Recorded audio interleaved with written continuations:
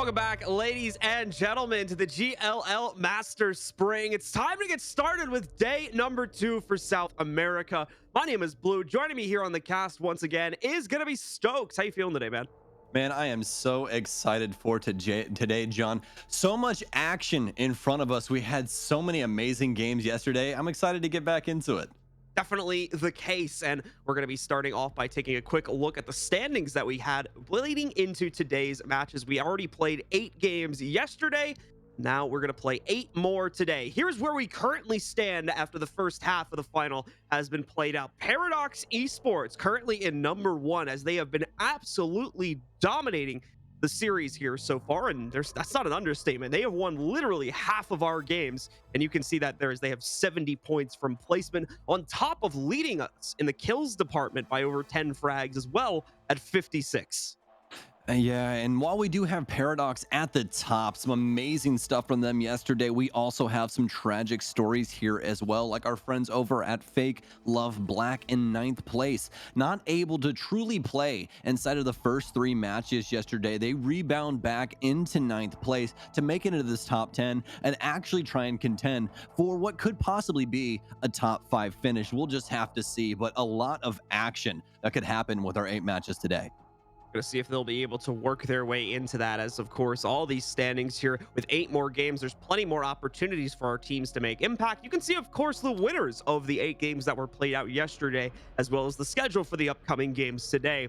We'll be starting out with the 9th match here as soon as we hit the hour, which means we should just be starting in a couple of moments, and we'll roll right through the back half of these matches to figure out who our true winner is going to be. Will Paradox be able to run the gauntlet yet again and pick up another 4 wins, or will another team, whether it's Phoenix Dynamics or possibly someone else, will they step up to the plate and try to steal the crown away that seems almost assuredly so be going to Paradox? And what exactly is Paradox and the rest of our teams fighting for today? Well, the lion's share of $5,000 that's up for grabs here in South America. We've got $100,000 available for the entire circuit globally here. $2,500 going to be going to first place, $1,000 to second, $700 to third, and $500 for our 4th and 5th place finishes. Or excuse me, $300 for our 5th place finish. A pretty penny for quite a few of these squads, and that's why the top 5 is so dang important to all of these guys. We still have half the matches left, ladies and gentlemen, so very exciting stuff to be playing for and a lot of action still to have. But John, so much drama yesterday, I would say. I mean, so many great finishes from Paradox, especially. I think that was the only constant that we truly had. What was the action that you were really, looking forward to seeing today as opposed to yesterday? Well, hopefully we're going to be able to see Fake Love Black step up first of all. For those who didn't catch the last ALGS series inside of the South American region, they were able to take the crown on that one. And that was after winning 2 of the matches at the end of the previous series they played in also. So we'll see if they're going to be able to make a run back like that today, as they had some very unfortunate technical issues at the beginning of the matches yesterday, which stopped them from getting onto the scoreboard early on. Despite that, and despite, I think, 2 last place eliminations, they're still sitting at 9th place right now. So hopefully we're able to see them and a couple of our other teams which have failed to make impact, but we know they've been able to make impact in the past, step up to the plate today, maybe step up on the rankings a little bit as well.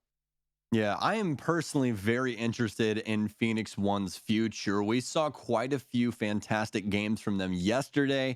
Today, I'm hoping to see them more as one of those constants that we continue to see throughout the matches. Ran into a little bit of trouble early on in some of their matches yesterday where they just could not find those finishes or any placement points, and that's really what hindered them and knocked them down to that 2nd place. We just continually saw Paradox inside of that top 5, and on top of that, finding those kills on rotation as well as their third parties just so very strong.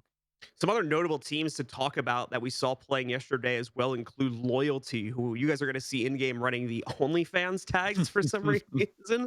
Not sure what's going on there, but either way, just to identify them. Those guys were playing pretty aggressively for the most part too, due to their landing spot, forcing them to move around the map relatively quickly early on. And because of that, we were seeing them get into a lot of earlier fights. And they're not the only team with that sort of play style as well, but obviously pretty risky trying to get that aggressive. So we were seeing a bit more of a mixed bag results for them. But I think as we got towards the end of the day, they were a pretty consistent finisher, at least inside of our top 10, as well as a pretty consistent place in our top 5 as well from time to time.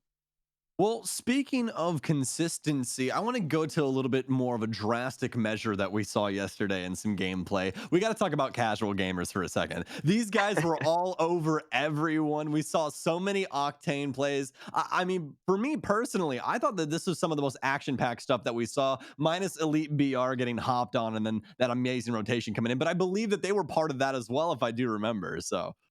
Yeah, Elite BR is another squad where we had pretty high hopes for them, considering the results from the last ALGS Cup inside of South America, seeing what they were able to pull off from there, and hoping that they'd be able to do the same here inside of this bracket as well. But unfortunately, have failed to make any serious impact, save for maybe 1 to 2 matches where we saw them show up towards the end and finally able to make that impact that they have been looking to try and get inside of these games here. But all that could potentially change today. We've already mentioned it many, many times here, folks. We've got the same number of games that we played out yesterday. That means the same number of opportunities for points for all of our teams.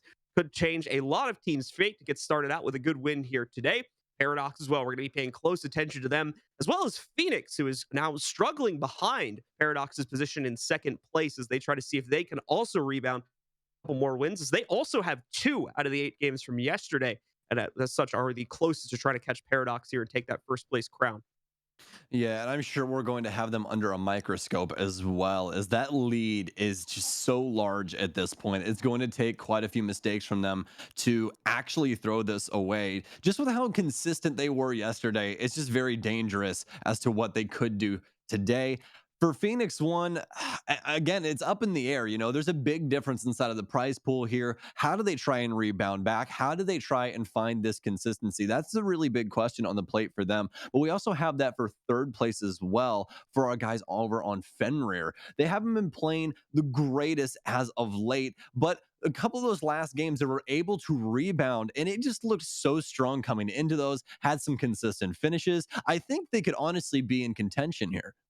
We saw the big thing with Fenrir too is, and we talked about this yesterday a little bit, is the fact that they have a pretty hot drop location going for Skyhook West, and that is right in the middle of a solid like 3 to 4 other squads with indefinite line of sight to to their position as well. So they're in a constant kind of battle right from the beginning of the game, should they choose to jump into it. And while that didn't work out too well for them in some of our earlier matches, they've slowly been fighting from the back of the pack, and as Stokes said, there has made enough of an impact to push themselves up into third place with some of our final matches that we played out yesterday. So they're in contention for this one as well. And we're going to have to see if they continue to improve their performance in some of the first games of the day. The big thing that a team is going to have to try and do here if they want to be able to get the best of Paradox right now has to be on the positioning front. So many of the games that Paradox won were won primarily off of really early positioning that they took and just never gave up. And more importantly, never lost a battle trying to defend those positions from either. We think the map in Geyser, where they had to hold in the center of the complex in one small building and were able to fend off 3 to 4 squads.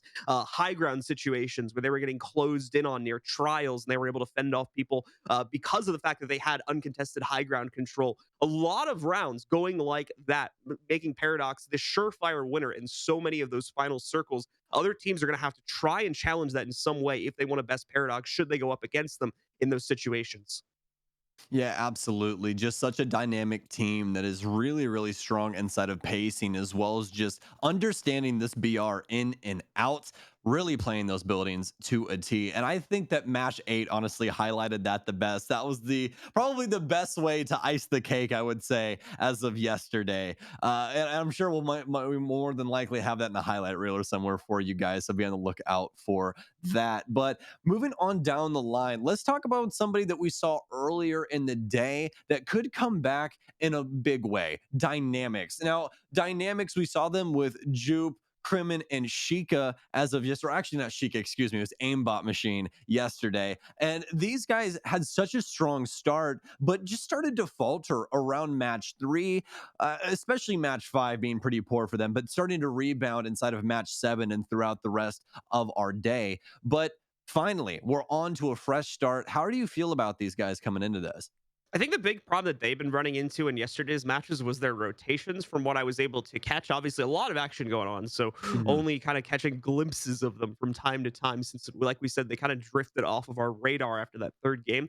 But it seemed as though they were getting caught a lot on their rotations, either engaging in fights for too long and getting third party, or just in general jumping into fights or being forced into fights where they really don't have the cover necessary to play that out properly. And look for a win, and that led to a lot of early eliminations. And I think a lot of eliminations where they weren't able to actually make impact on the kill department either. So hopefully they're going to have better luck with that today, better movement and better positioning. That's definitely the name of the game for me for a lot of these teams is not getting caught out in bad spots here and being able to establish strong positioning early so that they're able to capitalize on that as the circles really come to a close there at the end. Yeah, it seems like with World's Edge especially, it's all about placement, placement, placement. Where are you? Are you avoiding that low ground? We saw so many squads like we were talking about earlier with Elite BR find themselves in that kind of peril and almost no one truly making out of it unless they have building coverage. We did have a couple of circles yesterday though that did end in more of a flat ground area, so we could have that come back, but we had them pretty split, excuse me, between Geyser as well as Skyhook and that sort of area. Nothing truly going towards the bottom of the map. So we'll more than likely, or could possibly, see some squads start to favor those types of areas. All right, guys. Well, we should be just a couple seconds away from getting started with the map here. Like we said, it's 8 more games that need to be played out today, and this is cumulative score that's being collected between yesterday and today. So the top among all 16 of these games is going to be taking home that $2,500 as well as all the other prizing to go with it. But let's get started, ladies and gentlemen. It's our first match of the day, match 9 out of 16 of this series. We'll start off with Paradox since they're our current leading squad and the most recent winner from game number 8. Let's see if they can pull it off for a 5th time inside of this series. And they're going to be coming back in with the exact same lineup. And you can't blame them, Blue. I mean, they won all of yesterday with this. Why change things up now? Yeah, definitely the case here as they go right for the train tracks. Plenty of loot to be found here, but we'll check out the map here in just a second, see where the rest of our teams are going to be landing as well. And more importantly, if we'll have any conflict between these squads. Now that the last ones are landing up in the north by Skyhook, everything looks pretty much the way it's been going the past couple of games. I don't know if you've noticed anything else standing out there, Stokes, but besides Invictus going up to the north for a loot from Lava City, which I think is still kind of in the plan book here for loyalty, everything looks pretty much the same that we've had over the past 8 games. Yeah, for the most part here. I don't see truly anyone contesting anything. We don't have another tree contention. That's a good thing. We don't have any Yeah, early fights that was a down there. weird one. Yeah, that was a very weird one. And we still have our friends up inside of trials. So yeah, as you said, everything seems right by my eye. So we'll check in on some of these teams here in a moment. That's actually, oh man, that circle as well. Look at how much of it just cuts completely off the map entirely. That's really going to start to crunch some of these teams in very early on. But I mean, look at who sits right in the middle of the circle, though, and has positioning to play off of already. It's Paradox. Almost no surprise. This seems to have been going their way so often. And once again, they're going to be smack dab in the middle of the first circle here. Yeah, and this is actually going to be our first circle that we've had inside of this entire grand final that will end on thermal station. We haven't had anything in the lower half of the map. It's truly just been Geyser in the top left area, ending in trials and near Skyhook. So a lot of these squads are now going to be pressured to rotate across the map and not play the area that they found favorable early on, where they had strong positioning. This is actually going to be a really big start to the day. This is something where we haven't seen a lot of these squads have to change up their game plan. Well, let's see, of course, if either of these squads are going to run into each other. But Aimbot Machine from Dynamics, as well as his other 2 teammates, going to go for a quick redeployment down to the inside of the circle, looking to probably get themselves over towards Thermal Station a little bit more quickly here, especially if they have themselves a legend that can access the survey beacons, which I would assume they do. They're going to have that info pretty early on here. They should have been able to scan 2 of them by now, netting them the info that we're going to be working towards Thermal Station. And they definitely seem to have that info in their book, as well as quite a few of the other teams. As now there's a bit of a mad scramble to work your way into the circle since it's so drastically down to the southwest. Oh, looks like we could have fake love here instead of fragment with a possible engagement with singularity. Have some Let's explore this possible way. early deaths coming through for either of them, and that would be a bad start today for both. So gonna have a possible disengagement. We'll have to get on board with them later on. We're here with Dynamics, our first match winner from yesterday, and they're gonna be sticking to the game plan as well. No Bloodhound here for them, riding with Crypto. Seen Crypto used quite a bit on the inside of this region, primarily for the obvious reasons of his drone being an I have an excellent extended cannon scouting right tool here. to try and Level work 2. forward, as well as that EMP Target being over there. useful for so many initiations, as we've seen Hostile time spotted. and time again over the 8 games that were already played out yesterday. They're going to have some intruders working their way, and it looks to be Paradox as well. So, wow, right on the number. That EMP going to come out just as I was talking about it and possibly forcing us into our very first fight. Paradox trying to hold on to a defensive position yet again on the inside of this two-story, being challenged quite aggressively, forcing out a lot of usage of mats here, as we're going to see cells and batteries going off like crazy, trying to keep themselves at full HP in the event their opponents decide to really jump on them here. You can see, of course, Dynamics doesn't really want to have a piece of this. Paradox just being forced out from that position, and 2 other squads instead, on top of Dynamics now firing in from range, keeping that pressure onto Paradox. Oh, this is a big problem now. So many squads centralized here. Although Paradox did get some distance, so won't be in nearly as much trouble as they once were.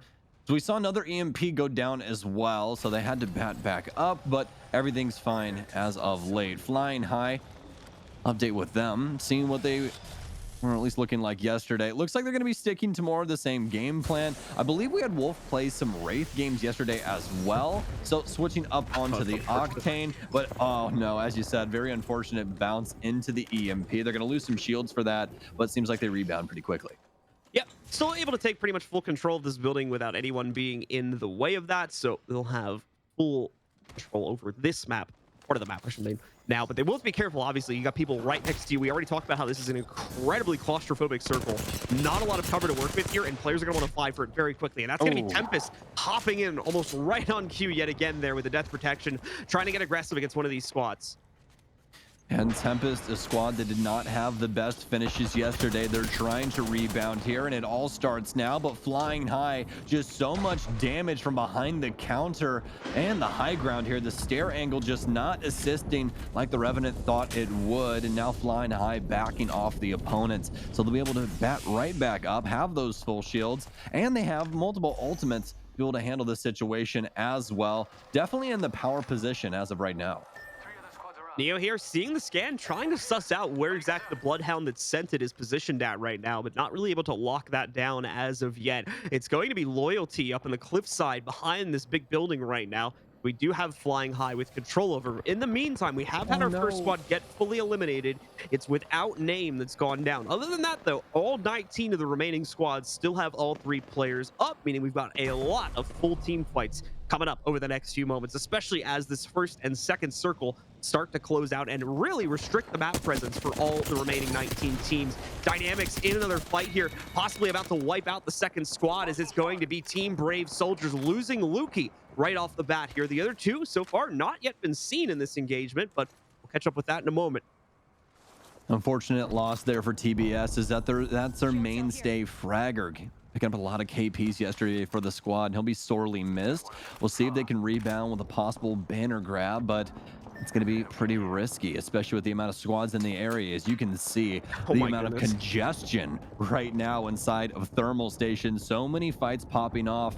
I'm sure there's multiple teams right now really biting for space on all of these buildings. That's the Shield cell here. problem with this area, Blue. Not as many buildings as the city area of Skyhook. So when they're pressuring into thermal station, lots of open fights, lots of different engagements. Alpha Intelligence with their own problems, but they'll be able to get Scanner back up. He's been down previously, but now EMP's in. Zro in some trouble of his own, but he'll be able to get at least a sellout for his troubles, but not before Bucks can be able to come and assist him.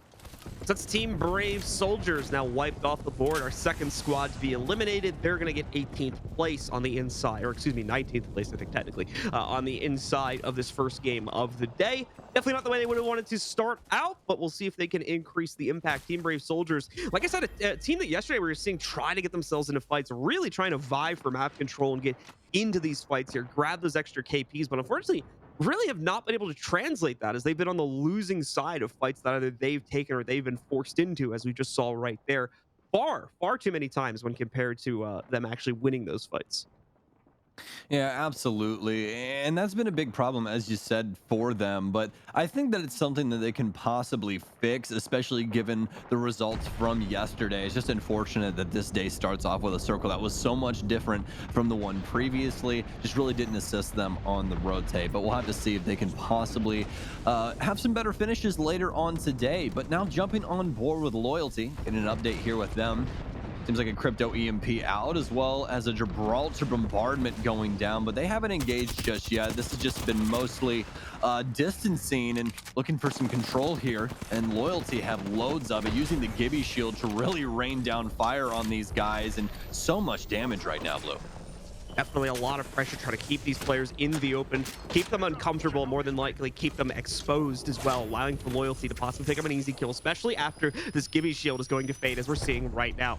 Bloodhound scan comes in as we switch back over to another fight, though. We're going to take a look at anti-social aimers. A lot of nade pressure coming onto them on the inside of this bunker they've set up for themselves. That Arc Star going to do serious work here, slows down Novak, rips the shields off Kalef as well. Turo not in the greatest state here either. They've got an incendiary to hold back the line, but the problem is Kalef was engaged in the fight on the front lines there. He ends up going down. They try to hold it back after the flood comes in, but it can't be done. Phoenix team wiped them out and are already back to picking up frags left and right, just like they were yesterday. New day, same team here for Phoenix as they're starting off strong, trying to get these KP stacked early, but they're going to have to try and build a lead here. Good news is now for them is they've stacked up on the shields, all on pinks now, and that means that they can try and get as many mats off these death boxes as possible to re-engage here. Lots of squads still around this area as well for them, and Loyalty up on the hillside and possibly bear down onto this building, but seems as though they simply want to try and climb this rock face and get a higher advantage. Definitely will work if they're able to work their way up to the top, and no reason why they wouldn't be able to. Trying to see. Oh, and this is going to be inside the circle too, so this could become a very, very powerful position for Loyalty to play off of. Some of our Oh, mainstay teams, though, in good positions still. Paradox, most notably, holding on to, I believe, the same building they've been camping in pretty much since they rotated down over to Fisher here a few moments ago. But aside from that, Maycam taking a lot of heat right now. It's going to be a run around downing one of their players as their Caustic gets taken out by Taro Day. Avasano as well as Fleo trying to hold on as well. The Rock team was able to work his way up to a high ground position, and he's actually returning fire pretty well right now. But with both of his teammates dead, probably not going to want to get too aggressive here anymore. It's about survival more than anything, as he's just reached the point of the game where this team will now be in points, but it's only a single point they'll get for placement here at 15th place. So if they can push that any further, that'll obviously be pushed into their favor.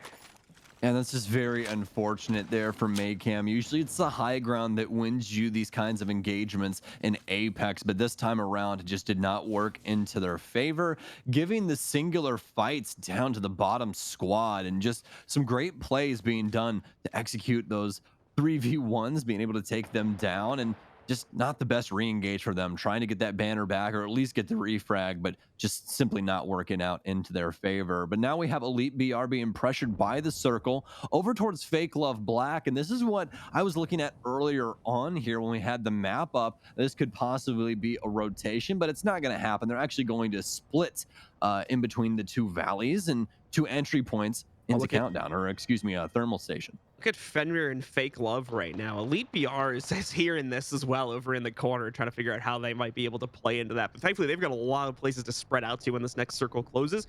For Fake Love and Fenrir, though, they really don't have a choice, or at least if Fenrir doesn't. Fenrir, if they go down to the south, they're going to run into what I believe is Phoenix team sitting there in the dark blue. And obviously, if they go to the left, they're going to run right into Fake Love here. So Fenrir is going to try and wiggle their way out of this situation. It is not looking too kind to them right now with the circle. Well, the good news is that Fenrir has been such a strong team. I mean, every single fight that they get where it's these one-on-ones, squad on squad, I'd say, they've been able to win out quite a few of them, but it actually seems like the opposing squad actually traveling above them instead. This actually could not be very good for them if they exit this one at a time. They're going to need some sort of shield or something to be able to assist themselves. See if they have that on deck, but Can't exactly remember. I believe Fenrir aren't run. No, are they running the Gibby? I can't exactly remember for this squad. I don't believe that they are, but we'll have to jump on board with them a little later on. Update on Cerberus. This is a squad that we didn't see get the best finishes yesterday, consistently at the bottom of the board, but they've made it through the first five, and this is starting to look like a game where they could bounce back. Yeah, already in the top 15 here, in good position to play into this next circle. It's this next circle, though, that's really potentially going to be rough for any of the teams sitting on the outside of it right now, as all of the potential cover, more importantly, all of the potential buildings that could be taken out are already well under control of teams on the inside of the circle itself here. So there's not a lot of room to play into this. Cerberus are trying to capitalize, level up their Evo shields as much as possible while they have this high ground to work from here. You can see they don't have the best right now with only those level 3 shields for pretty much every single member, and one of them was level 1 until a second ago there, just before they were able to get this extra damage going on to that team down below inside of the actual structures. They're gonna have to hop down here quickly, work their way in, but in the meanwhile, we'll go over here to Flow Nocturne, who's already jumped into another fight against their opponents and seemingly winning it, as that's gonna be Fake Love losing Lusquin, potentially some others going down here in a moment as well.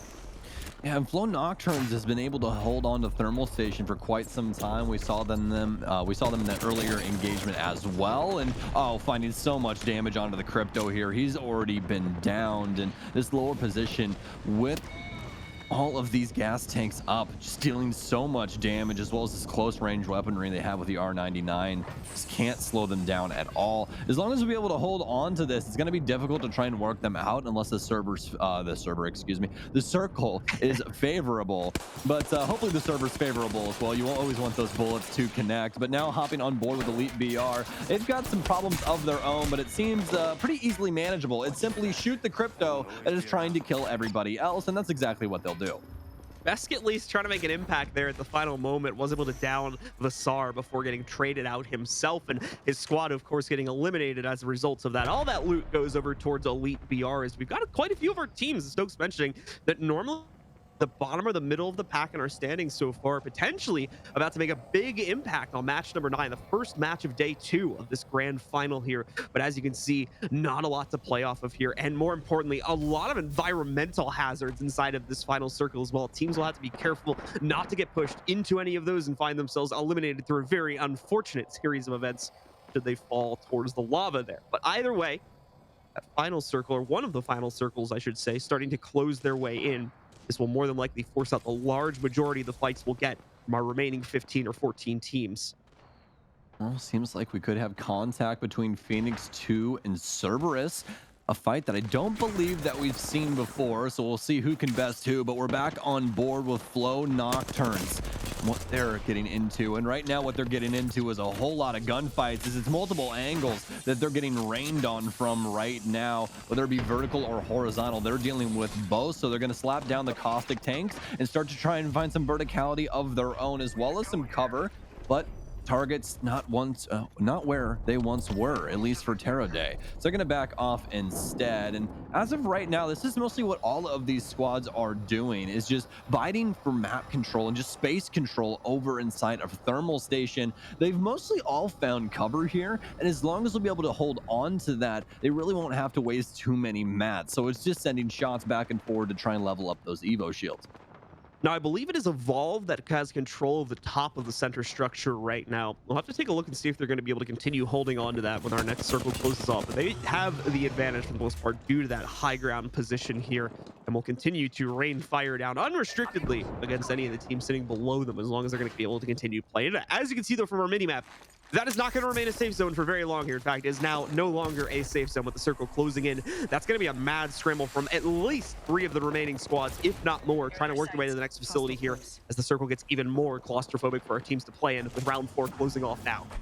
And you could hear from Zilich that he is in someone's sight. Somebody's aiming at him, and all of these squads now under pressure. You can see it's a mad dash. The scramble's begun. The circle's dealing insane damage right now to DK, and he can't catch up. He's been down. Fenrir being eliminated. Zoltan with a nice rope move, but can he make it past the squad? He's still up, but the circle's pressuring him now. He's been downed. Still a mad dash from both of these people. Zilich will make it under with the Wraith ability as well, but Insomnia Insomnia already on top of things. You can see he's been downed on the door, and they'll continue this pressure. They just want to get the damage down, pick up these KPs, just finding it, making it easy. This is what we talked about yesterday, all about this positioning. This circle now helping these bottom squads that have been favoring the bottom side of the map. So many squads going down right there, and I think Paradox picking up the large majority of those frags for it, seeing the whole kill feed light up with They're still Paradox tags right alive. there. As yep, they're still going to be holding on the inside, but at the same time, that one single player from other squad sitting on the other end of that one, remaining alive here, remaining in the fight, keeping the squad in play for potentially those couple extra seconds to push them that much further into the rankings. It's crucial when these circle closes happen because, as you see, our squad's dropping off like crazy. They're going from 13 to 9 over the course of that circle. Now it's bringing it down to Singularity, Paradox, Maycam, Loyalty, Insomnia, Phoenix, Fake Love Black with a single member, and Elite BR. Oh, never mind, I jinxed it. A single member from Fake Love Black now dead, as they'll be our next squad to be eliminated here.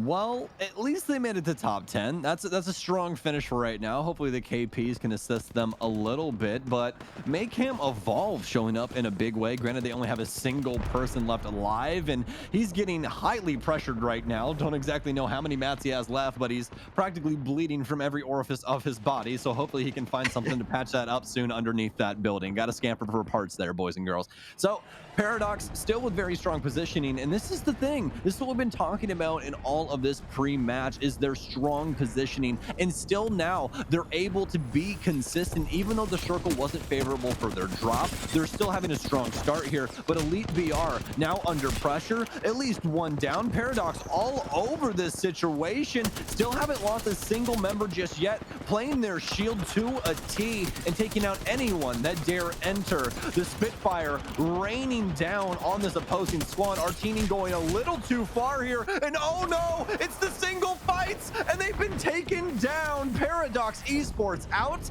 and they can't find their 5th match win.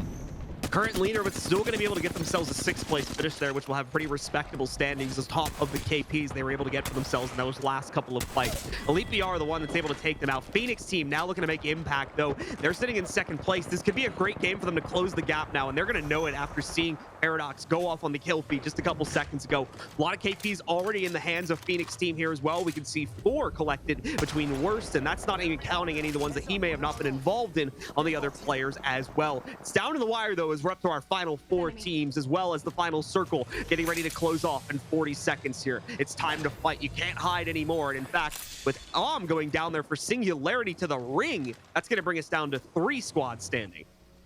Yeah, well, very little building here. It's all about what coverage you can try and get on these rocks. And Loyalty quite favored on this. You can see they've already stacked the shields up to try and switch out at a moment's notice. This is going to be quite the engagement from all of these squads. Everyone fully shielded here, but where's our last team? Loyalty now raining down on the opposing squad, being able to break the Gibby shield. Great start for them. Remember, this is the position we were talking about like 10 minutes ago for Loyalty. They've been here for such a long time. They were trying to jump up on this very same rock. If we go back such a long time to like 2 to 3 circles ago, they were here. They were holding this ground. So Loyalty being the team this time, not Paradox, that gets that winning position from such an early point in the game. And I mean, as you can see from the death boxes around, they've just been farming kills as a result of having said position here. You see Phoenix trying to work their way up, trying to put the pressure onto Loyalty. It's not the easiest thing in the world. That 3rd squad trying to sneak around from the left flank as well, but it's been spotted by Bin, who's unleashing Hellfire now from that Spitfire. Gibby Shield comes in to save the day, but only temporarily now, as it's just going to allow those players to reshield back up. And this circle continues to close down, continues to constrict. These 3 squads so dangerous for our first match of the day. It's back and forth. The shield battery still assisting all of these squads. Still on top of this, but Loyalty continuing the aggression, but they're not ready for Phoenix to push from the lower half. It's the cross angle here that's lighting them up as well. Phoenix with the shield, but now it's just down to the 2 squads. Phoenix looking so strong here, and more pressure coming in from Worst Twitch, but he's giving as good as he's getting. He has the Mastiff out. Good pressure here. It's all down to the Wraith, and Phoenix team bounce back in blazing glory. Phoenix team, what a recovery there in the top three. Thought for sure they were going to end up getting knocked out in third or second due to the low ground disadvantage, but Loyalty getting caught on the timing there, so focused on the squad to their left, they don't even notice the push is working its way in for Phoenix team. The timing is perfect. They absolutely melt one of the members of Loyalty, making the rest of the cleanup that much easier of an affair. Possibly going to see Phoenix rebound back, as now they should be getting closer with another win going into their pocket. That's their third overall inside of the series here. Remember, again, they're contesting against Paradox, who has just 4, and this is with them only being a couple kills behind Paradox's total kill total. Meaning that's going to be great for them to try and close that gap, which seemed insurmountable up until the beginning of this game. Yeah, this is a huge change up in the storyline for this entire tournament. Paradox, I don't believe even making it into the top 5. Truly made the top 10, but we'll have to see when we get They to got the sixth. scoreboard. Yeah, they got 6th here, as you can see. So either way, I mean, that is a huge change up here and a huge change inside of points. As you said, the KPs could mean a lot to Phoenix. But the thing here, these are the 2 constants that we see inside of every single match. This is the first time that we've had a true test of all of these groups, Blue, because this is the first time that we've had to travel down to the bottom of the map. And honestly, I think that's why we saw a lot of our bottom squads find some success inside of match 1. Not only that, but Loyalty making some really good impact there too. You know, we said how they kind of got knocked out there rather unfortunately, but remember, they had that high ground position for a solid 2 to 3 circles, and you could see all the death boxes around them were more than likely kills from Loyalty themselves. So a second place finish on top of what should be a pretty solid number of kills, right around 10, if I had to guess, is going to leave them in good position to really boost up the scoreboard as well. That's going to finish up map number 1 of the day, folks. Map number 9 overall on this series. Stick with us as the next one is coming up in just a few minutes. We're back again, ladies and gentlemen, with yet another game here at the GLL Masters Spring for South America. If you've been with us all day, you've already been joining us for some great APAC North and MEA action. It's time to round things off for South America, though, as we try to claim a champion here. One game of the day already having been played out. Let's take a look at the statistics and see where our teams sit. Is Paradox still in control, or has Phoenix closed the gap as they're going to get a whopping 22 points for this game? And Paradox Esports all the way down in 6th, only getting 7 points, and that's going to be a big gap closer here for Phoenix. Obviously, it's not going to be the full brunt of it, but to start the day off in such convincing fashion, that is such a thing. As well as for the rest of these squads, Flow Nocturnes finally having a good finish, Singularity, Loyalty, and Elite BR, the team that we saw do so well, excuse me, instead of the ALGS, finishing in 2nd. Yeah, Flow Nocturne only getting 1 point for placement there, so going out at some point between 11th and 15th place, but still able to get like 4 to 5 kills, making a pretty impressive run, all things considered. And that's going to keep them in 6th place, but it is going to be Paradox still in control and still by a massive margin as well. Look at the split between 1st, 2nd, and 3rd. It is almost 30 points between each position right now.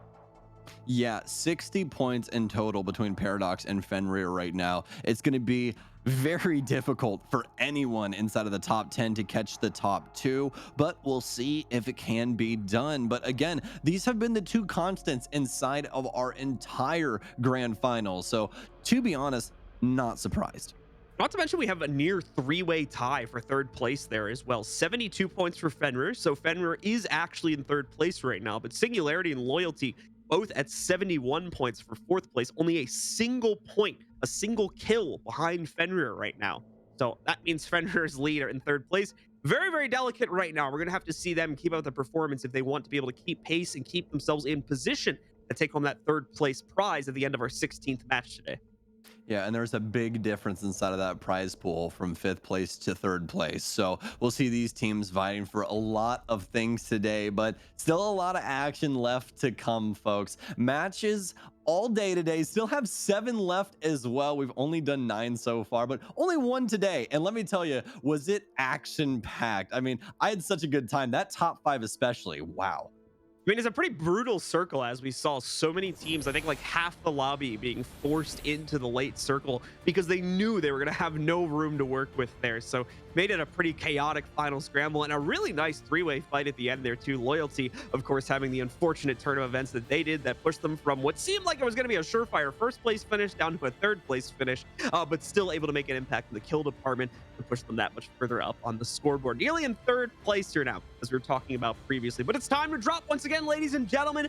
Game number 10 as we're in the double digits now. Only a couple more left here for our teams to make an impact in order to make themselves known on the scoreboard and try to push them into the top 3 or the top 5. They're looking for prizing today here as well. Start off with Phoenix 2 from the looks of things. Haven't actually caught up with this team a whole lot as of yet, but also take a peek at the map if we're going to have any immediate collisions. More than likely not, if we're being honest. We've only had that happen once so far in 9 games, but let's take a peek anyway. Yeah, one of our lower 10 squads that we were jumping on board with and just catching up with them, trying to crack that top 10 and try and force their way into the money. Obviously, a long day left today, so still have an opportunity to do so. But Someone just died. getting an update here on things. Yeah, somebody did die, 59 out of 60. So that's extremely unfortunate for one squad. We'll have to see exactly what happened with that later on. But, anyways. Looks like we're going to have a circle change here once again. And once again, on top of that, it's not going to be Geyser. It's not going to be Skyhooker Trials. It's going to the bottom right this time. We're headed towards Dome. This is actually gonna be like a really awkward circle too. You can see it's not necessarily centered on any singular zone except for Dome there at the bottom, and we'll have to see if it actually continues to close in on that. But this I open don't think so territory, at all. yeah, no, no, no. I mean, it'll be crazy if it ends up drifting over there. But I mean, like you can just see how much open field is sitting there in the middle of that circle right now. That tunnel, well, where the vault is actually probably gonna be pretty pivotal for teams to try to play into as well. So That's what I was just about to talk about, man. Did you just imagine the amount of massive play we're about to see? the problem with that tunnel though is Yeah. like if you're holding the exits, that's fine. But Mhm. the fact that there's 3 entrances makes it kind of sketchy, in my opinion, when you consider the fact you can get flanked so easily because you can't just cover Yeah. 2 angles and immediately have all of your assets taken care of. So we'll have to see if teams choose to kind of hide out in there and play for the positioning and considering those risks. I think they might. There's probably adequate cover to still play, considering the fact that they could potentially get pinched from 2 different sides. Everyone just plays one tunnel and it's just a 1v3. It's fine. It'll turn Honestly, out. that's probably what'll happen is we'll just have 3 different squads holding the entrances, and then none of them will move. So it'll end up working Uh, itself out Yeah, probably, but exactly. It'll be the people that rotate behind the people holding the door that actually make yeah. things go off. That's what's gonna happen. We can already see a lot of squads actually working their way towards this vault. We have loyalty here, flying high. I don't know what that squad is up on top of them. I can't really tell by the color there. My monitor's I need to fix it. I need to fix it. All right, that's my bad. That's my bad. But either way, we are going to start to see the majority of the collective of our squads work their way into at least the initial circle. Still some tentative battles over here towards Skyhook, notably between Fenrir and Elite VR, as they have a couple players crossed in between each other right now. We'll see if we can catch up with that in a moment, if they end up coming to blows. But of a lot of the other teams here trying to work their way across the map and into more powerful positions, we can see at least one squad here working their It's way through the Nocturnes. geyser That's loot the guys. pool right now. What's up? Yeah, it's Nocturnes. That's the Ah, guys that we were trying to figure out. It's Nocturnes with the weirdly olive green but like limey that makes my monitor not want to know what colors is for some reason. Anyways, love that description. yeah, exactly. I don't know. Like that's the thing is when you have these many teams, right? It's not like you can exactly allocate the best of colors for visual pleasure. So loyalty now with some pressure and going to be one of the first squads to actually have this issue. And oh no, only Oh my fans goodness, Ben trying to make it away, trying to stay alive, and he's using everything in his kit to do so, including the ult. And he'll actually be able to make it away. Gets his shield back on top of himself, so he'll have some health and a little bit of rest assurance here, at least, so he can pop a med kit. But the issue is now he's lost 2 of his friends, and it's very, very early on here. Not the best way to start match 2. Yeah, that's a big fall from grace from where loyalty ended up at the end of the previous map there. And considering that Ben has pretty much no chance to get back his teammates' banners here, you can see flying high and at least one other squad in the area. It's going to be tough, but however, it does look like Ben might have been turning around to actually try to make a run for his teammates' banners there. So we'll see if he tries to go for it. Definitely going to be a big risk. The good news, though, is if Ben was smart, he would have caught on to the fact that there's now 2 other squads engaging each other, including the one that tried to take him down a second ago. So he might be able to thrive in that chaos, sneak in, get the banners, and run away. In the meanwhile, though, Flying High is well committed to this next fight here, and they're cleaning up as Insomnia is going to lose quite a few of their players, not the entire squad. That is, of course, until Trabs picks up that final frag against Grego M, solidifying the deal and eliminating Insomnia completely from the map. Yeah, we didn't see too much of Flying High in the previous match either, but that doesn't mean that they can't start the comeback here. We saw this squad in ALGS have quite a few good finishes and some great fights, and it seems like they're opt to do so again yet today, able to get some more mats off of the death boxes, restack before this next fight. But not too much pressure coming on to them just yet here, as we can see hopping on board with Flying High once again. It's actually Paradox across the way. And as we've known from Paradox, they're more than likely not going to move unless it is going to be lethal. And we know Paradox pretty well, so we think we're correct in that assumption here. Is Best, Canellis, and Artini. I mean, look at how much they've spread themselves out across this W-shaped building here. They're each going to be holding like one of the extremities of it here in the event someone tries to press in and take this building from them. A really, really strong positioning being established there by Fenrir or excuse me, by Paradox. In the meantime, as we take a look at Fenrir, they've been able to down one of the members of Team Brave Soldiers. And oh no, the arc star through the window, always a dangerous one. It's going to force them into a bubble. No real damage coming out, but they'll have to knock down this door if they really want to put the pressure on the inside, but that's a little bit too difficult to accomplish as it seems here. The good news is they have that caustic gas grenade. They're going to throw that in. That's going to put enough pressure on a TBS here. And in fact, Suda is going to go down as a result of that. Asleep, still alive here with the gold shields as well. So he's got a quicker capability to get himself back in the fight after going down. The problem though is it's just too much pressure. Asleep wants to get out of here with this gold shield, hopping from the balloon zip wire to the actual zip wire in order to keep that speed increase as much as possible. And it looks like he will successfully get out of here, but he'll have to leave Lukey behind as a result of that. And TBS, the gas nade on top of the ring damage is too much damage, and they have to vacate the premises instead. He'll lose all of his friends, and there is no way that he's getting them back either. So he'll attempt for a high placement, or at least just a better placement that's inside of those points that we've been talking about so far throughout today. But just an update on the map now, you can still see we have quite a few squads outside of this first ring. Don't have to worry about that damage all too much, but just remember they still have to back up and heal every once in a while, so the fights can't be as consistent like what Flying High's dealing with right now. And oh no, all the damage from Tempest, as they actually end up winning the engagement. They're going to have some more issues here, but Tempest will lock the door shut. They need to be able to heal. They've actually lost one of their members, and Flow Nocturnes with the aggression, they'll grenade the door off. Maestro continuing the pressure. He'll be able to lock things up as they clean up all of this squad. Some fantastic stuff here for Nocturnes. Or KP is going in their way as it's a pretty massive chain of kills going off here. So many squads trying to capitalize off of the tail end of the previous fight that they're jumping into. Seems to be working for the large majority of squads attempting the third parties here as well. So that's left us with quite a few of our squads that made impact in the previous game and in fact made it to even the top 10 in some cases, now getting eliminated. That includes, of course, Loyalty, who was our third place finish with arguably one of the most promising positions at the end of the last game, now gone as one of the first squads knocked out here. Yeah, and it's just extremely unfortunate. I mean, their finishes were starting to look more consistent, and to lose out right now, that's going to be a lot of heartache, but doesn't mean that they're done for the rest of the day. I'm sure that we'll be seeing them attempt to bring things back in We have our next match. And so many squads in wow, the circle right now, too, Brave just trying to Soldier, work their way dude, he over. actually got them back. They actually got Lukey back and respawned him over at Lava Fisher. That's crazy. That's incredible. Wow. Very, very great stuff from them. But they have to worry about this next circle as well. Because just remember, if that next circle does activate, they're going to start taking more damage all the way out here as well. So that's a pretty big deal when it comes down to it. Good news is probably a good amount of syringes and whatnot left on the loot tables on the inside of the zones they're currently looting, so probably going to be able to scavenge enough of what they need in order to make it to the inside. But as Stokes said, they definitely want to try and increase that pacing so they don't end up getting bled out by the extra damage that's going to come in just a couple seconds here on the circle when the second wave starts to close in. Once more, though, we're sitting over here towards Lava Fisher, and we've got a lot of teams potentially stacked up here. Paradox still controlling the large W-shaped building. Another squad across the way, two other squads, I should say, actually, across the way here, too. One of them is Phoenix, I believe, working the, or excuse me, no, not Phoenix. No, I'm trying to remember who Novak's squad is. It's Antisocial Aimers and Antisocial Nocturnes. Aimers, that's who it is. Yes, apologies for that.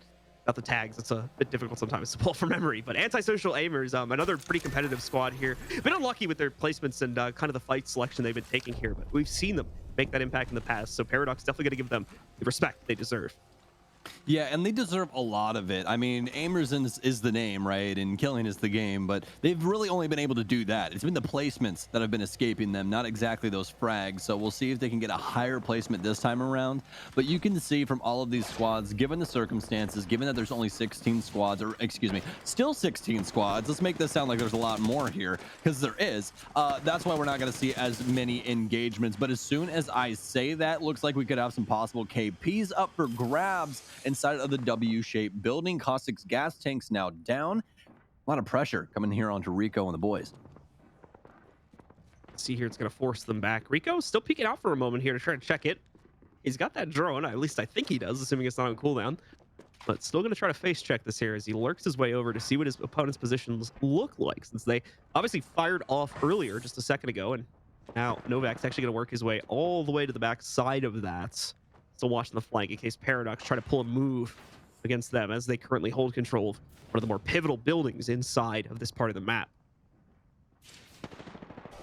Well, Novak, an antisocial aimer, still holding things down across the way, is now have our update what these squads are doing. And you can see TBS still out in the circle. That second ring activated as well, so more damage coming on to them. Loyalty still up, alive and breathing here at the top of the map, or at least at the top of the circle as of right now. Have another engagement going off for AIE as well, so we'll have to see if they get knocked out. And Cerberus once again finding some consistent placement inside the circle, but this could be all for naught. Looks like they're getting into yet another fight here. We haven't seen what the squad is, but the circle is now a factor as they're bouncing back and forth. Lots of damage onto Annabelle here. He's trying to escape. Can't get the med kit out in time. He's been downed. They'll lose one, but it's an exchange of Gibby ults back and forth. They have the building to play off of, though, and they'll more than likely be able to shield back up. Cerberus, there's so much pressure on them right now. EMPs as well to knock away those shields. Yuri trying to make it out alive, and FL are here as well to play. Oh no. Fake Love Black coming in to try and shut down either AIE or Cerberus. Either way, Cerberus not really going to have the capability to play into this anymore because they've been pinched from two directions. They have to run. They have to get out of here if they're even still alive anymore. AIE lost one of their players in that exchange here. Also, it does look like at least one of the squads made it away from that very, very dangerous position and are now sitting at the bottom of the cliff here. But at the same time, it does in fact look like it was going to be Cerberus that made it away with at least some of their players. They're still in this fight, still with 3 players up and standing as well. AIE, I believe, have lost 1. They're now trying to fight back, but there you go. Breeze are going to get down for a second time, keeping the pressure on to Cerberus as they try to escape the wrath of Fake Love Black right now. And Fake Love Black continuing to pick up these kills, but looks like it's just Natsu for right now, as he'll be able to take down Yuri. And all of a sudden, things have gone quiet, but that's to be expected. Able to find those frags, clean things up, and they have mostly all of the control of the area, but looks like we still have Buxton Scanner out there. I believe Scanner was down earlier. That might have been the previous match, though, so I'll have to see exactly what happens with that one. But now as we jump on board with TBS, lots of pressure coming onto them, and by lots, I mean they're dead. They're already gone. In that amount of time, it was done, dusted, you know, Man. FedEx, ship it. It's gone. That whole run from them just to die like that. That's unfortunate, as Fenrir are going to be able to isolate them out. When they finally reached the edge of the circle, they had to go for that whole marathon run way over from Lava Fisher, if I remember their position correctly, to get into the circle, ultimately to be knocked out by Fenrir there. At least made it into the top 15, so they are going to get a single placement point for their troubles, but if they were unable to get any KPs, that's obviously not going to be a very high placing game for them. Take a look at Maycam here, is also involved in a skirmish just outside of the dome, where we have a lot of our teams being shuffled towards here, and it does look like the circle's actually working its way towards the dome. So all the teams that capitalize on that early positioning again, most notably Paradox, 1 and 2 other squads as well in that zone, definitely going to have that early positioning be paid off in huge dividends, as it looks like we're going that way. Loyalty trying to survive in the meantime here. Bin and Invictus down to their final last inklings of HP, and in fact Invictus now down entirely. Bin's going to have to save the day again. He was able to go back in earlier towards the dome and retrieve both of the banners for Invictus and Kings. He might have to try and do it once again here, as he's about to lose both of them, and to be honest, he might just have to abandon ship here from the fight yet again, as the circle's also starting to close in on him. is going to have to do so. I mean, there's 13 squads that remain. They're trying to finish in the placement points as he continues to try and run away. But Fenrir now raining down fire on him as well, as they're now getting shot at. There's just way too many squads in this area, but this is exactly what we expected. They're starting to run into that issue that we talked about at the beginning of this match. The vault now coming into play. Phoenix 2 inside of this engagement as well, with some problems of their own. Monkey's been down as they replay into their own shield. It's all left up to Folks, but he'll clean up shop and he'll take kill lead as well. Big clutch from Folks there to keep his team in the fight. Fenrir, in the meanwhile, are fragging out across the map here. Look at this, 7 KPs just sitting on Zoltam right now. And that's not including anything else that's not counted by him. So with so much damage already being in this team's pocket, they are going to be a force to be reckoned with here inside of the late game. Regardless of their placement at this point, they are making waves. And if they can get themselves into a top 5 finish, that's going to be a dangerous boost to their own point share here, possibly stealing the third place away from the team that currently holds it.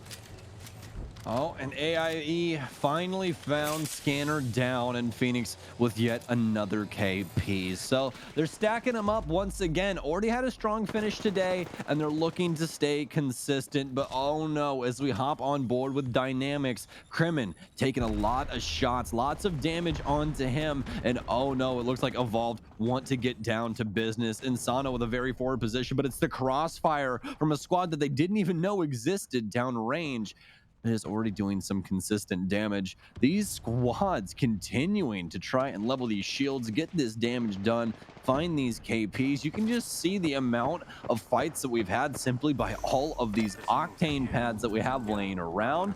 Some high positioning now here for Maycam that could possibly help them out. This Evolved squad has already found some consistent finishes here today, and they're looking to continue to do so, but not able to really truly find the cutoff they were looking for. And oh no, all the damage on Dakina now will actually end up taking him down, but they'll still have 2 up. Phoenix 2 with a lot of pressure now.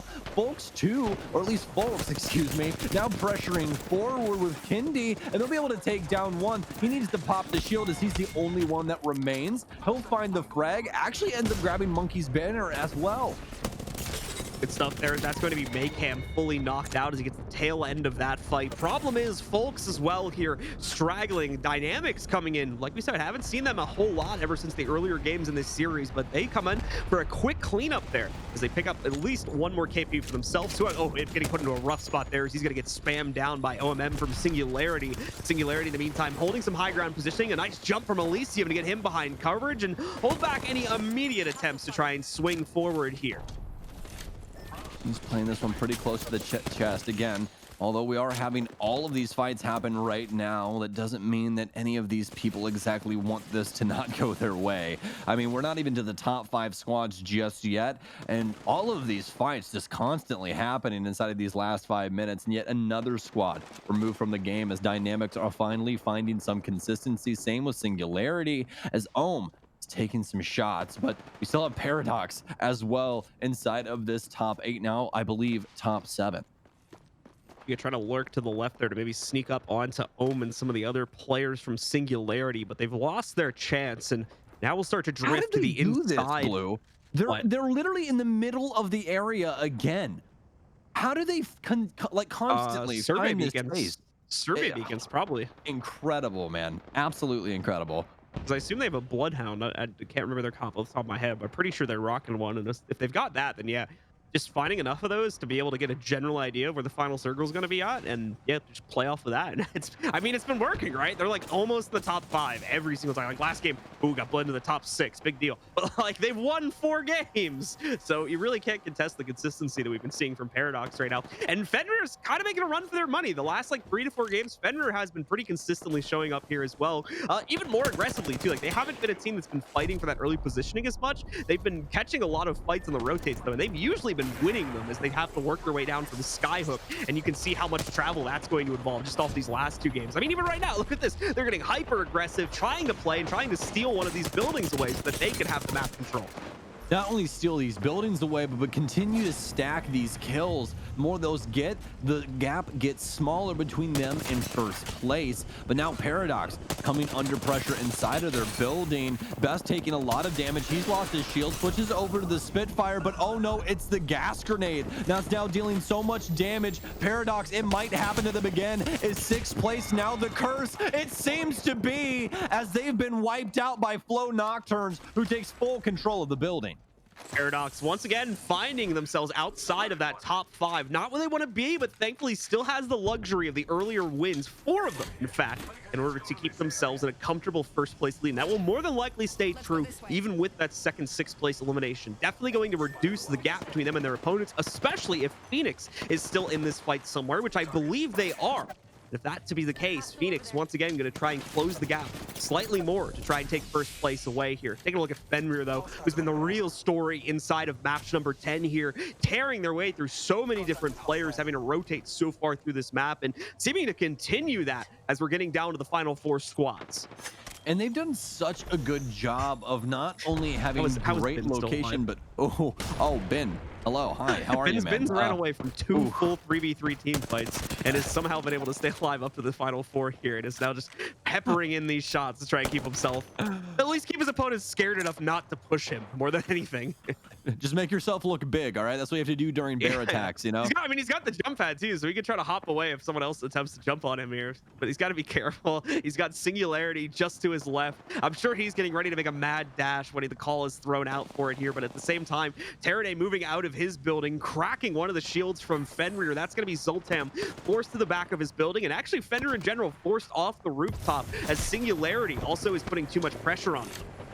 Well, it's Fenrir on Nocturnes, battle that we're starting to see more consistently now. And Fenrir starting with a losing battle is Nocturnes with a strong positioning. Seems like these gas tanks starting to have some effect on them, though, as Taro's starting to take some damage. But the pressure just way too strong right now. The Spitfire working well, but oh no! They all go for the jump pad play, and they're burnt alive. Fenrir still inside of this one as well, but they've lost 2 of their members. It's down to Truman Jar as the last man standing. Singularity, seemingly the last squad with a full set of members. A 3v1v1 is what we have here as well. The final 2 other squads besides Singularity, only with a single player left. No, no, they're fighting amongst each other. Come on, guys. You got to work together here. It's your only way to get higher placement.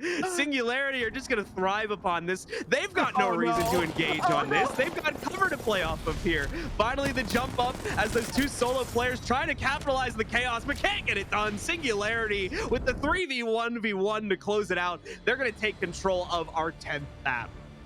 Well, Singularity showing exactly why they're playing that Horizon. Oh, you think you have some cover? That's a pretty cute rock you have there. I'm just going to float 100 feet in the air and shoot you from a different spot anyways. So some fantastic stuff there from Singularity, and we're continuing, to see the consistency throughout the day from a number of these squads, but starting to have some stronger finishes as well. Nocturnes really starting to be a big surprise here in day 2.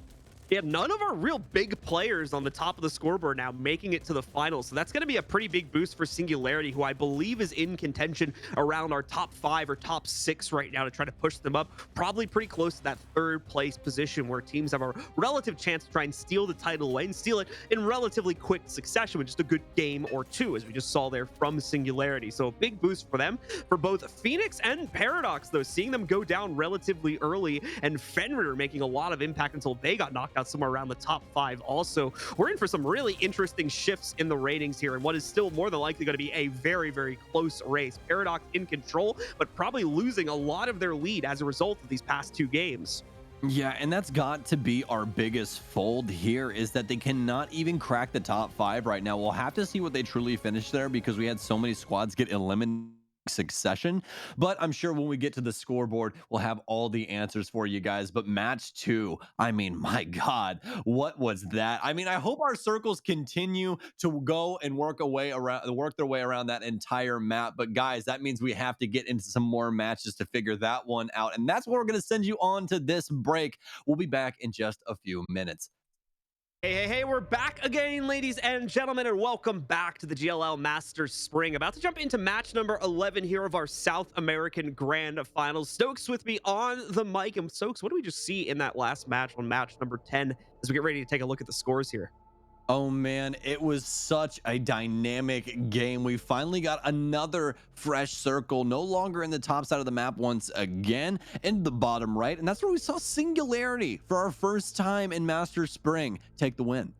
Fenrir really making a run in the kill department in that game as well, as we could see 11 frags for them as they picked up the kill leader overall, while only placing third or fourth in the match. I believe it was 7 points there. So 18 overall going into their court as they're going to take a nice lead off of that one. But it's definitely Singularity that gets the lion's share of the points by that slight margin there. 20 going to them. And that's actually going to push them into third place. They overtake Fenrir by a single point at 90-91, which is Loyalty actually into relatively the same position they've been in here now at 85. So Loyalty's still keeping up due to the good performance they had in that match. But Flow Nocturne's getting pushed down into sixth now. Paradox still in control as well by nearly the same point factor here. However, Phoenix's lead in second, not so well assured anymore, as they're only about 10 points from the next team. Yeah, and looking across this entire board right now, we can see a couple of our previous winners as well, not having the best of straights. Dynamics currently in 12th, as well as, a team that we saw a little bit today, Team Cerberus, still at the bottom of the scoreboard. It seemed like they were starting to get some better placements, Blue, but apparently it's not really working out in the grand scheme of things. So hopefully they can try and find some more consistency throughout the day. But that last match, definitely a huge change as to what we had been used to seeing. Definitely the case. Second place is now kind of up for grabs here due to Phoenix no longer controlling the large majority of these matches. Paradox obviously going to remain in control due to the crazy number of wins they've been able to pick up for themselves over the past day or so now. But that lead starting to get a little bit less secure now, just because of the fact that we have these other teams catching up. Singularity picking up some big point totals, Loyalty as well, constantly showing up in our first two games of the day. And in my opinion, they're going to continue to do that as they've been warming up quite well over the past 10 matches now. No reason to suspect they'd be suddenly dropping off the board. Paradox's strategy of taking the early map control and kind of just keeping it for the rest of the game isn't panning out as well as it was yesterday anymore, as we've seen them hold great positioning for 2 games in a row now and fail to get past sixth place. Yeah, they're consistently getting into strong positioning, but it seems like every time that someone tries to force their way into the building, they're running into a lot of problems. And I don't exactly know what the disconnect is. We'll have to see if they can possibly iron that out throughout the rest of the day. But it is what it is for right now. We still saw some amazing stuff from them. And as long as they're continuing to hit the top 10, they're able to find these kills. They can at least bide for the lead as of right now. But they have to be feeling this pressure from Phoenix. That's the big thing. Although they're probably really happy with how that last match went. Oh, definitely the case, seeing Phoenix get knocked out there. But at the same time, it's not just Phoenix they have to be scared of. Some of these other teams as well starting to close the gap, such as Singularity, who are going to start this next map off by taking a look at. They are the current champions coming in from match number 10. We're getting ready to hop into match number 11 now, folks. Let's take a look here as they're going to work their way down very quickly towards Fragment, the zone they've been taking control of for every single game so far, and for the most part, been uncontested here. Yeah, and it's going to be difficult to try and contest them as well, given the lineup that they do have. And this is something that we found them abusing yesterday as well when we hopped on board with them in their fights in this area, making sure that they have Elysium on that Horizon. And Horizon, legend that we don't see all too often inside of the competitive scene, although we do have a handful of squads in each region that do run her. And it's mostly because of how you can actually transition between buildings, which is such a cool thing, being able to just ride up the side of it instead of using a zip line or a staircase like normal people, because who would want to do that?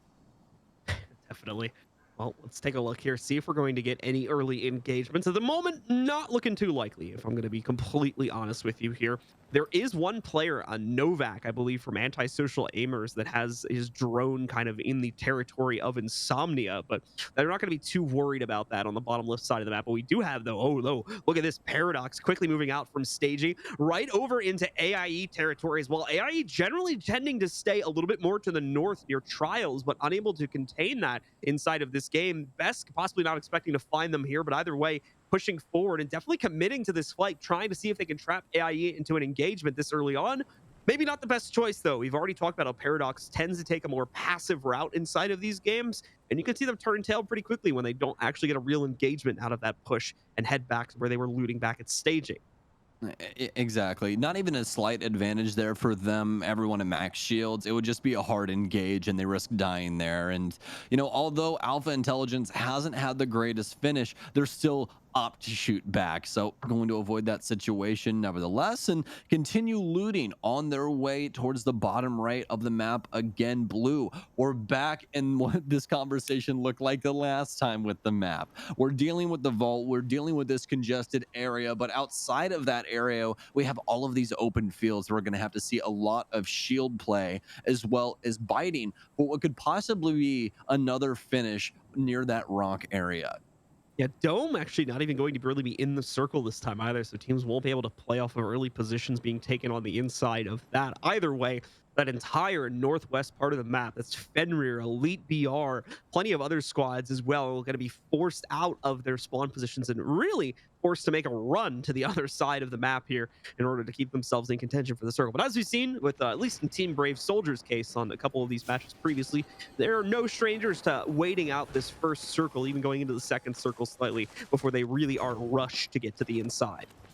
Well, looks like we're going to have an engagement at the bottom of the map at launch site here with quite a few squads. Paradox not going to be inside of this one, but we will have Loyalty as well as Without Name, a squad that we saw consistently finishing decently high yesterday, but just not been able to find their same footing as of right now. But jumping on board with Tempest, they're at Countdown, and they've also lost Madmen. This is not looking good, especially with Under not having the best of shields. He will be able to upgrade it, but obviously not helping out as of right now, as it's been torn to shreds. Iferia now outside. He's taking a lot of damage as well, and he's been down. Can the Gibby heal the situation? No, he cannot. It's flying high with the third party as well, dealing all of this damage. Massive in hand for Trabs, but he can't get it done. The shot just not finding what was so necessary there. But Neocox with the, Neocox with the reposition,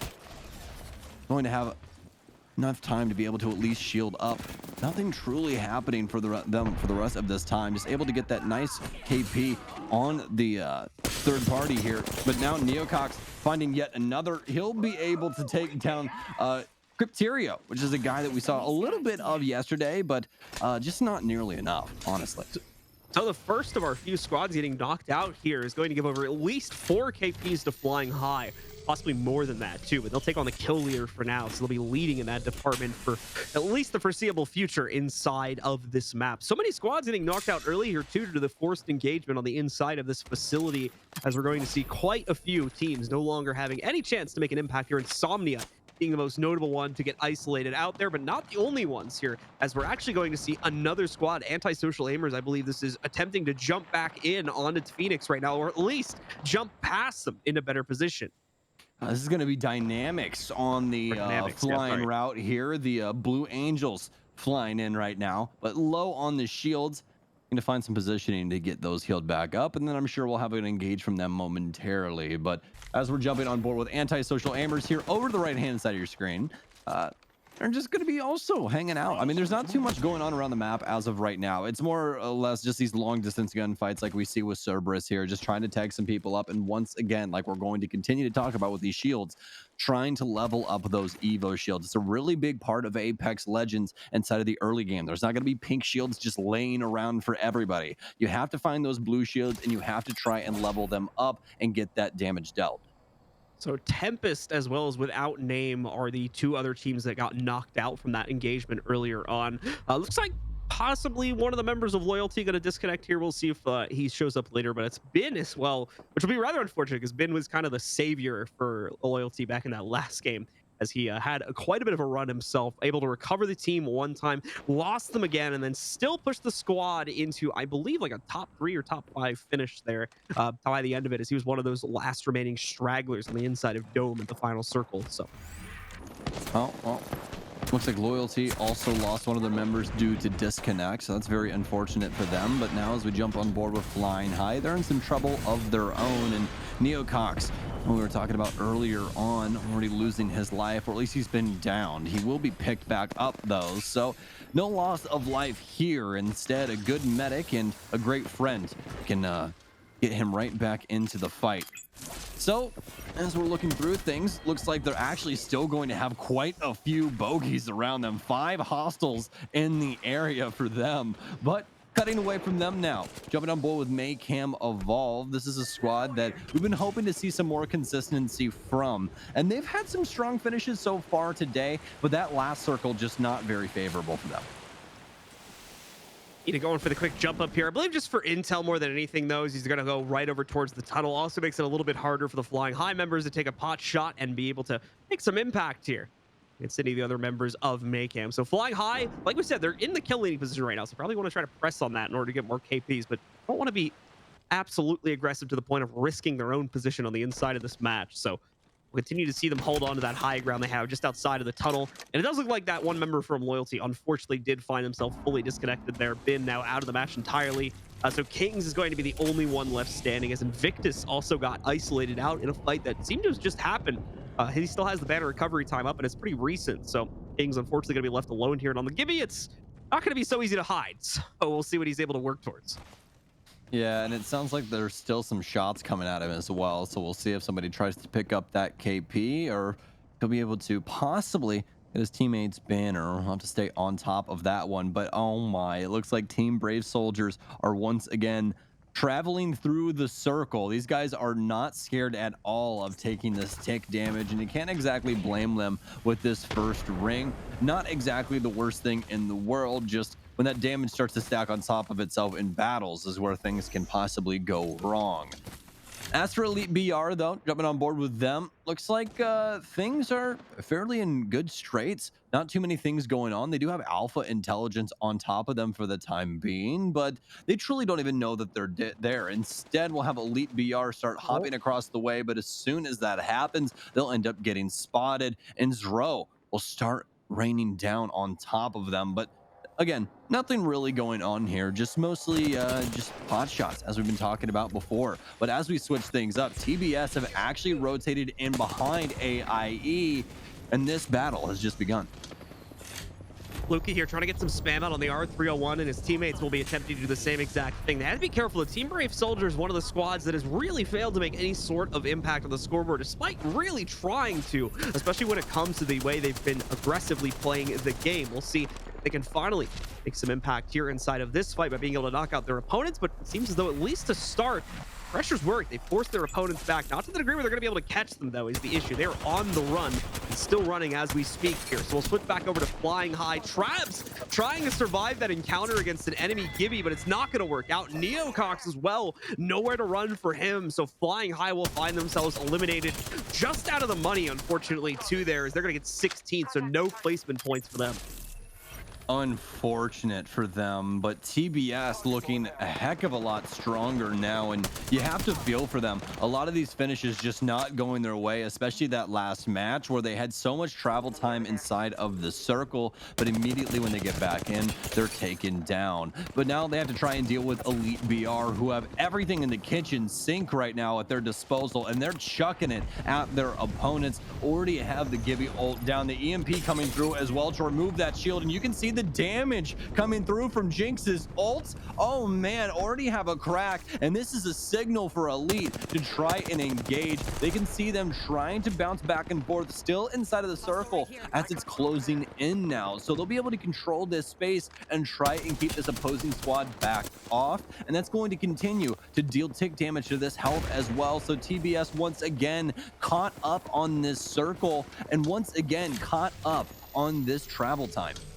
Yeah, TBS gonna be forced out of the circle, but remember, still in the fight here, still in contention, and that's what's important at this point in the game. Elite BR trying to hunt at least a few of them down here, but as you can see, they've got a bit of pressure working onto them themselves. They'll be able to counter that pretty quickly by cracking the shields off the player that was firing the shots, but just a couple seconds later, with the battery redeployed, they'll be able to put that pressure, keep it right up. The problem is those players do eventually have to swing in against Elite BR here, as the circle is quickly closing out of the favor of the players holding that high ground position. So that's exactly what Elite BR is waiting for right now, waiting for this jump. And ooh, that's going to be a nice spot there. The SAR catching one of the players sitting underneath of this balcony they've been playing from, unable to follow that through. The scan's going to come out for one of the members of Team Brave Soldiers. This is all them trying to put the pressure onto Elite BR right now. Yeah, but the positioning is just so strong for Elite BR at the moment, able to stem the tide that is Team Brave Soldiers, and the bravery in the name not truly showing just yet as they haven't leapt into battle, but you can't exactly blame them based on the positioning. Lucky finally finding a lot of damage, and Elite BR seemingly in trouble, but the bails them out. Jinx with some great plays as they're actually taking it to TBS. That will be the squad wipe inside the ring. TBS failing to make that impact yet again. Unfortunate as they get themselves into a promising fight there, but unable to capitalize upon it. At very minimum, they do deal some serious damage, though, as we can see members of Elite BR still going down. The SAR and Jinx both getting knocked out there and fully finished off now by Tremanger, as it's Fenrir that seems to have come in for the third party to close out on these players that were already heavily injured for the TBS fight.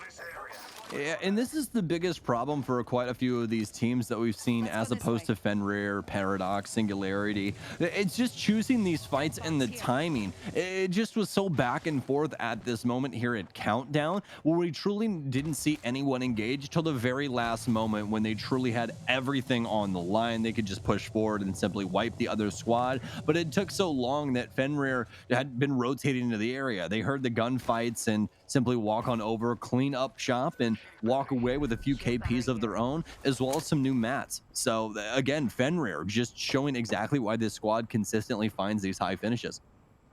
Got quite a few teams stacked up right now. I believe this is Lava City. We've got quite a few of them sticking around here. Fake Love included. Make Him Evolve sitting in here, as well as at least, I think, two other teams potentially going to go to battle with each other when they are going to be forced out due to the circle closing. And one of them seeming to try and throw the aggression out now is that EMP Blast is going to explode onto Fake Love. No immediate follow-up from any of the teams in the area. It does look like the pressure may have been coming from Maycam, but can't confirm that at this point in time. And well, they're going to get an EMP thrown right back at them at the same time here. Seems to affect Rico's squad a little bit more heavily, though. Yeah, well, we'll have the batteries to bring themselves back up. So looks like just an ult exchange in between these two. So won't have that to take down a Gibraltar shield or anything like that if they do end up tangoing, at least for right now. But jumping on board with casual gamers and DK on the Revenant. Legend that we don't get to see too often, and a very cool one at that. Love this guy's character design. But he's going to be throwing these curses out and trying to silence his opponents, but he's already been seemingly downed, not able to get the death totem out, but he will shut down Swagga. And that's a really big deal here for Phoenix, as he won't be able to get his shield out just yet. But as soon as I say that, delay is over and delay no longer, but he won't need to use that utility either. Instead, back over to the Spitfire dealing damage, but Phoenix is being pressured from multiple angles for the time being. Still haven't had to risk the shield all as of late, as they still have pretty strong positioning around these containers, but still have to be worried about where this next circle is going to go. They're going to start pressuring inside near the vault, but doesn't seem like there is anybody home. So they'll be able to make it and actually have some strong positioning. This is, again, a sign of a very strong finish for them. Some good stuff being built up here for Phoenix team as they try to hold on to the second place position, which is now slightly at risk after the previous couple of games here. Fenrir also having some trouble pushing in, specifically against Breezu, as they try to swing the corner around him. A lot of very tentative poking from our remaining teams here as we are coming down to some of the final circles starting to close off. And as you can see from this third-person POV right now, there's not a lot of cover for these teams to work with. Fenrir's spread out between like three major different positions right now. Trumanjar having to go all the way across this open field and counting himself lucky that he doesn't find himself engaged upon by Breezu or another member sitting in this area. Zillash potentially going to suffer the same thing, as he's really got to go for the mad dash too. They do spot one of the members of Loyalty. I'll correct myself. The only member of Loyalty that is still in this game, as Kings has been hiding out near the dome for the last 10 minutes or so.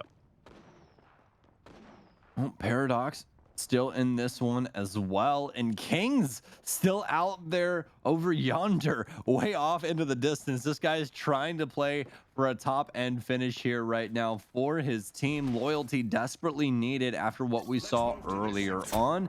And finally, in the map back up here for you guys, we can see Loyalty, or at least Kings, we'll just call it Kings for now since he is alone, dealing with Paradox, or at least just trying to find some damage for now. But oh, looks like we're gonna have a possible engagement inside of the tunnels up here, as well as some things popping off outside inside of the buildings. Jumping on board with Fake Love Black, they've already lost a member. Lusquin's down. Ezreal's going to try and reposition with this Wraith form, and he's gonna hop away as well to re-shield. They've full on lost 2 members as he's actually being chased down. He'll get the shield out, but he'll be able to reposition instead. This is just not what Fake Love Black were trying to find, and it seems as though actually won't be seen. More engagements going on inside of the same building. He finds great pressure. He'll be able to deal a lot of damage to one. Can he possibly clean up multiple here? He goes for the reposition instead, and the Wraith form pays off once again.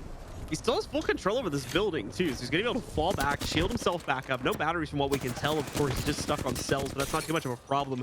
The team that he engaged against also has pressure coming in from Paradox and Flow Nocturne right now. As we can see, Nellis down in Cafazin.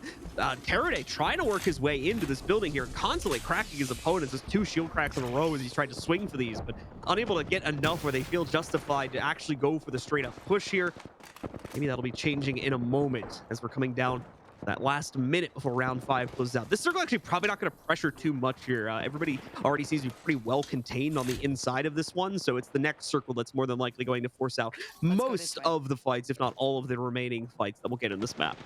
Yeah, and honestly, it's going to be pretty crazy as to how this breaks down, just given the buildings being here and how this circle's favoring a handful of them. So multiple of these levels are going to be taken over from the squads, and we'll have to see who can possibly win out when the engagements are just so congested. You're going to have utility flying around everywhere, everything from grenades to ults to everything, and I'm sure that there's going to be a lot of crossfires going on, as well as people are trying to find all these KPs in those dying moments. But as we can see, actually have our good friends on Singularity with a great position on top of the building.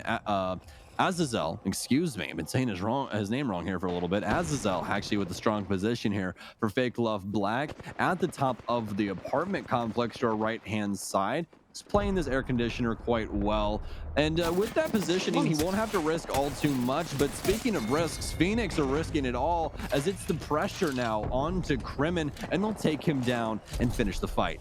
He wants to way over in the cliffs over by Dome as well. I caught a quick glimpse of that when we were in the third-person POV. So there is at least one team that's going to have to try to shuffle in as the circle starts to close. A lot of pressure going on in Singularity on this rooftop. But the good news is from the rooftop, they can dominate a lot of the pacing from this point forward. That is, of course, until that final circle starts to close in just a couple of moments here. Oh, that scan, though. 10 hostiles. I think that's literally everybody except for one player just getting found out by Fenrir right there. But also drawing the ire of all 10 of those players, too, is they're all going to be notified. More than likely, they're all going to be able to see where that came from. So immediately they start jumping on Fenrir. That scam may have ended up being a pretty big mistake here. Zoltam already gone down there. 2 other players taking pressure as well. Rico from Flow Nocturne in the meanwhile being forced back after getting his shields cracked. The same for his teammate on the Octane as they try to quickly recover. And at least in Maestro's case, tries to play for some high ground so they can actually finally return some of this damage. But no, you still have Singularity on that higher rooftop just across the street. And that's going to keep Flow Nocturne from doing anything aggressive here. Well, Fenrir with some problems of their own. Zoltam's been down, but they'll be able to assist. They get him back up. He's still alive, and he's desperately going to be needed for what's going on around them currently. These gas tanks need to be down and helpful, at least for any engagements that are soon to come their way. You can see how desperate this is going to get here in these dying moments of Game 3. So, this match so far, actually quite slow when it comes down to these engagements, but it seems like everything going to be made up for when it comes down to this moment on this apartment complex. Going to be our last bit of play. Singularity with the top floor control yet again. It seems as though they're trying to go back for back-to-back inside of these matches, but we also have Dynamics here, which is a squad that we haven't been seeing too much of, but definitely happy to have them back inside of this top 5. Yeah, potentially going to be a new challenger trying to vie for second, if not first place here. Oh, If it's still Singularity 6, is able to actually. route their way in. What's up? It's still 6, actually. I thought we were actually down to 5 at No, this point, but still 6. we got a couple single team stragglers working their way across here at some point here. As you can see, we are down 2 players from what would normally be a full 18 of 6 squads left. Now 3 players as well. Azale from Fake Love going to get knocked down, and that fully finishes off the Fake Love squadron as he was just a single straggler left standing. They're going to take 6th place in this match. Well, that leaves us down to our true top 5. Got the cart ahead of the horse there just a little bit, but that's just fine, as the action hasn't actually popped off. Jumping back on board with Singularity, they're going to continue to just rain down terror on any squad that tries to peek out. And the bad news for a lot of these squads is there's a lot of open windows here where they can see where everyone's moving, what door they're going to rotate out of. It's just very troublesome for a lot of these teams, but you can see, oh no, this is going to get so constrictive. And here we go, Ooh, folks. Fenrir up top, they're all everyone trying fighting to in the take the sky. sky left as they rain down into the Gibby shield as well. And it's damage dealt back and forth. Brand's trying to fight his way back into the circle, but he actually makes it. Crimin dances across as well. Elysium dealing strong damage as it looks to be Phoenix who actually take it once again. We thought Singularity had it with the top ground, but Phoenix with the reposition from that sky elevator there, able to get it all done. Some fantastic stuff coming out from them once again. Phoenix surprising us once more. They're being the kind of underdog in the final fight. Didn't even realize they were still in the engagement because things were getting so close. Once more, Singularity as well, having that great top position to seemingly close out on all of their opponents, but the circle just not playing into the favor they needed it to as it forced them off the rooftop. At that point, all the other 4 squads knew that they were up there, so they became the focus for everyone trying to scramble and get themselves into what was remaining of the safe circle at that point in the game. Take a look at the replays here, see some of the chaos that happened and how Phoenix were able to leverage themselves. I believe that's their 4th win, tying what Paradox have now as well. Yeah, and honestly, I didn't think it was going to be done with the consistency that we saw yesterday from Paradox, but they're no longer getting those favorable circles like we saw yesterday, where we continue to see Geyser and Skyhook be the areas, or excuse me, Trials be the areas where we saw those final circles go down, and they continued to win on those engagements. But this time around, no matter the positioning that they can get, they simply can't find these top 5 finishes that they should be desperate for, and that's got to be just such a daunting task at the moment. But given that last match and given these results, it looks like Fenrir will be biting for first.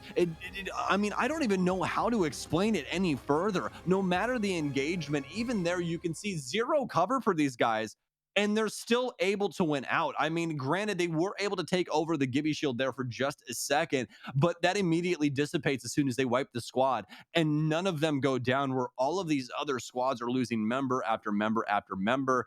Again, it's just this constant in a sea of variables. Yeah, so Fender finding some great impact there. Once again, I believe finishing off in 3rd or 4th place, and more than likely with a lot of kills too. So we're going to check out the scoreboard and a whole lot more, folks, when we come back for another break in just a second as we get ready to jump into game number 12 here of the GLL Spring Masters. Welcome back once again, ladies and gentlemen, to the GLL Masters Spring. We are getting ready to drop in yet again to our 12th match. We're coming close to the end here, nearly at the halfway point for day 2 and the 3/4 point overall here. But let's take a look at the standings, the results from match 11, and where we sit for all of our teams getting ready to jump into game 12. 23 points being gained there for Phoenix team inside of that matchup. And of course, for those who haven't been joining us previously, they're currently chasing the #1 position, which is held by Paradox Esports, who only got 4 points out of that one. Now, I believe Paradox will still be in the lead with these 2 scorelines, but Phoenix are going to be getting very, very close. Yeah, but getting knocked out in 11th, that is such a big blow to this lead. And you can see Phoenix definitely closing the gap now within 20 points, within arm's reach of Paradox. And it's crazy how quickly this has disintegrated. We also see Singularity and Fenrir breaking that 3 decimal point. I mean, Singularity and Fenrir, man, have been vying for each other's positions for the last 3 to 4 games in a row here, and they've been sitting within a single point of each other for pretty much that entire time also. So that competition is going to continue to heat up as some of our other teams continue to try and make impact from the back of the pack here. But as you can see, as we move past that 4th, 5th, and 6th place position held by Loyalty and Flow Nocturnes, the points really start to drop off there, and it's going to be hard for any of these squads to try and vie their way back into the standings now unless they have a really barn-shattering match where they're not only able to place high, thinking like 3rd to 1st place position, but also try to capitalize with 10 to more kills to really get a good 20-30 point game to try to make the difference. Yeah, if any of these, lower 15 teams, I would say, want to try and bounce back and actually have a good placement here, it starts now. This is the end of the train, end of the line. You have to start here, otherwise you're more than likely not going to have enough points available to try and make it back. So this match right here, a very big deal for the rest of the day, folks. But it starts now. Match 12 is here, and we are hopping out the dropship. Let's take a look here. We'll be following up Phoenix 2 yet again. We'll more than likely loop back over towards our winners on Phoenix 1 when we get the opportunity to. Phoenix 2 has been struggling, unfortunately, to make impact inside of this tournament, while their corresponding other teammates have been doing a fantastic job and have been really the topic of discussion for us in this entire pregame segment. But let's head back in, taking another look at them and seeing what they're going to get themselves up to here at the beginning of the match. Well, Phoenix 2, a team that has actually cracked the top 10 immediately, going for some ring info early on, and you can't blame them. This is exactly what you should be doing. And hey, we have yet another new one. Let's keep it new. Let's keep things, nice and twisty. I don't like straight storylines. You know what I mean? I want to be caught off guard by what's about to happen. And that is what Epicenter has for us today, ladies and gentlemen. We haven't had one of these rings throughout all 12 of our matches so far, or 11, excuse me, but our match will actually end in the top right for the very first time. Epicenter is going to provide a lot of vertical opportunities for teams, but also a lot of vertical dangers due to those big cliffs that surround it on top of the very, very small amount of cover, in my opinion anyway, that sits on the inside of the actual structure. So should lead to actually a lot of teams getting themselves forced into fights in a pretty chaotic chain of events when the circle starts to close in on that. But obviously, we've got a while until we get to that. We are keeping up with the rest of the action that's going on across the map here. More importantly, trying to see if any of our teams are going to collide with each other. And it does not look like that's going to be the case here. Everybody just holding their own landing zones pretty respectfully where they start to move deeper into the map, try and close in on that circle. Well, looking at the lower half of the map right now and just the sheer amount of people outside this ring for the time being, it's going to be a mad dash here in a little while, but still have quite a bit of time on the timer. This time we're not going to have truly any early engagements, Blue, and we've kind of been getting used to this, at least for today, and having these early fights and honestly getting those through onto that next ring where we see people starting to just simply fight because the map is getting smaller. But as of right now, that is not going to be the case. Although our leaders are also transitioning immediately into the circle, we can see Paradox right now could possibly have a nice flank going on here onto Team Brave Soldiers, as well as I do believe, actually, I don't exactly know which squad this is with Crimin on. I can't remember the name right now, sadly. Yes, that's Kryn and Aimbot's squad. I think that's Cerberus, if memory serves me correct. I don't have the actual Wikipedia page up in front of my face right now, so can't recall from exactly trying to pull from memory, but pretty sure that's them. Either way, they're going to end up running into this two-man setup from TBS, so Luke is going to have to try and group up with them. And Paradox, well, they want nothing to do with this fight. They're going to go right past the train tunnel here inside of the train yard and work their way over into the next quadrant, closer to Fragment.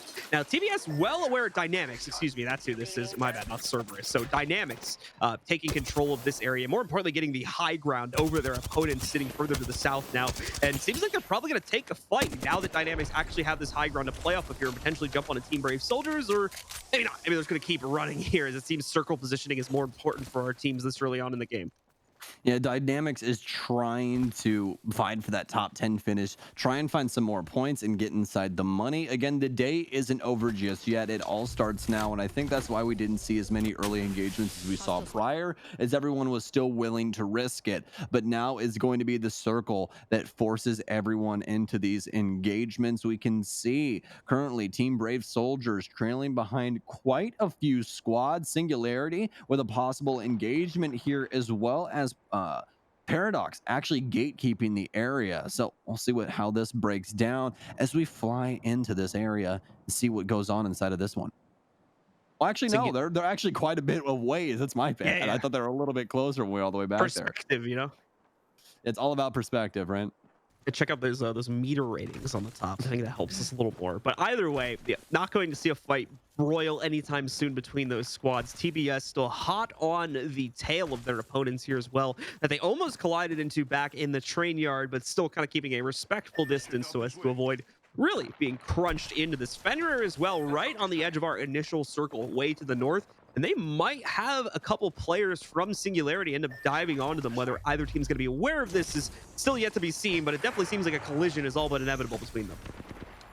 Absolutely. As we hop in now with Singularity, they're now being pressured.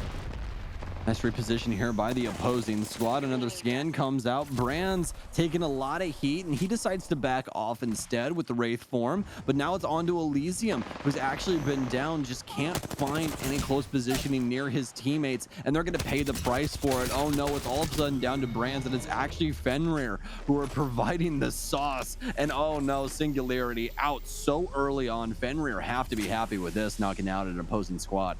Yeah, Singularity, one of our champions from just 2 games back, now goes out in last place here on match 12. Another large fall from grace for a team that was looking to compete. And remember, they're in contention for top 4 right now overall on the scoreboard. So that is going to be a massive loss for them, having to take 0 points inside of this game, as far as I can tell.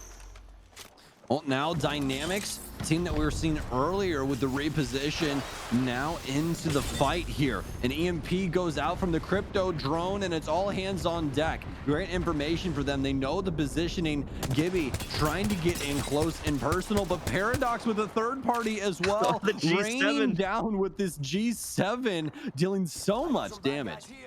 Seen like no play with this gun so far in the tournament here, so finally getting to see it used for the first time and finding some great impact on our teenies' hands there, cracking at least a couple of the players and keeping them contained to the inside of that supply truck as they try to make another play to the outside and try to push, but unlikely into Paradox's current position. Paradox, though, seem to have had their fun. They've spotted another target and they're on the move back into better pastures now.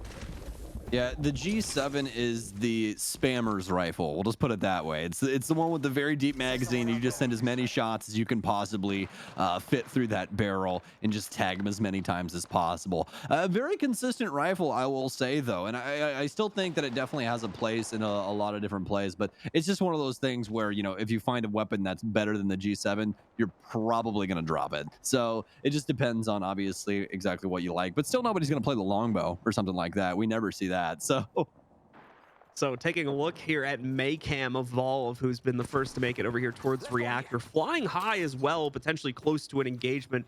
I don't think that that's Paradox they're looking at right now, but we are kind of in the same quadrant of the map currently.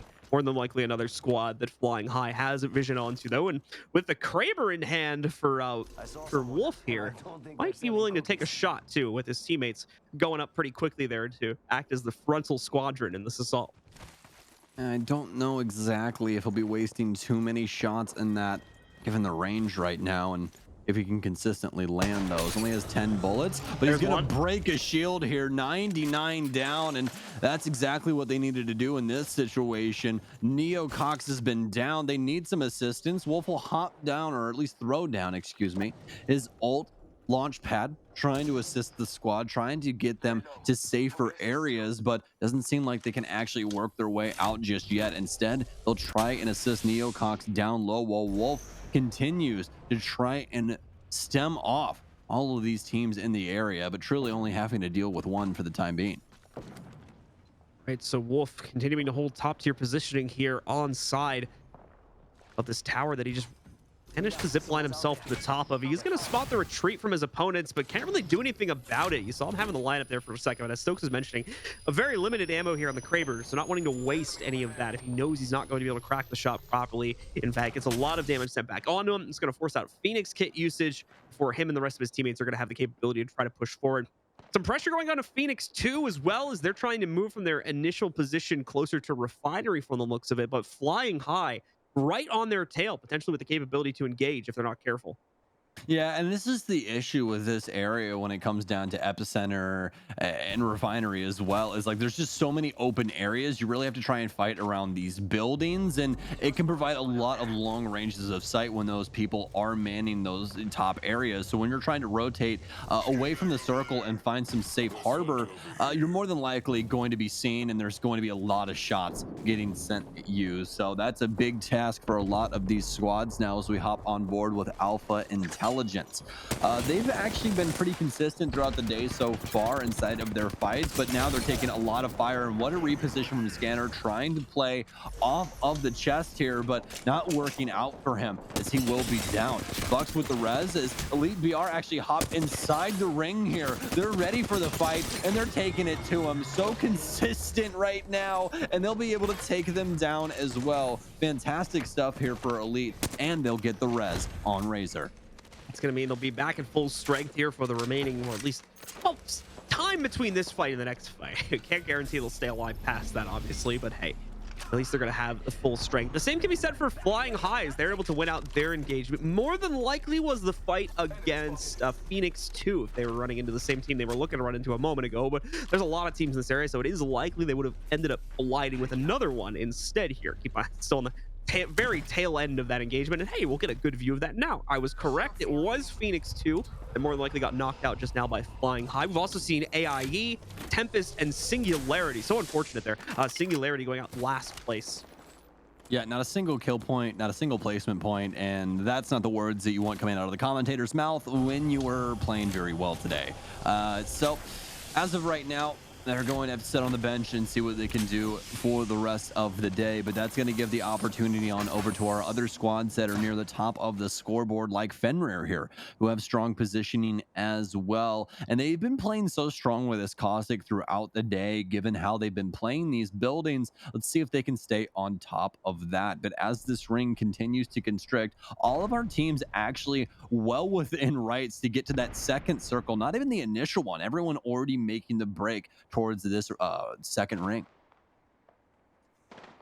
A lot of movement here. A lot of teams realizing how open this final circle potentially is going to be and how important any sort of cover positioning that they can play for is going to be as we get towards this final circle. Maybe the difference between life and death, and more importantly, between the number of points you're able to actually realistically accumulate in this final circle when teams are eventually forced in. And from that, moving in, catching up with Novak's squad once again as they're right around the corner from Team Brave Soldiers, making it almost into the money yet again here. Team Brave Soldiers suffering a lot of very unfortunate runs trying to make impact on the aggressive front, but failing to do so somewhat often. And now going to try and see if they can sneak their way in here past Kafazin and the rest of the members of Casual Gamers, I believe. Well, we've had some things transgress here as we hop on board with Loyalty, currently inside of an engagement of their own, and it seems like they're out on the winning side. But as soon as I say that, a lot of damage onto Bin. They're trying to play off the shield as strongly as they can. The Mastiffs winning out the situation, or at least able to find a down, but Phoenix all over the situation once again. These guys seeming to come out of thin air, and it just always at the last moment when it matters most, able to pick up every single one of these KPs. And again, Blue, these guys just so dominant when it comes down to these third parties. Definitely for Phoenix here, showing up and definitely making the impact on the kill front. We talked a lot yesterday about how their kills were making up the difference, despite the fact we weren't seeing them make high placements consistently going into some of those earlier games. They were able to always pick up the frags and nearly top out the scoreboard in the frag department for I think the first half of the games we played yesterday. Then, of course, starting to see them pick up the 2 wins as well, left them in that great second place position. And so far, they've been able to continue that play style pretty prominently into the majority of the matches we've played on day 2 here so far. Yeah, absolutely. And as we hop out onto the map here, getting an update on the situations once again, and a little bit of a fold from what we saw earlier. Fake Love Black have actually went away from Epicenter and have moved up into the top right area, where now we see uh, Team Brave Soldiers actually getting an engagement of their own with casual gamers inside the building. So we'll see how that one breaks apart. We could also have Without Name rotating into the area for the possible third party, but they could also be tagged along by antisocial aimers. It just depends on how they want this to break down. Blue, you noted about this area and how little cover it has, and with these amount of teams trying to rotate in and trying to get these third parties for the KPs, this could truly break either way.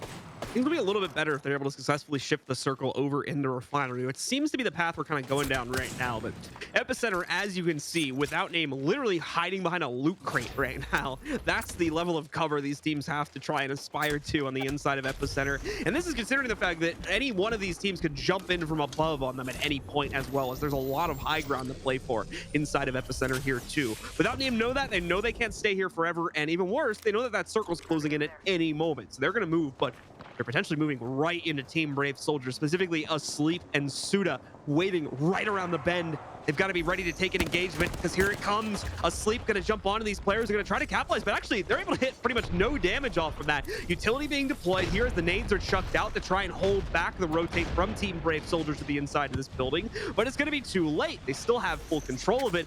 Now the opponents sitting on the other side of the fight are going to have to try and find a new way to make impact here as Team Without Name is struggling to get out of this situation. Here we go. The fight's been committed. TBS has the angles to play off of here. Mastiff holding the corner, and nobody from Without Name wanting to go for an outright swing to the inside, as they know what that'll mean more than likely for their health pool. Well, it's truly a war right now amongst these three squads, a battle of attrition as they hold down the doors. These close range weapons worth their weight in gold for the time being. Panic, a lot of damage dealt to him. He'll be able to med kit back up. Doesn't seemingly have a Phoenix kit, so he's going to have to go down to cell usage here. They really need to win this next engagement and try and get some more mats for him. Otherwise, these late round fights will be so very difficult. So hop on board with casual gamers, though. They have a full-on view of what goes on down below them, but they'll just simply wait out the timer. They truly don't have to do all too much for the time being. They can simply sit on their hands, wait for this engagement to go downstairs, and try and get the third-party action going on. And as soon as we say that TBS is in on the action, they've already lost two people, though. It's down to Sauda. He's trying to fight back, stuck in between a rock and a hard place, and he does it. But oh no, in comes the third party as soon as I say that, but it was to be expected. Casual gamers casually picking up the frags. Yes, casual gamers having the position to try and move in and execute the third party for that entire time, so it was bound to happen. Unfortunately, the opponents on the other side, Team Without Name, just not realizing it, not ever getting the info, and had no way to fend themselves off. At the same time, going over to antisocial aimers here, they're going to get a whole loot box jamboree on the inside of this building here, as they'll be able to wipe out another squad as well. Looks like Fake Love's corpses sitting on the ground there, as well as at least one member from Paradox. In fact, I think the whole squad just getting wiped out there by antisocial aimers. Yeah, very unfortunate for them, but antisocial aimers finally making their presence known. And this is a squad that we were starting to see a lot yesterday. A household name, it felt like, in a lot of the battles that we ended up seeing, but not so far today. Finally able to crack this top 10 and find some success here, but not so much success for Phoenix team as they're taking way too much damage. This finish is looking like it's not going to happen, but worse, he breaks into the ring. He's able to at least save it for right now, but now seeing what Cerberus is up to, they're in a fight of their own. So much damage coming onto them as well, as Annabelle Jay-Z's already been down. Yuri will have to reposition to try and net himself up, but they'll actually be able to clean up their teammate or at least pick him up. But no, Fenrir actually on top of things. It looked like they had created enough space to at least be able to med, but not the case. Fenrir once again able to make it out. Fenrir thriving in the chaos with both Phoenix as well as Paradox more than likely being out of this match. And that's assuming, of course, that last player from Phoenix did get caught trying to rotate as it appeared was happening. And that is going to leave That is going to leave Fenrir in a really good position to potentially get some massive point gains and once again close the gap between themselves and the second and first place teams. It's not too far off at this point. They could realistically take second place away from Phoenix with a good placement here. Antisocial Aimers and the other squads, though, want it just as badly as like I talked about previously. A lot of these teams that are sitting below the top 5, even below the Listen, top let's move 10 here. right now, they need a winning game with 20 to 30 points to make enough of a difference to put them back in the ratings and more importantly, put them back in contention to be in the money for our tournament this weekend. So everyone's hungry. There's a lot of opportunities for teams that haven't made an impact yet. Elite BR is another one of those as well. So everyone's going to play this very cautiously and very seriously here. Well, now jumping on board with some more squads, we're getting an update on Nocturne's Gaming. Exactly what's going on with their situation. They actually have Elite BR right on top of them. And not only that, but Fenrir across the way, who have seemingly found yet another squad to try and fight. We'll see what they can possibly muster or if they'll simply wait it out. But now it seems as though they've noticed the sheer amount of enemies around them and already starting things off strong is Zillage. They're going to hop into the circle, get in down low with the reposition instead, and play for the window. Not really too secured in the circle, but they do have that little pocket inside of the building, which left to swing to the inside and out again in order to make proper impacts. Elite BR has a view on a whole lot of players from this position they have on the inside of Refinery here. Going to try and play that to the best of their own capability as, once again, we will see the defensive bombardment go out and the helmet being smartly tossed around between teammates too in order to capitalize on the cooldown reduction from it. Whoever needs it just seems to be getting it for the time that they need it. So some good juggling going on in the utility there as our remaining squads try to vie for any little inch of control they can play off of here. You can see how this is going to break down. It looks like the positioning so far for Elite BR quite strong, but don't forget about Nocturne's Gaming. This right here could be the bread and butter for this squad to win this out, especially understanding where Fenrir are. But as soon as I say that, we get an update on what has happened with Casual Gamers. They've actually came out of the train tunnel and found some pretty strong positioning at the base of this building. Flow Nocturnes still down low, right underneath Elite BR. No one truly trying to challenge as of late, but you can't exactly blame them. But now down to the last 15 seconds, Blue, things are about to get a little crazy. To close into a very small circle at this point. Will still be some room to play off of here in some safe harbor for that extra minute or two between now and the final circle closing, but certainly getting into the final moments of this matchup here. Everyone trying to make an impact. The port for Casual Gamers to put them into better positioning, possibly in an aggressive position against Fenrir here too, but that's going to lead to Worst going down. That was the last player alive for Phoenix in this game, so they're going to take home 6th place as he just gets knocked out right there. Very unfortunate for them, but we still have quite a few squads trying to fight for control here. Elite still with so much space as well. I have to worry about Zoltan and what he can possibly do over on the other side of this bend. Still have to worry about Nocturnes down low. And do not forget about our friends Antisocial Aimers as this ring begins to constrict on all of these squads. You can see going back and forth amongst these four different teams. Brian and DK now forced to move out as the Gibraltar ult comes down. In comes the EMPs as well. That's going to wipe out so many shields for all of these different members. As we actually have the hard engage inside. Elite hop in. Fenrir close on the chase as well. They can smell the blood in the water. Elite BR down to 2 members, but just too much damage coming through onto all of them. It's just Karazar left as he'll be taken down. Fenrir now with the top control, actually winning things out. They found their own dome, some own protection as they're seemingly winning out all of these engagements from the high ground. The Massive so strong. They're going to be able to take down one, but it's traded out amongst the 2. But Fenrir too powerful with the last 2 remaining members, and they'll be the champion for this match. What a solid match from Fenrir there. It seems the team's taking the bold approach or paying off in huge dividends, not only with these wins, but also right to claim positioning earlier than a lot of their other opponents, as well as all the KPs that come with that aggressive play style. Great stuff from Fenrir, having a bit of a slower start to the matches on day number one, but so far making really consistent impact on days two's games, including the most recent win here on the 12th match. Yeah, some fantastic stuff from them. And this is probably the most highlight reel-esque match that they've had here today. Consistently finding these frags throughout the entire thing. And, that's a really big deal, especially given what we saw from these other squads. Fenrir had such a strong game plan coming into that last circle. We saw them with some strange positioning inside of the building, but it all made sense as soon as we saw how Wraith was able to escape with that portal, get them the reposition that they so desperately needed at that moment in time, and they end up winning off of that fantastic play throughout these last handful of circles.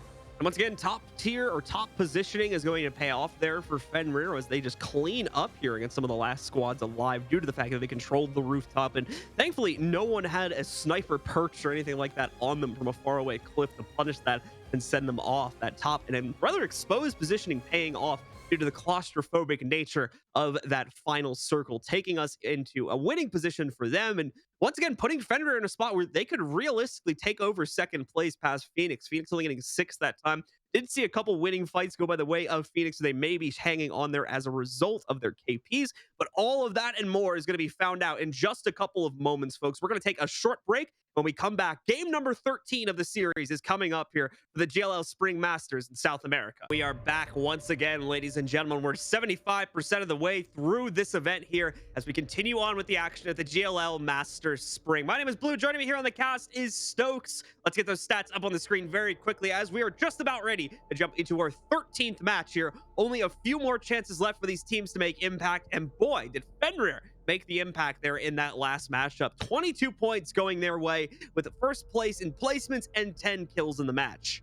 And not only that, but a huge shakeup inside of our top 5 squads. Antisocial Aimers getting in there, Flow Nocturnes, Elite BR finding some consistency today as well. And then the household name we've been talking about all day, Phoenix team, rounding out that top 5, at least finding some consistency inside of those placements, although they have tied things up with Paradox inside of the wins. Definitely going to be the case, but have they tied them on the points? Not as of yet, but they're so Oh, close. Only 6 points behind Paradox now, as they had arguably their worst performance yet back in game number 12. So we're going to have to see if Paradox can rebuff their lead in the 13th game, or if they're potentially about to give it up to either Phoenix or Fenrir. Realistically, Singularity is also within catching distance of Paradox at this point. yes, absolutely. We still have 4 matches to go, and if Singularity can find consistency inside of their placements, they'll do just fine. That's the biggest thing. Look at Singularity across the board here. 60 kills. Paradox only has 63. The only difference here has been simply positioning and what they've been able to do inside of those top 5 finishes. You can see the placement difference from those earlier games, but Phoenix has once again taken over in a pretty remarkable margin here in the kill department, at least when compared to Paradox. Fenrir, though, also right behind them as they have been firing off on all cylinders so far in the matches that have been played in today's matchup. Like I said, a bit of a slow start for them, unable to really make the impact in our first 4 to 5 games, but as we got into the later ones in day 1, and definitely here in day 2, we've been talking about Fenrir a whole lot as they have suddenly been showing up a lot more often inside of our top 5 and top 10s. Yeah, and not to mention some tragic stuff that we had inside of that last match as well. Well, unless you're a Fenrir fan, obviously, then we saw Fenrir actually end up taking out Singularity extremely early on inside of that last game. Or excuse me, I believe it was Phoenix that actually ended up taking them down. But either way, Singularity knocked out as the very first team. Not a single kill point or a single placement point either. That's a huge deal for these guys as they are still in contention for possibly first place. Now, imagine the difference if they had managed to make it forward as well, if they were able to push their way deeper into that matchup and make some decent placement. They'd be sitting right next, more than likely, to Fenrir as well as Team Phoenix 1 right now, since they're sitting within just those couple points of closing in against Paradox and potentially taking the lead away. We have got more and more teams being added to the pool that can realistically contend one more good game coming out from Singularity, and they are right back in the money, right back in the play for contention at first place there. So a lot of teams going to be trying to race for the points in these final 4 games. And this is exactly what we were hoping for yesterday, Blue. Right when we got off the cast, we were talking about how we didn't really know what Paradox could do today. That was the biggest thing, is all of yesterday it was Paradox, Paradox, Paradox. These guys are so incredible, the positioning, what they're able to do. And now today, they're not even able to find a singular win. These guys have fallen flat. It's like you left a soda out on the counter for a little bit too long. They need to try and get back into this one. What's the big game changing here? Big game changing thing here for them. Personally, I think it's the rings that's really been punishing them. The last game specifically, yeah, got caught on a rotation from what I could remember.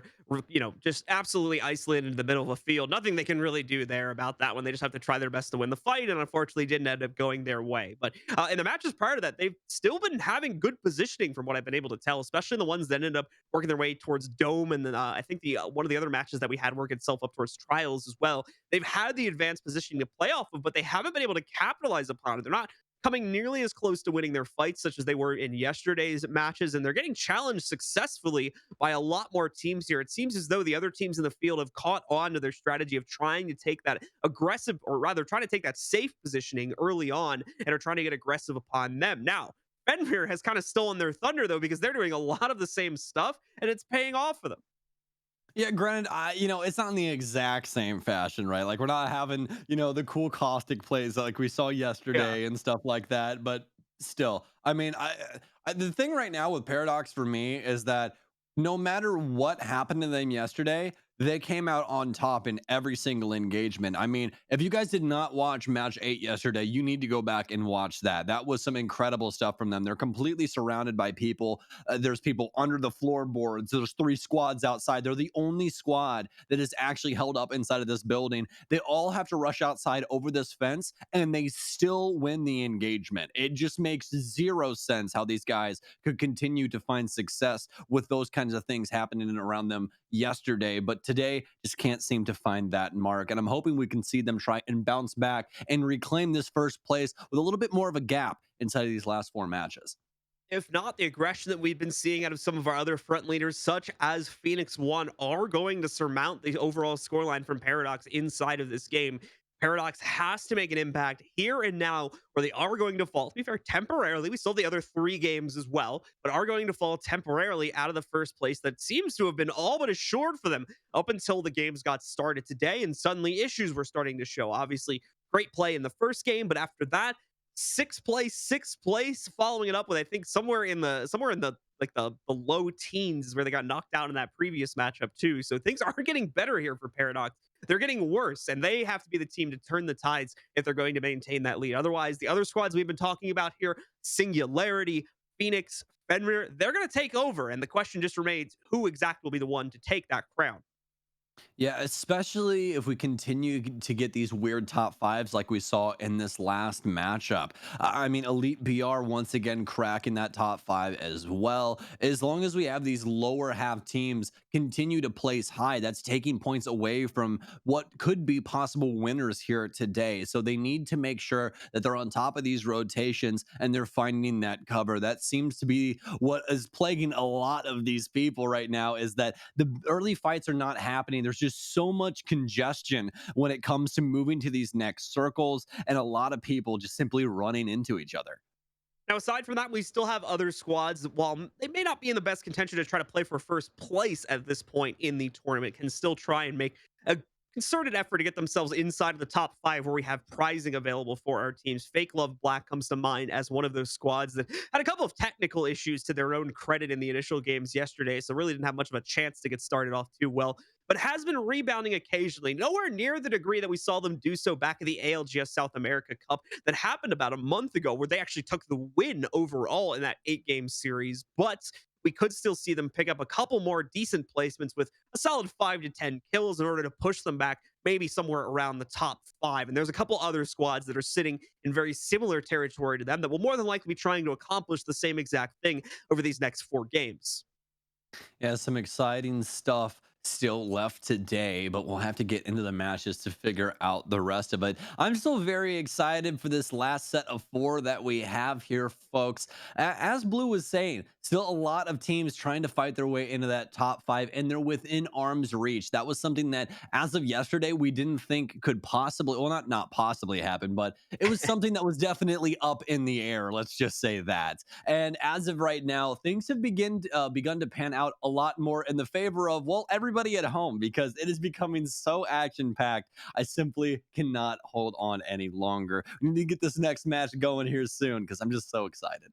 Yeah, we do apologize for that slight delay. Anything started, guys. We had to remake the lobby at one point, so that's why we haven't been able to immediately jump into the action here for game 13. But should be pretty much just around the corner as we're getting prepared now. From the info we have, the teams are loading in, assuming fingers crossed, of course. There are no issues with that. We'll be jumping into the 13th map in just a second and seeing which of our teams will come out on top. Who is it going to be? The story's evolving. We talked about it yesterday. Everything was about Paradox as well as Phoenix, but we're getting some true new contenders into the mix here now between Fenrir, Singularity, and some of the other teams that have been lurking just below our top four here that are going to try and sneak in for the win in these past couple, or in these last, excuse me, couple of games. Yeah, and please don't forget about my favorite either, Fake Love Black. I mean, they're coming back, Blue. They're coming back, I'm telling you. If they make it to the top five, I will be a happy man. But remember, it was quite the sad story for them yesterday where we saw them not able to compete in truly those first three matches, but now finding some consistency and a chance to crack that top five and make it into the money. But that's enough said, ladies and gents. We finally have match three ready for you guys as we jump on board with Fenrir. And we're our current champions from the previous matchup, finally getting a win after constantly poking their way into the top 10 and top 5 matches, especially today, but have been unable to actually leverage the positioning needed for an outright win. That changed in the last matchup due to their great play from the top of a rooftop on Refinery, where they dominated the final few circles and picked up, I believe, 10 kills over the process of doing so. Dropship is despawned, everybody on the ground. Let's take a look and see if positions are once again being respected, as generally has been the case for the previous, well, 13 games, or if we're going to get a little bit more aggression here. Yeah, once again, no tree engagement standing out anywhere, so that's pretty cool. And we're probably going to have Insomnia be pretty happy about that one. They more than likely had nightmares last night from that going on. So looks like our circle for this matchup is actually going to be on Harvester, which is one that, again, we haven't seen just yet. So a new wrinkle for a lot of these squads to deal with here. Will be the case. We try to see if any other interesting rotations are going to evolve over these first few moments. Either way, the close in on Harvester, I believe we've already had one match work its way towards that zone. The previous matchup, can't exactly recall who the winner from that one was, but I have already seen teams play this out previously. Paradox more likely going to be happy about this circle, though, considering they've, as Stokes had been mentioning, has been struggling to find decent positioning due to the circle not playing into their favor, especially on that last game as they had to go all the way up towards Epicenter. This game going to be a lot easier for them as they can pretty much take their choice here, assuming they've gotten the two survey beacons they need to figure out that we are indeed going to be drifting in the direction of Harvester.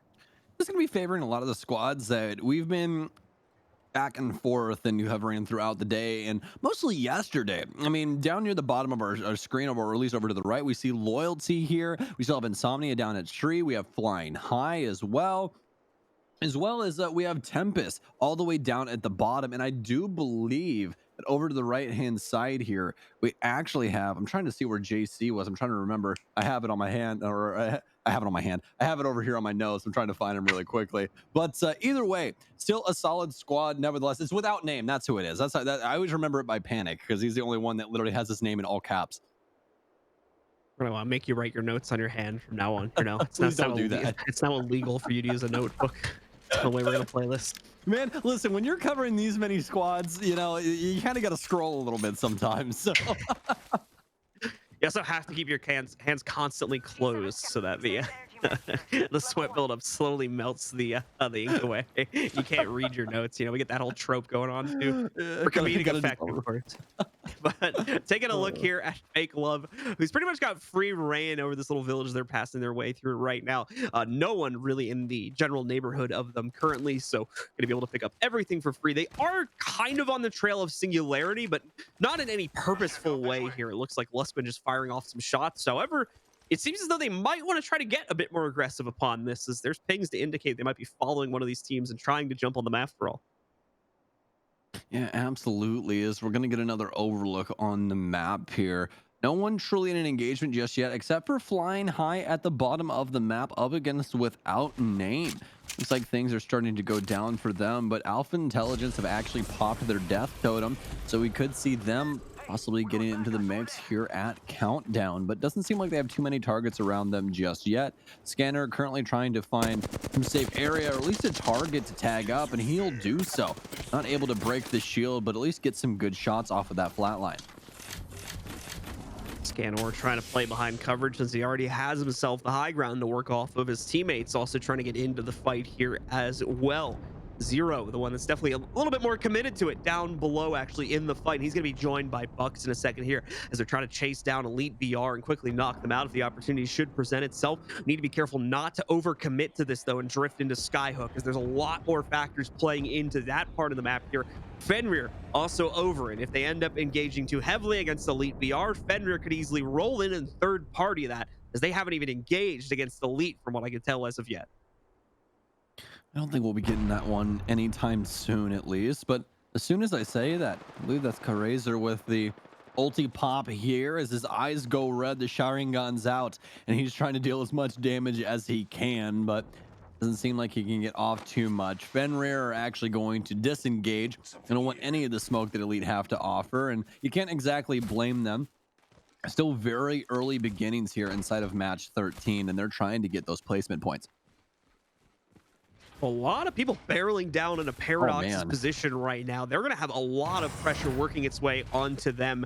Novak, for instance, holding in a relatively passive pattern right now. Evolve working their way in for Maycam as well here. They actually might end up flanking around in the fight that Insomnia is currently engaged in. So we could potentially have 4 to 5 squads all getting involved in a fight here, should they all choose to play for it. But more than likely, they're going to be smart upon that. Paradox as well knows the pressure's on them to perform on the inside of this game. So doubt we're going to see anything haphazard as they try to vie at minimum right now for that top 15 positioning before they even think about trying to actually get those KPs going for themselves. And they've been so strong in these engagements when they have a strong position like they have right now. So don't expect Paradox to be giving this one up too easily. As of right now, though, as they are held up in here, we do have Nellis with the R301, and he's got the Anvil receiver on that as well. So set up for long range engagements. That can definitely assist them. But as you can see, they've all definitely got that secondary weapon for those close range ones as well. The Eva as well as the Massive coming out to play for this squad. Paradox still holding consistent positioning as long as the circle stays a constant and away from this spot of the map. And that'll more than likely remain the way that this part of the map will continue to play out. Just more passive posturing, a couple pot shots being thrown here. As you can obviously see, Besk has clear vision onto one player, but there's impenetrable glass there. So can't really do much about that except stare and maybe throw on a wave if you're feeling friendly. Yeah, they're just gonna make some friends real quick because they can't exactly shoot each other just yet either. So they're simply gonna wait for this circle and more fights to ensue. And speaking of fights, Insomnia found one, and they're quickly being taken down. It's all down to Gregum, who needs to make the life-saving swoop of his life. Has to try and fight back here. Big See what he news can on the possibly field do. there for our team trackers. Phoenix team currently Oh, in contention for the top position in this tournament is out completely at 16th place.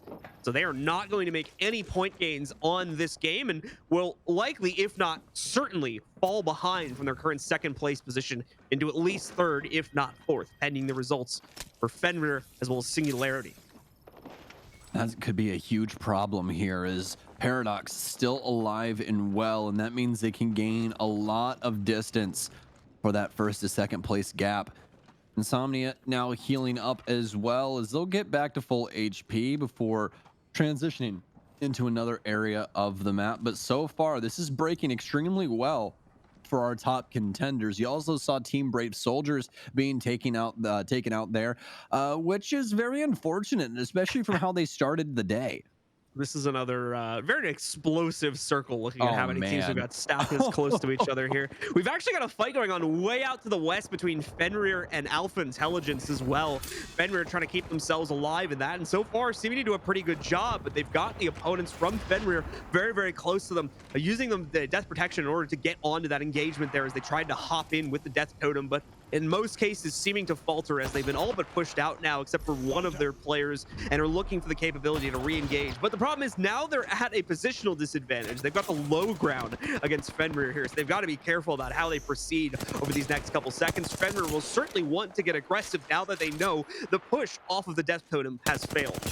Yeah, but they've been so lethal when it comes down to it, and that's such a scary factor when it comes to engaging these guys. You can already see the down from Truman Jars. He's going to transition floors. He goes to the staircase instead because he knows they want to try and escape. Look at how this squad is working this engagement. Fenrir just make it look too easy as they clean everything up, and Truman still has his shield for his favor.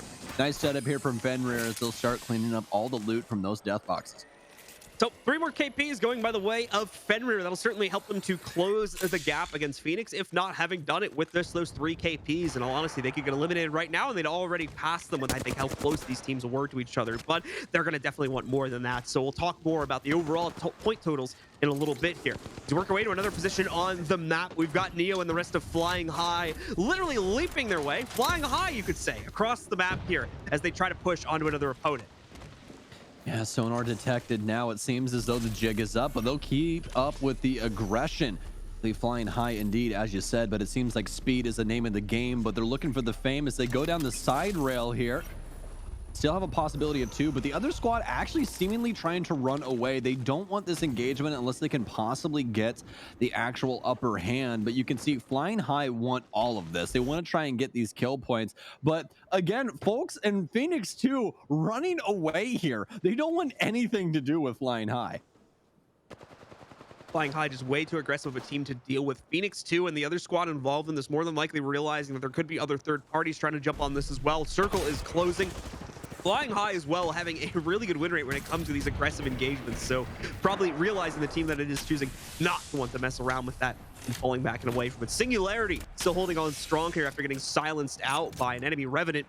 No actual pressure on them though, so I believe they may have already dealt with the threat here, as they currently have a pretty peaceful part of the map fully under their control.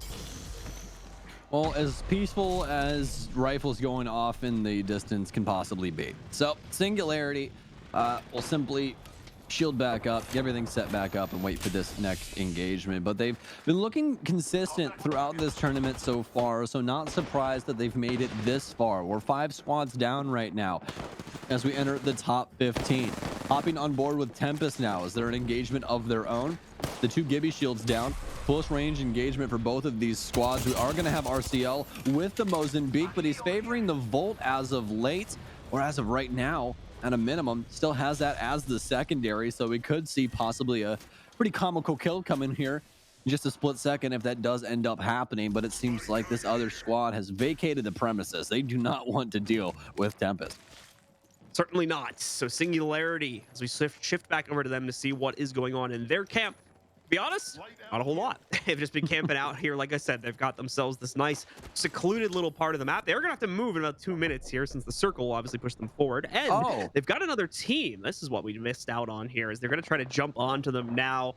Bifaria, as well as the other players here, trying to hold out on the inside of the building, but Singularity just as aggressive as they hop to the inside. Both Brands and Elysium losing shields, though. Gonna have to try and make up the difference here now. No, 2 of them get down. It's all gonna fall to their Wraith, and no, she can't get the job done either. Great defense from Tempest, as they're gonna be able to fend off one of our top squads and eliminate them in a surprising battle there. Tempest forced them out of their own Gibby shield here. Almost said hold there for about 2 seconds, but as we immediately hop away from that, Phoenix too finding some problems of their own as just down to Monkey. Can he possibly dip and dash around all of these shields currently around him? It's a 1v1 up against the Gibraltar. He finds the headshot, the down, and the kill lead for his squad. Fantastic stuff from Monkey.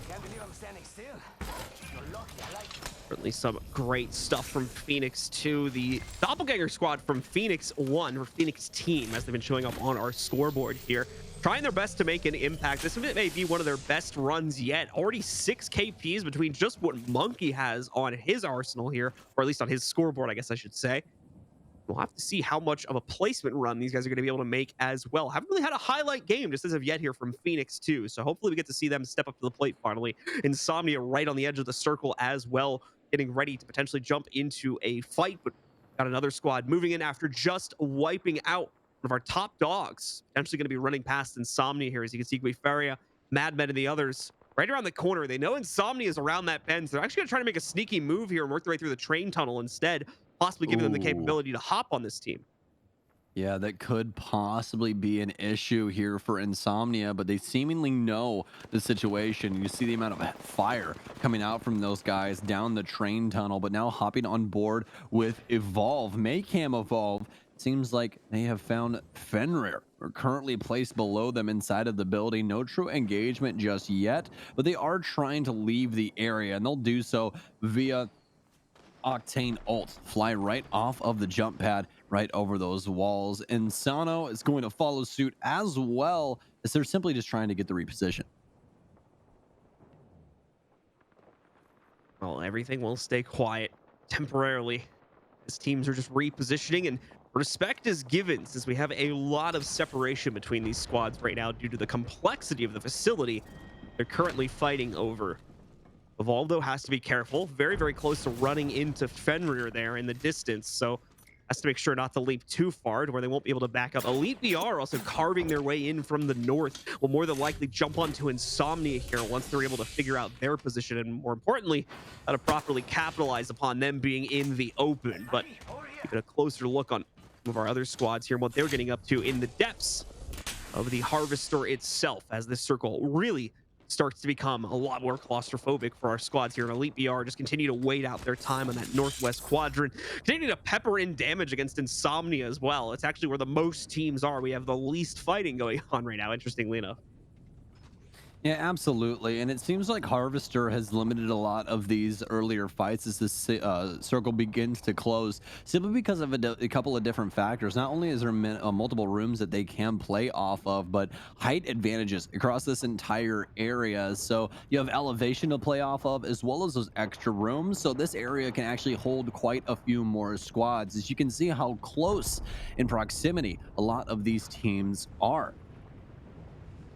Loyalty hiding out in the basement right here of the Harvester, trying to leverage their way out of this. Loss to deal with Maycam Evolve as well as Fenrir upon changing position. Should they be forced out of this, circle may be kind to them here.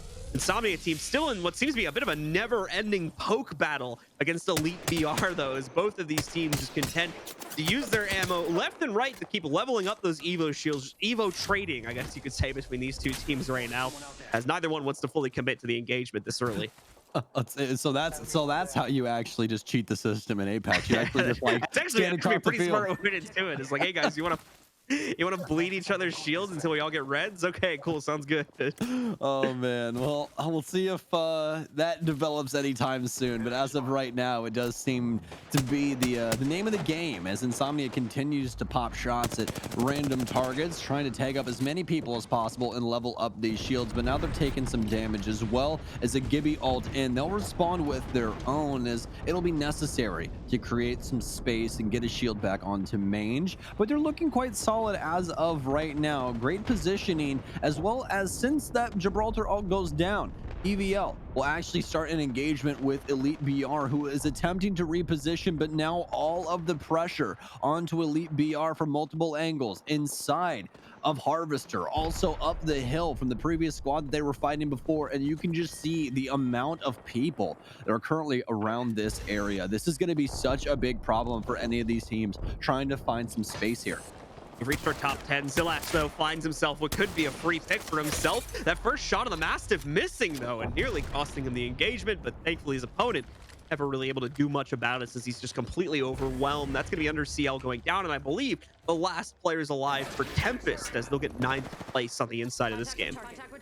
Well, Fenrir finally finding the consistency they've been so opt to want. They want to try and find some more wins here, as they have been truly the one team out of the three we've been talking about that have not been able to find the consistent wins. They've been able to find the consistent placements, but the placement points between first and second are massive. So the more often they're opt to get those, the better off they are on the scoreboard. Fenrir with the reposition now, and they'll be able to wait this out. Circle doesn't move for another 30 seconds. Don't have to try and progress forward just yet. Do have a possible engagement up the ramp, though, here into the next room inside of Harvester, as most of these squads have finally found, or at least created, some space. I'm continuing to tick down here. Only 10 seconds till the next closing of the circle begins and forces at least one more squad, if not multiple, out of their current positions. We can see Paradox are going to thrive upon that. They've got a squad sitting just down the ramp from their current position. Nellis going to immediately pop Beast of the Hunt. They're going to check to the outside, though, is the thing, because they will have to eventually move from their current position into the main ring of the Harvester in just a second. They're looking to not only keep themselves alive while they do that, but make sure that this flank doesn't cut them off either. Fenrir, in the meantime, going to get the portal down. That puts them on the outside, but another squad rotates into them at the exact same time. That's going to be Novak's team as they try to work their way in against them. Fenrir holding on strong, but no, losing their caustic here now. The other two still up for the time being, with the downs going in their favor. We're going to continue to see more and more fights devolve here. Zilach trying to get himself back into the circle. The same thing for Trumandra, but no, Zilach gets caught as he runs back into the circle here. It's Trumandra who stayed back, didn't jump into that portal. That's still alive, and he's got an opportunity to potentially get Zoltam up here as well if he wants to take a risk on it. I think he'll be able to do so as well, as it doesn't seem like, oh no, Insomnia actually have the angle. That's so unfortunate. There's no way in hell he's going to get out of here. Paradox have also spotted it as well, and they'll clean it up. But oh no, Paradox, they're so worried about stealing the KP that they're the KP themselves. Oh no, Insomnia, and actually, no, wait, it's Elite PR. They're hungry, and Paradox get taken down. Great stuff from Elite here, taking down the #1 squad right now. Who's still left in this? We may have ourselves a new winner just as of yet here, as Elite BR looking to push themselves up on the scoreboard with another win for themselves. Insomnia is still alive as well. Both of the full squads from that crazy battle we had before, or rather the crazy passive battle that we had. Both teams just trading blows back and forth, neither one wanting to commit to the inside of the fight, but all of them making it out. And the third team, Maycam Evolve here. Those are your three champions trying to work their way in on this final circle and trying to get the W over these next couple of moments. Maycam potentially having the inside of the tunnel, could try to make a move up the ramp too, but they'd have to run through the circle in order to properly execute that. So that'll be a big risk that I'm not sure if they're going to want to take, especially with the final circle closing off in just a second. Well, it's a calm before the storm right now, as Insomnia shield back up. Want to make sure they're at full HP before everything pops off.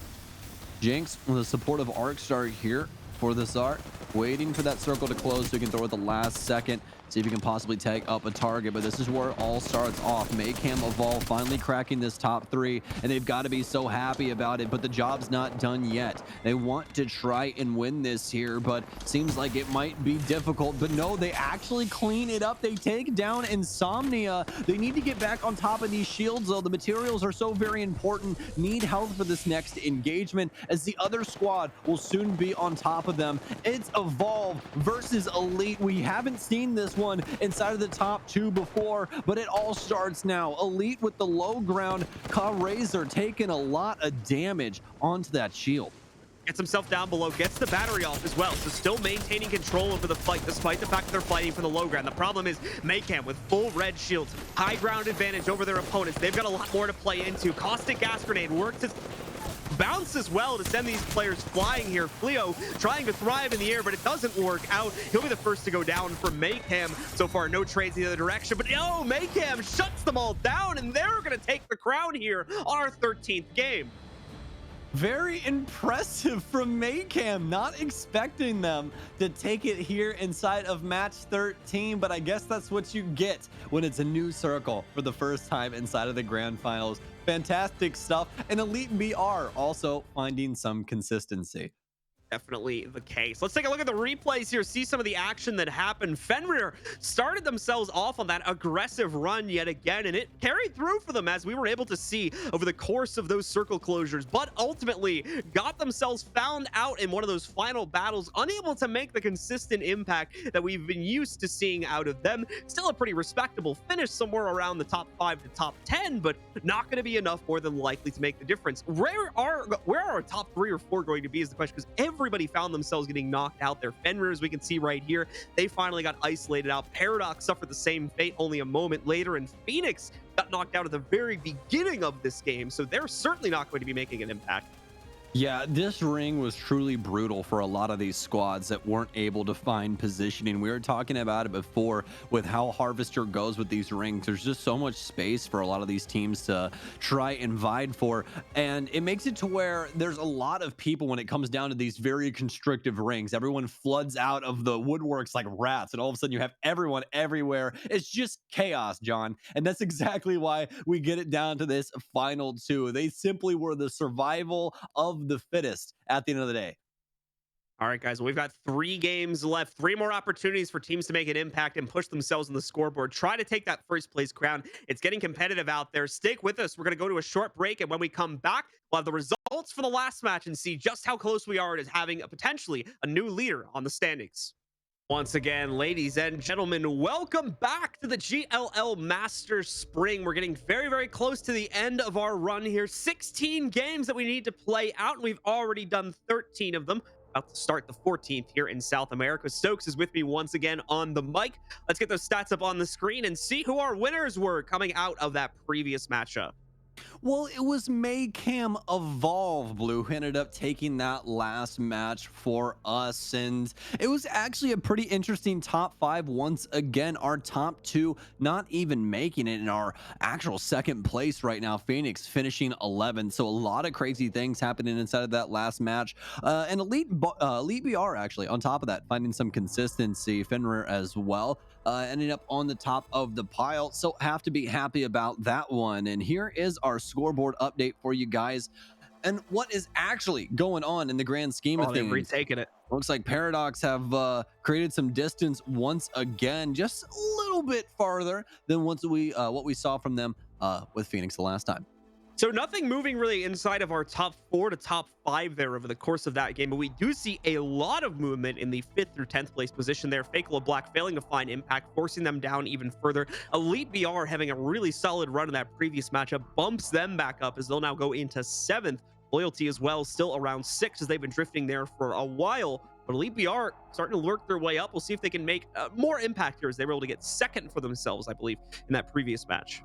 Yeah, Dynamics and Antisocial Aimers as well working their way into the top 10. So this is starting to be a pretty crazy matchup going into these last set of games. Very interested to see how this is going to go down, especially with Phoenix and Fenrir and how close they are. Only 2 points, 2 singular points. That's less than killing a whole squad. Separate these two for 3rd and 2nd place. Even better, these games are getting a lot more unpredictable. We're not seeing the same exact team show up in the top 5 or top 10 anymore. So that means the overall ratings are going to be a bit more of a scramble across our teams here. As you can see, that field, the separation between our 2nd place and even going all the way down to like 10th place, only a factor of 30 to 40 points total now. And before that was just the 1st to 2nd place differentials. So a lot more competition getting their hands into the pot and potentially going to have an opportunity to stir it here if they can continue to make waves in these final 3 matches, which should just be getting started here in just a second. Yeah, extremely exciting stuff, especially for Paradox Gaming. It seems like today they haven't had the same consistency as they did in our previous, but now let's see if they are up to the task. That is what is on the docket for them. Can they finally get back to form, start having these top 5 finishes, start finding these kill points that are so necessary to separate themselves from Phoenix and actually end up winning this grand final? We'll have to see.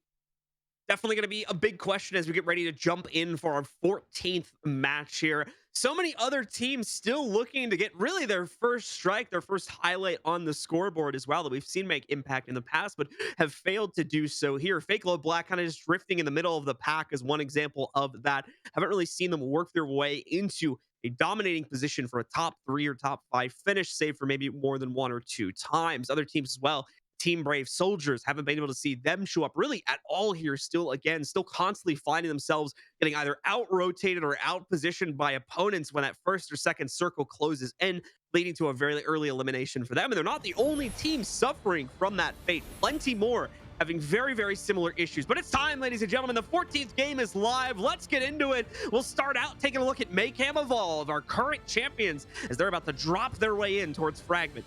A name that I wish we got to say a little more often, but at least we'll be with them for the first part of our third to last match of the day. Mayhem Evolve flying on in right now, and you can see these guys actually having a pretty unique claim to the game, as they're not going to be running the Gibraltar, a constant in every single team comp that we see.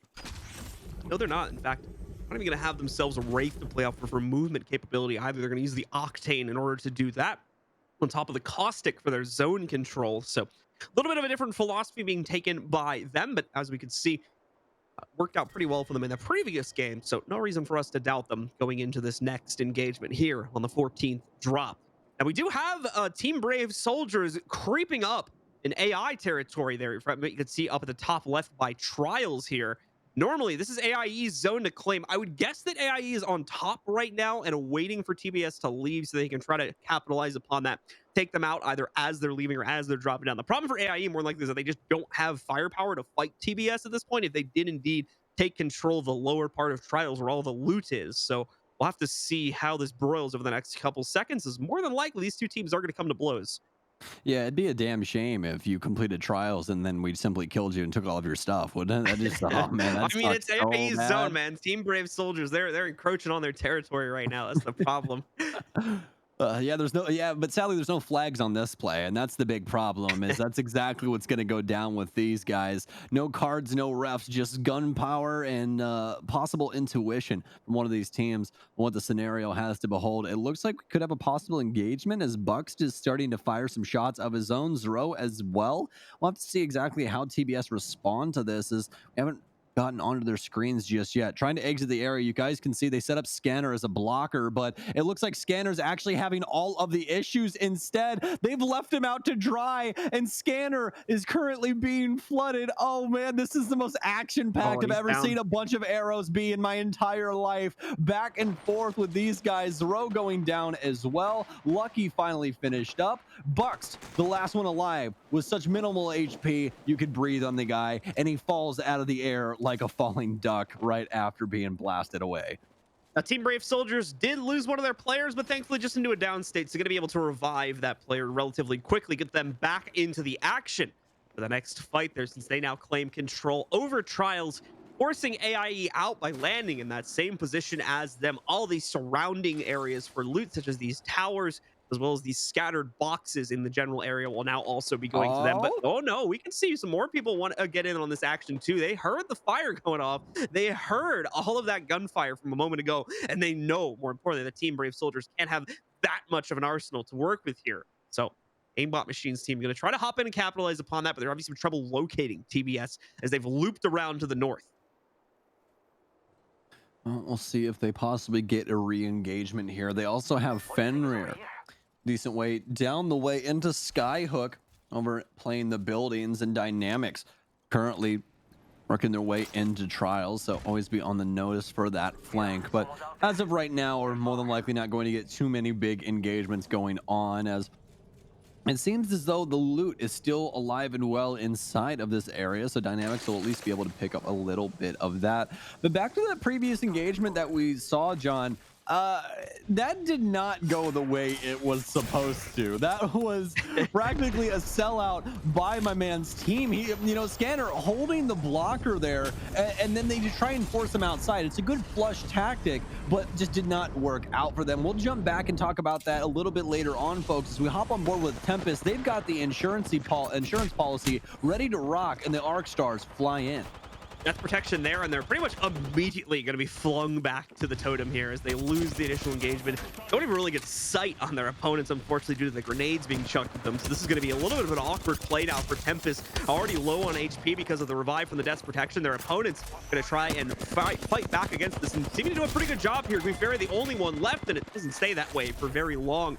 Renazera, the rest of Without Name, are going to be able to fend off that aggression, pick up 3 KPs for their trouble. But the problem is they're not out of the hot seat just yet. Flying High is going to jump in here, able to take down JC. There, however, a turnaround here coming in from Renazares. He's going to be able to take out Neo, but it's still not enough there. Flying High, capitalize on the third party, get the 3 KPs for themselves, and of course, wipe out Without Name.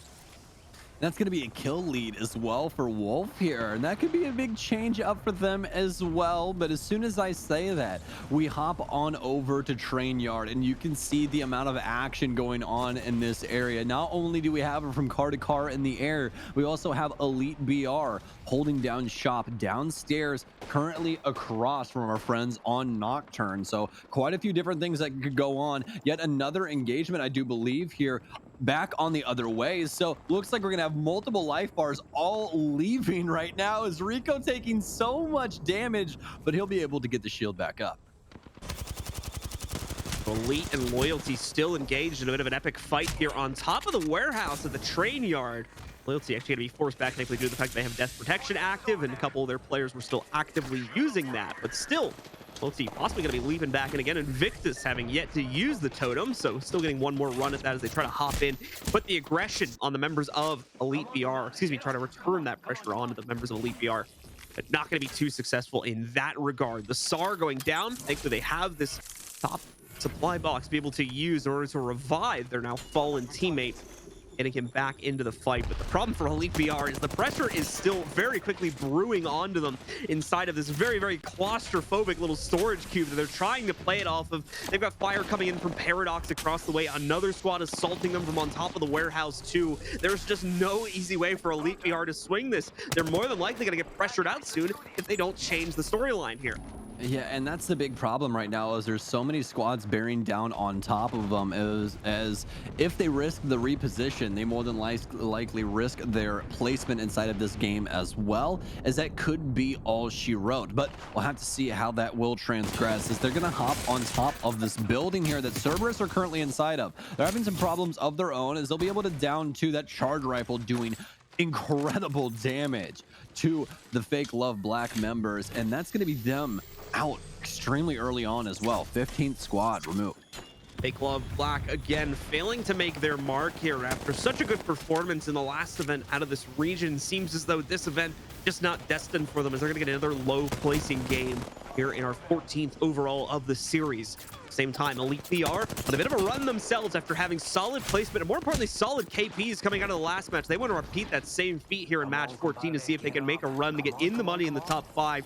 Running into some problems though, as another squad's going to re-engage them from outside of the main train tunnel. Oh, and as well, he'll get his teammate back up, but they'll lose the Octane a second later. Rico swinging in with all this damage against Elite BR, bringing them down, and it's the single player left standing, and not for very long in that respect either. They wiped them out. Paradox still hanging in for some shots here every once and again as well. Maestro and Taro taking the heat from that. And in fact, one of their players even going down from that squad, but thankfully going to be able to revive him over the next couple seconds. Oh, well, this has been truly insane so far, as Loyalty has also entered the area and hence entered the battle. At any moment in time, this could pop off once again, but it seems as though things have gone silent. Kings is going to get tagged up just a little bit, as Flying High transition up this staircase and actually find a nice angle into the tunnel for the train area. So looks like the rail area, at least, going to be manned by them for the time being. Still quite slow as of right now. Nothing truly going on for any of these squads. We did see that reposition a little bit ago by Paradox, but now it's flying high that are simply playing this low ground, not only for the tunnel, but also the lower area here inside of Rail Yard. And just look at this. Look at the amount of squads that we There's have loyalty. all inside of this like quarter mile. Truly impressive that no one is actually at each other's throats just yet. Loyalty moving in, trying to take control of Maycam's previous position before they found themselves wiped out just a couple seconds ago. You can see even as they move across the way into the storage crate upstairs, they take some heat. That puts Bin's shields down completely. Kings isn't even able to make it upstairs. Same for Invictus. They're going to have to hide down below, and Bin will kind of just awkwardly hop his way outside of the crate and join up with them as well, as they need to move right now. But the problem is there's another squad here looking to try and take them down before they even get close to escaping. Two of them going to go down. Invictus and Bin both knocked out. And their third going to be worse for wear here as he tries to survive, tries to get some of them back in this fight here. Flow Nocturne, the team that took them down, gonna have to be careful as obviously they've rung the dinner bell here a little bit and are gonna draw the ire of the other team still lurking around Train Yard. And Flow Nocturne's adding insult to injury. EMP out on squad, as well as grenades and other artillery coming down on top of them, trying to finish up as many of these kills as possible. Those KPs mean so much to this team right now, but they have such a strong position, especially Taro Day on top of the actual rail yard warehouse area. So strong stuff for him, but finally the Gibraltar shield comes out to try and assist this squad that they're bearing down on top of. It's still the loyalty guys, as they'll actually all get out, granted very low HP, so they'll have to med themselves back up before they Oh get my into goodness. another engagement, as they're trying to find more control here. Have like an inch to work with here as you've got Turo firing off of them. Paradox probably firing in a couple shots too if they can find them, but Turo up on top there in Paradox's previous position, going to give himself away and potentially open up new opportunities for any squads below to engage upon them. Aside from that, things have actually gone relatively quiet for the first time in a while here inside of the train yard. And here's the other problem for loyalty, still retreating from that train yard. Phoenix team has the cutoff for not just them, but for so many of these squads. This could be absolutely crazy potential for Phoenix team if they decide to stick around here and camp this at all. But the problem is that's generally not the way the playstyle works here, so more than likely we're not going to see that evolve for them. Singularity as Oh, well up here on the north side of this one has a lot of control, and while sitting very, very close to Phoenix team makes this a bit of a tentative engagement for both teams here. well, we'll see.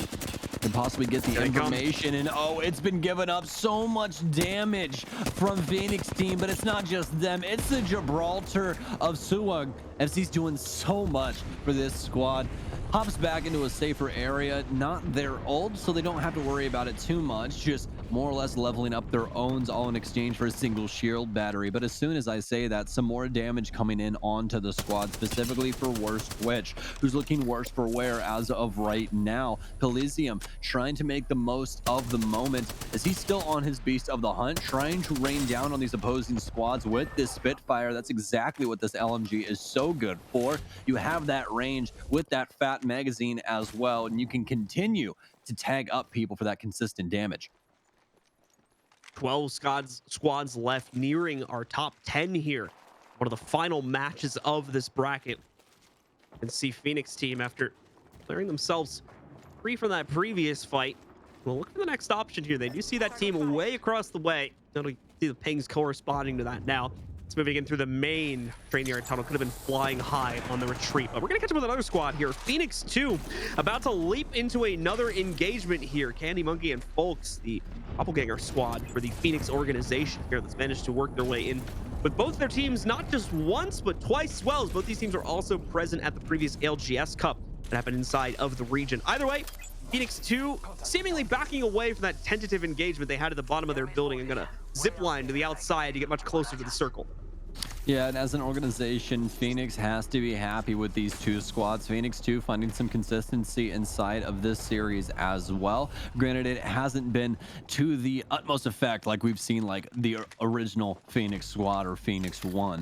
So Phoenix 2 trying to find some higher placement here and work their way up this scoreboard. Currently, 11 squads remain across the entire field. And now we're hopping on board with the Phoenix 1 squad, who's currently under fire. And they're taking quite a bit of damage, trying to reposition just to get these shields back up, as it appears as though these buildings are being encamped from across the way.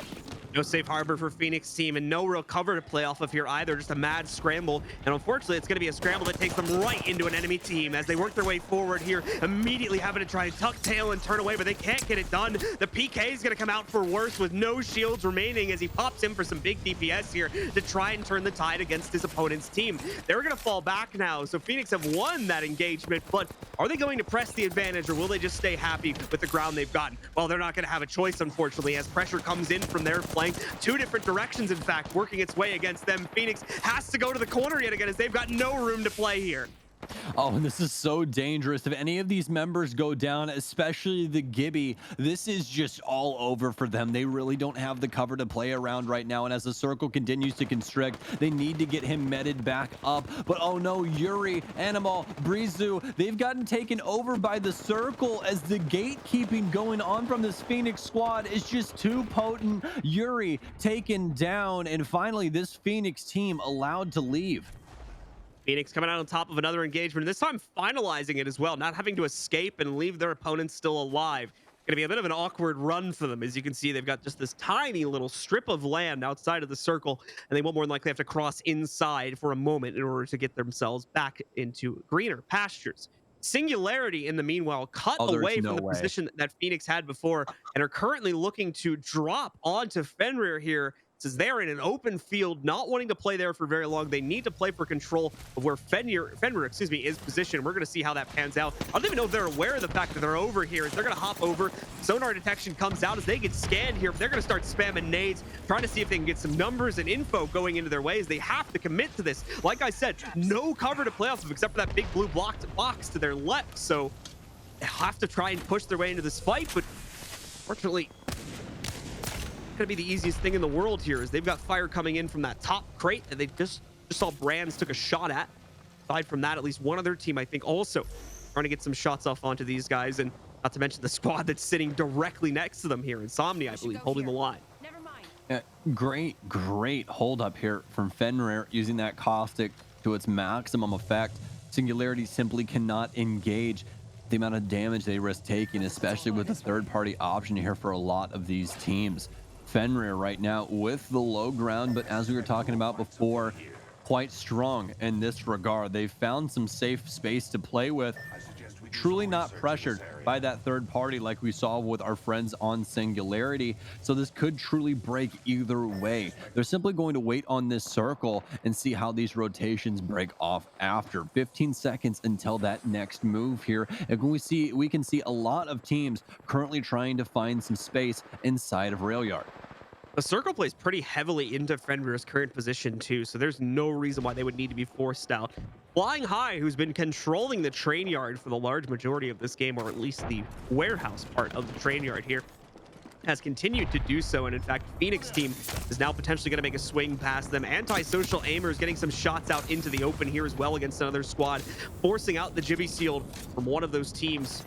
I believe that is Singularity still trying to put pressure on Fenrir here, while Antisocial Aimers thrives in the chaos here and continues to level up those Evo shields with all of these charge rifles. I think they have two sitting on the inside of this, so that's going to be a lot of annoying poke coming out from the inside of that. You can see Singularity here, no shields to play off of. I don't even know if they have mats to regenerate the shield at this point either, as they've been taking consistent heat for the last entire circle. There we go, at least a couple cells available for Brands, but trying to keep the pressure on their opponents from Fenrir, and it's worked, as both Trumanger and Zilach have gone down there, making Singularity the winner of that fight. But now they need to move forward. They need to take over the positioning of Singularity, who seemed, or Fenrir, excuse me, who seemed to have control over everything up until just a couple moments ago. Paradox still in this engagement as well, still looking strong to hold on to their first place lead in the overall series, firing out with that charge rifle also.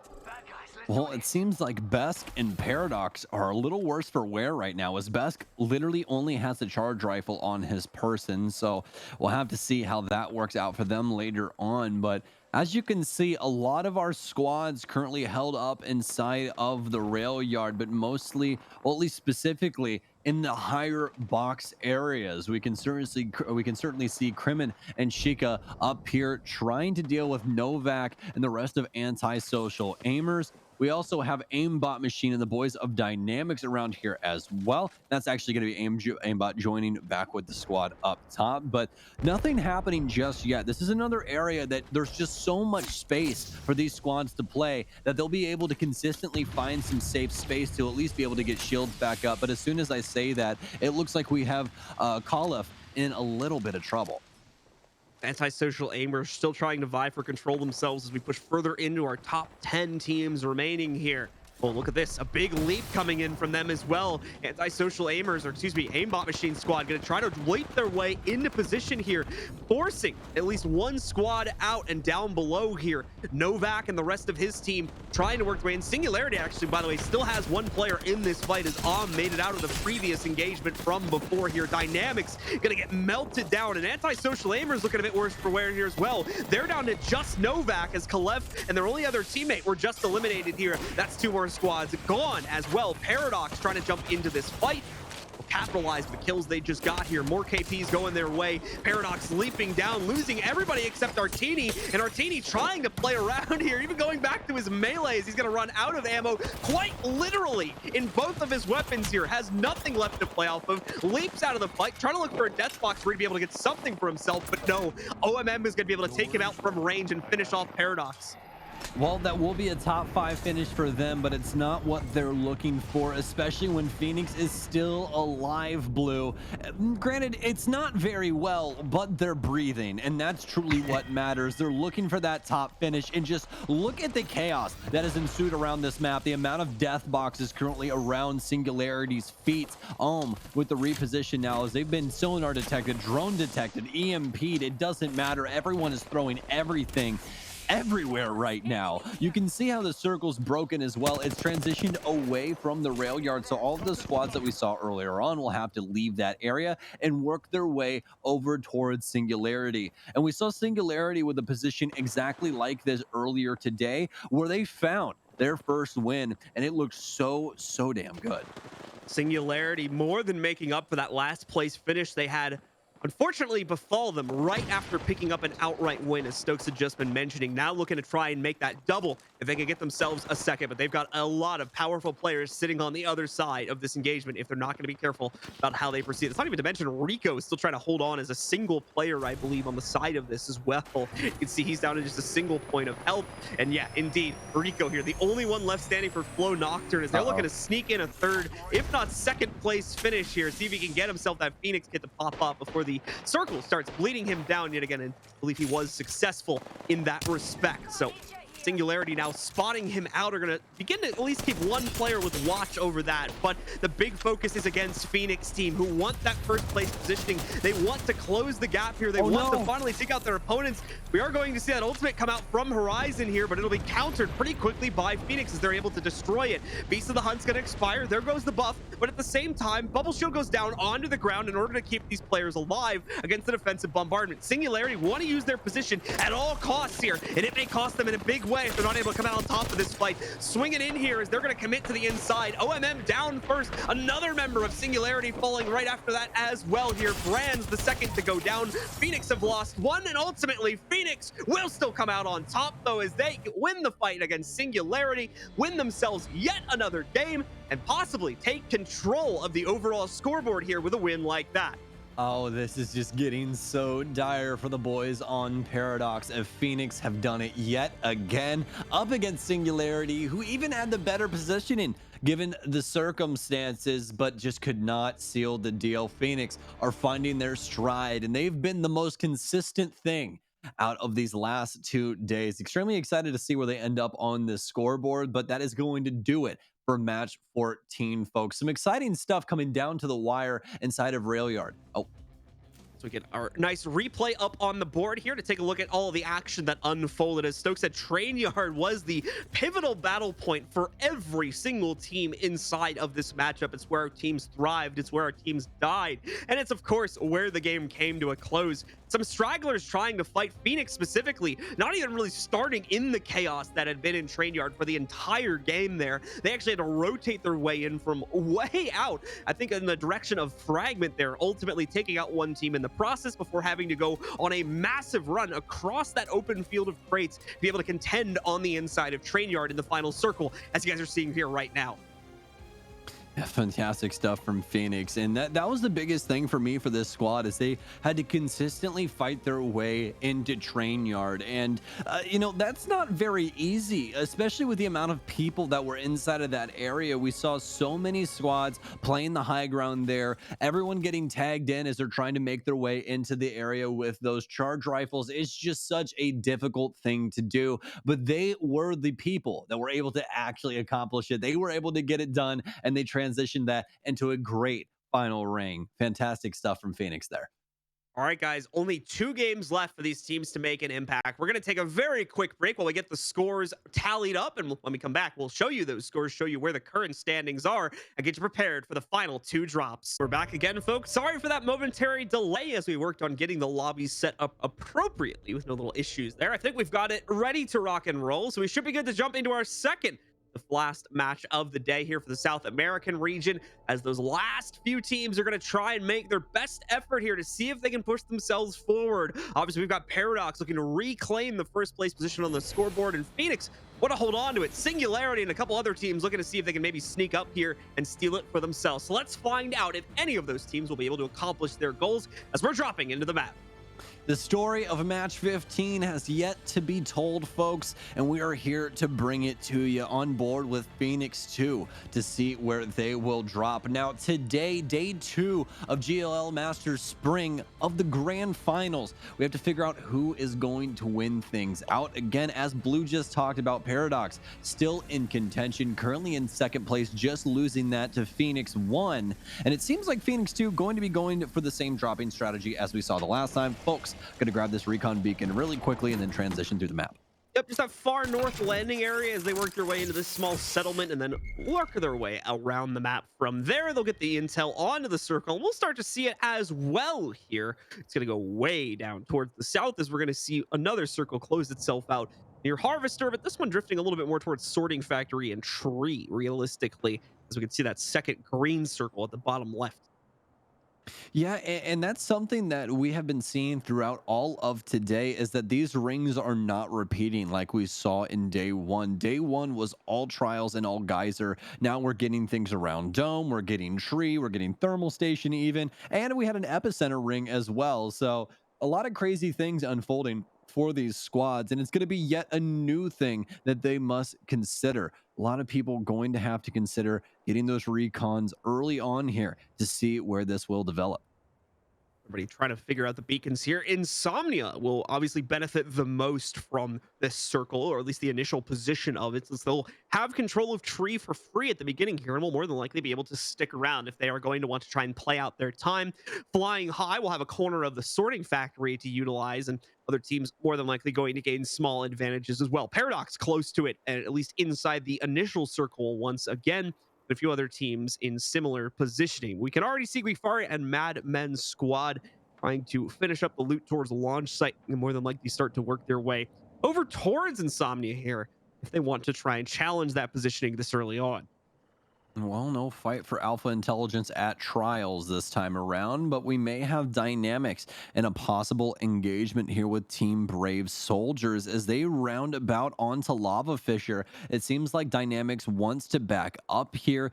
Aimbot Machine more than likely on a redeploy right there as we saw him flying around the map. So better positioning now for them as they're trying to cut them off at the intersection. Seems like TBS could be wanting to move forward though and look for these early KPs. I think this is where we're going to begin to see this early aggression. Luki being the player to try to push forward, but Sheikah cuts him off pretty aggressively. Same for Krim up on the main walkway here. That's going to send him right back to positioning. Luki is going to get knocked as a result of him going down there, and we'll end up seeing how the rest of these fights transpire with Luki getting knocked out there. Kryn, Aimbot Machine, and Chica looking to try and keep the pressure on to TBS here. Asleep and Suda trying to make up the difference for themselves. Asleep specifically already taking a lot of heat going down.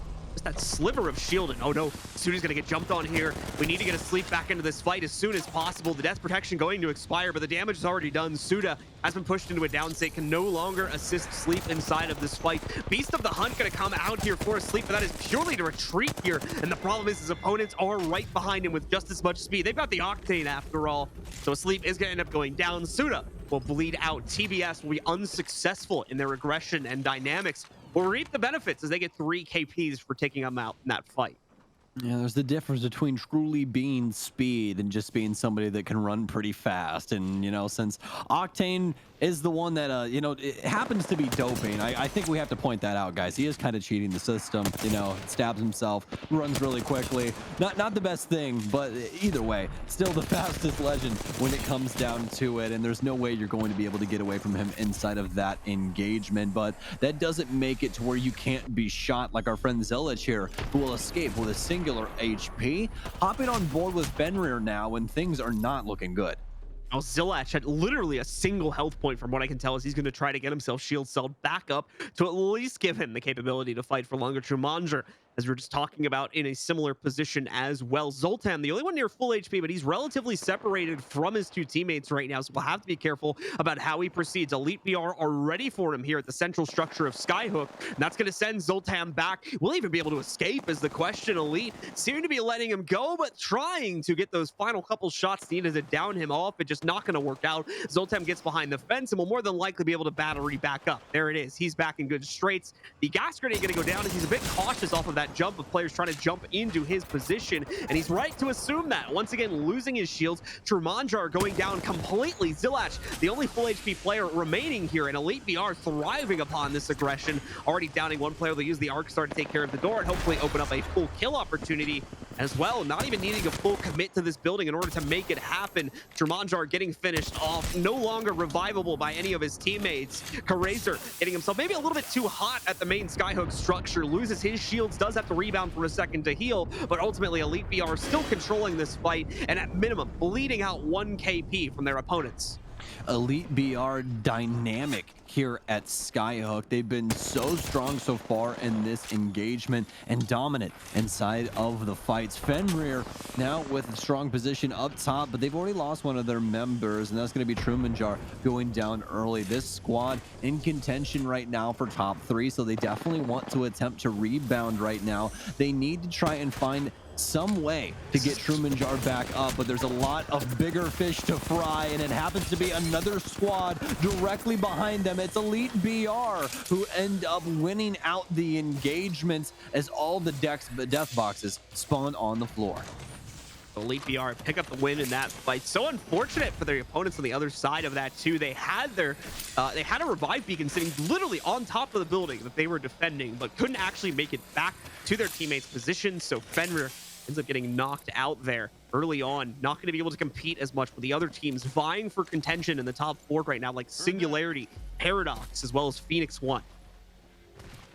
Well, taking a look back at the map, you can see the mad dash that has gone on for the second circle, or the green circle, whatever you guys want to call it, and just the amount of congestion that we now have here. And this area is going to play out a lot differently from what we've seen before. You can see how it's already starting to limit the amount of buildings that can be played, taking away from thermal station and really centralizing itself around that tree area. And that's going to be a big problem for a lot of these squads, as they'll mostly be stacked on top of each other, trying to vie for more than likely the same rock or the same safe space that they can possibly muster.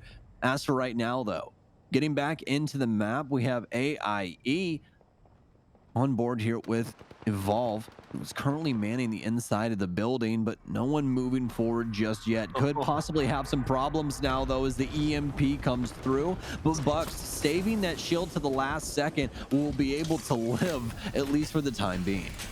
Seno's position coming in so clutch right there to be able to put the extra pressure and prevent the immediate jump onto his other two teammates. The problem is that jump is still coming in a moment, but they're getting assisted by one of the Phoenix teams, actually, Kalef, able to down Scanor there just a second ago. Maycam have picked up on this. They're trying to press in as well, as their opponents are going to be forced up to the roof of the building they currently control. They'll be happy about that, though. Remember, they're playing with a caustic here, so they can just throw down mines left and right to prevent any sort of aggressive assault. But now they want the kill here, and they're pushing forward in order to get it. Zero getting finished off here. They want to take down the other two as well, but Sano is going to have to be careful not to overcommit. Remember, there's another squad still across the way in the same area. Sano will quickly swap out the shield, get himself behind cover here to begin the regen.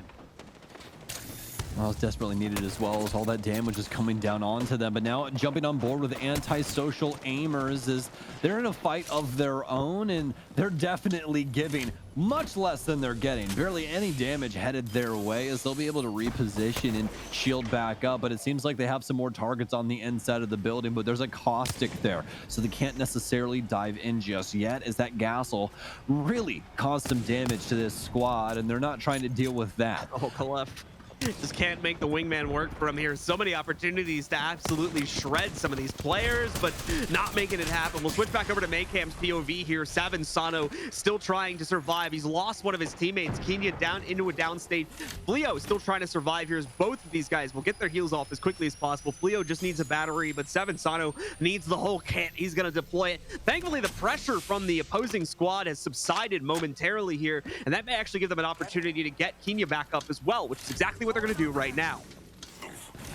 Well, seeing what Dynamics is up to now as we continue to constrict this second circle, which actually hasn't even popped off yet, although we've had so many fights, which has made this quite confusing when it comes down to it. Usually we don't see these many engagements when the second circle hasn't even begun, but obviously these last two matches more than likely going to be a lot different from what we've been commentating and viewing from before, just given the circumstances. Once again, guys, a lot of these teams are trying to find success right now where they could not find it prior, and work their way up into the money, and you can see that just purely based off of this early aggression from a lot of these squads. So we'll see if this continues, and if a lot of these squads will be wiped out earlier on here. This could be a pretty early finish if it comes down to it.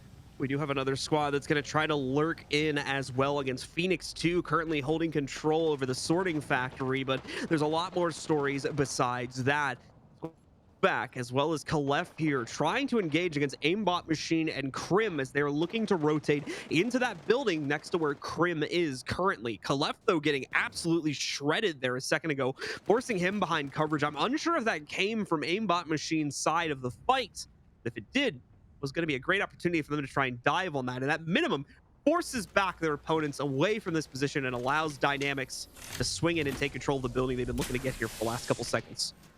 Yeah, Dynamics able to actually back off anti-social aimers, which can't be said by many because we've seen them make some really aggressive plays into people. But Dynamics is not a slouch of a squad. We've seen them find consistency in a lot of these matches. It just really hasn't been for the better. That's been the biggest issue, is it's been the lower 5 and not the top 5 when it comes to that top 10. So Dynamics trying to find some more frags here inside of these last two matches and work their way back up into better straights. But as you can see, 5 squads already removed as we have that second circle finally sealed off here. A couple still operating on the outside of the new realm, but quite a few already set up with pretty safe cover inside this next ring.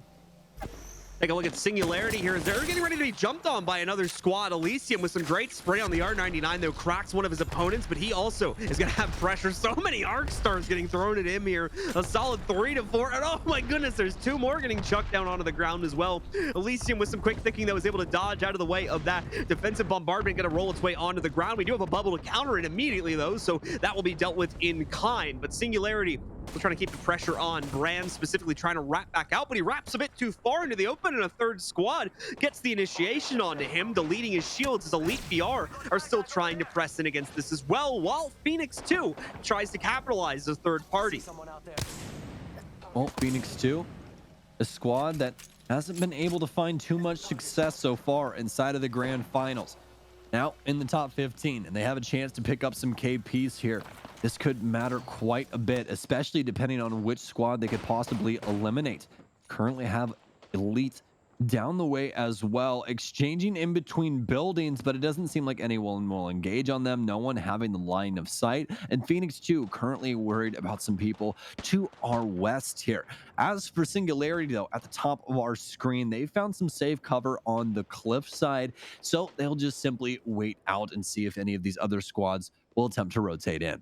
Elite BR is still working on a flank against Singularity, though, and that's going to be the story over the next couple seconds, whether they'll be able to successfully engage without being spotted, as you have new elements being added against Phoenix 2, as well as Singularity. You can see these shots ringing out from across the way over by Sorting Facility that's not letting either Phoenix 2 or Singularity make any kind of moves against each other right now. It's not to mention it's drawing the attention away from Elite BR, who's been sneaking around these two teams the entire time. And it's actually Phoenix team, Phoenix 1 this is, that has control of the sorting factory up on top and is more than likely being the thorn in the side for our other two squads.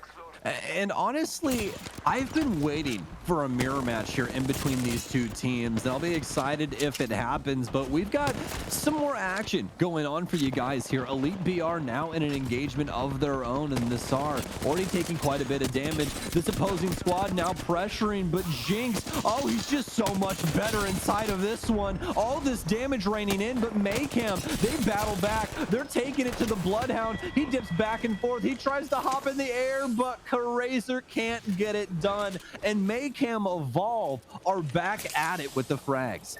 Flea with a really clutch shield swap there that I believe saved his life had he have not gone for it. He's going to be able to pick up his own shield after the fight has subsided there, but that extra 50 HP seeming to make the difference. Taking a look here, Fenrir, like we talked about before, getting knocked out. Elite BR, now most recently gone. Flying High, Team Brave Soldiers, AIE, also gone from the mix right now. And that still leaves a lot of our top contenders, save for Fenrir, in the mix here. Singularity's in this fight. Paradox is in the fight. Loyalty as well could make a run from the backside if they can get a high placement, but everyone else still trying to do their best here and make the impact needed in these final two games to try and push them into top 5 to be in the money.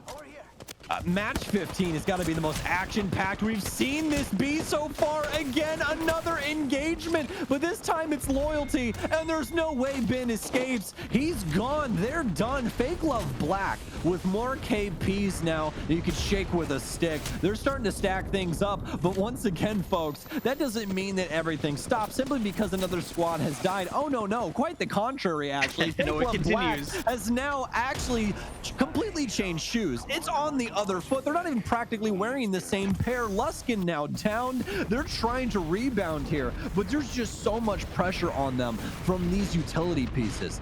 The third-party Karma is coming back to hunt Fake Love Black in a very big way here, as they're going to get jumped on by Paradox. No one in the immediate area to capitalize upon the aggression from Paradox, but we do have Phoenix 1 sitting just below them over here. Coliseum, Worst, and Suag trying to find a way to initiate onto Paradox, but not choosing to do so at this point. Paradox has the high ground. They have their third member taking Overwatch on the cliffside too. Won't be worth it at this point. They just have to let Paradox have those 3 KPs and allow them to respectfully back away.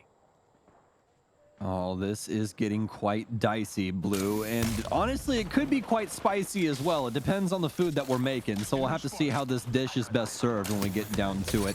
Antisocial aimers now getting quite a bit of damage off for their own with these charge rifles, and it's Churro with it once again. We saw him with this weapon throughout the day so far, and you can't blame him for picking it up whenever he finds it. It's just so very strong at these ranges, consistently able to hit damage, as well as if you can obviously track your targets very well, you can always hit him with that final blast that can practically break a shield in one go. But as you guys can see, things are starting to get from bad to worse for a lot of our squads, as this circle starting to bear down on TCS. These guys cannot battle out Phoenix, holding them back at the door, and oh no, it seems like Brizu's actually got around them. Can he get it done? No, he can't. Now it's Phoenix that are in trouble as well, folks. It's just too much damage, and Taro Day from Nocturnes takes him down.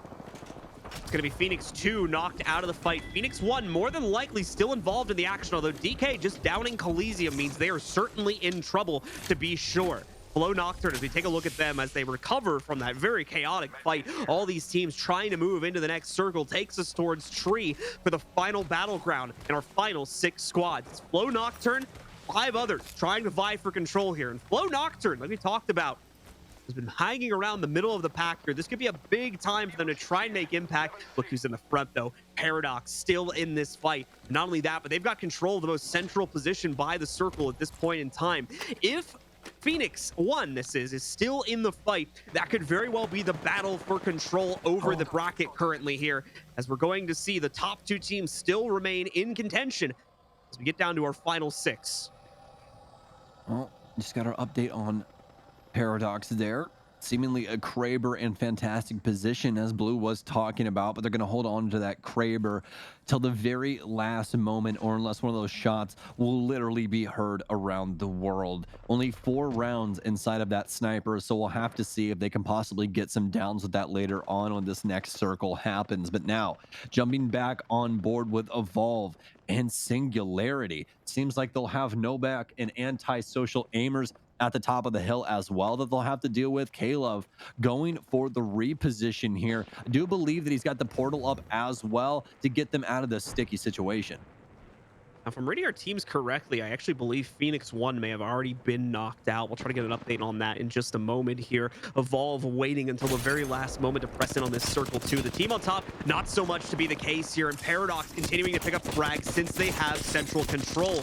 A lot of damage going on to the first squad, trying to portal their way into the circle. And Paradox is thriving upon all of that aggression. Another player going down here. Artini trying to finish off the job and make sure that squad can't get anything done, as they'll continue to rain in hellfire on all these other squads. Singularity, as well as Kafazin's team over here for Casual Gamers, getting jumped on. Both of them having to have a bit of a pact here right now, deciding that there is a greater threat across the way. We need to focus on that right now, not each other here, at least until the other ones go down.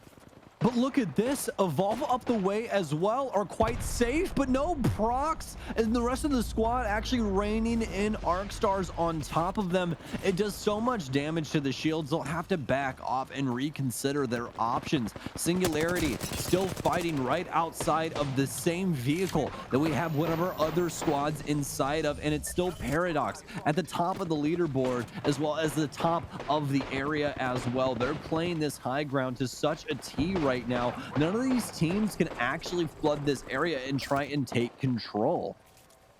Singularity on their last leg, it seems here, as their second player just goes down. Elysium, the only one left still standing. Terraday about to jump in here and try to finish off the job. Elysium with the jump to try and get him out of there, and more teams are jumping in on this as well. Flow Nocturne getting overwhelmed far too much there as Artini comes in to finish off the job. Casual Gamers thriving upon that to bring us down into a top 5 position. Casual Gamers, a squad that we saw a lot from yesterday, but have been relatively quiet here today, now looking to finally rock the scene on the inside of our 15th game.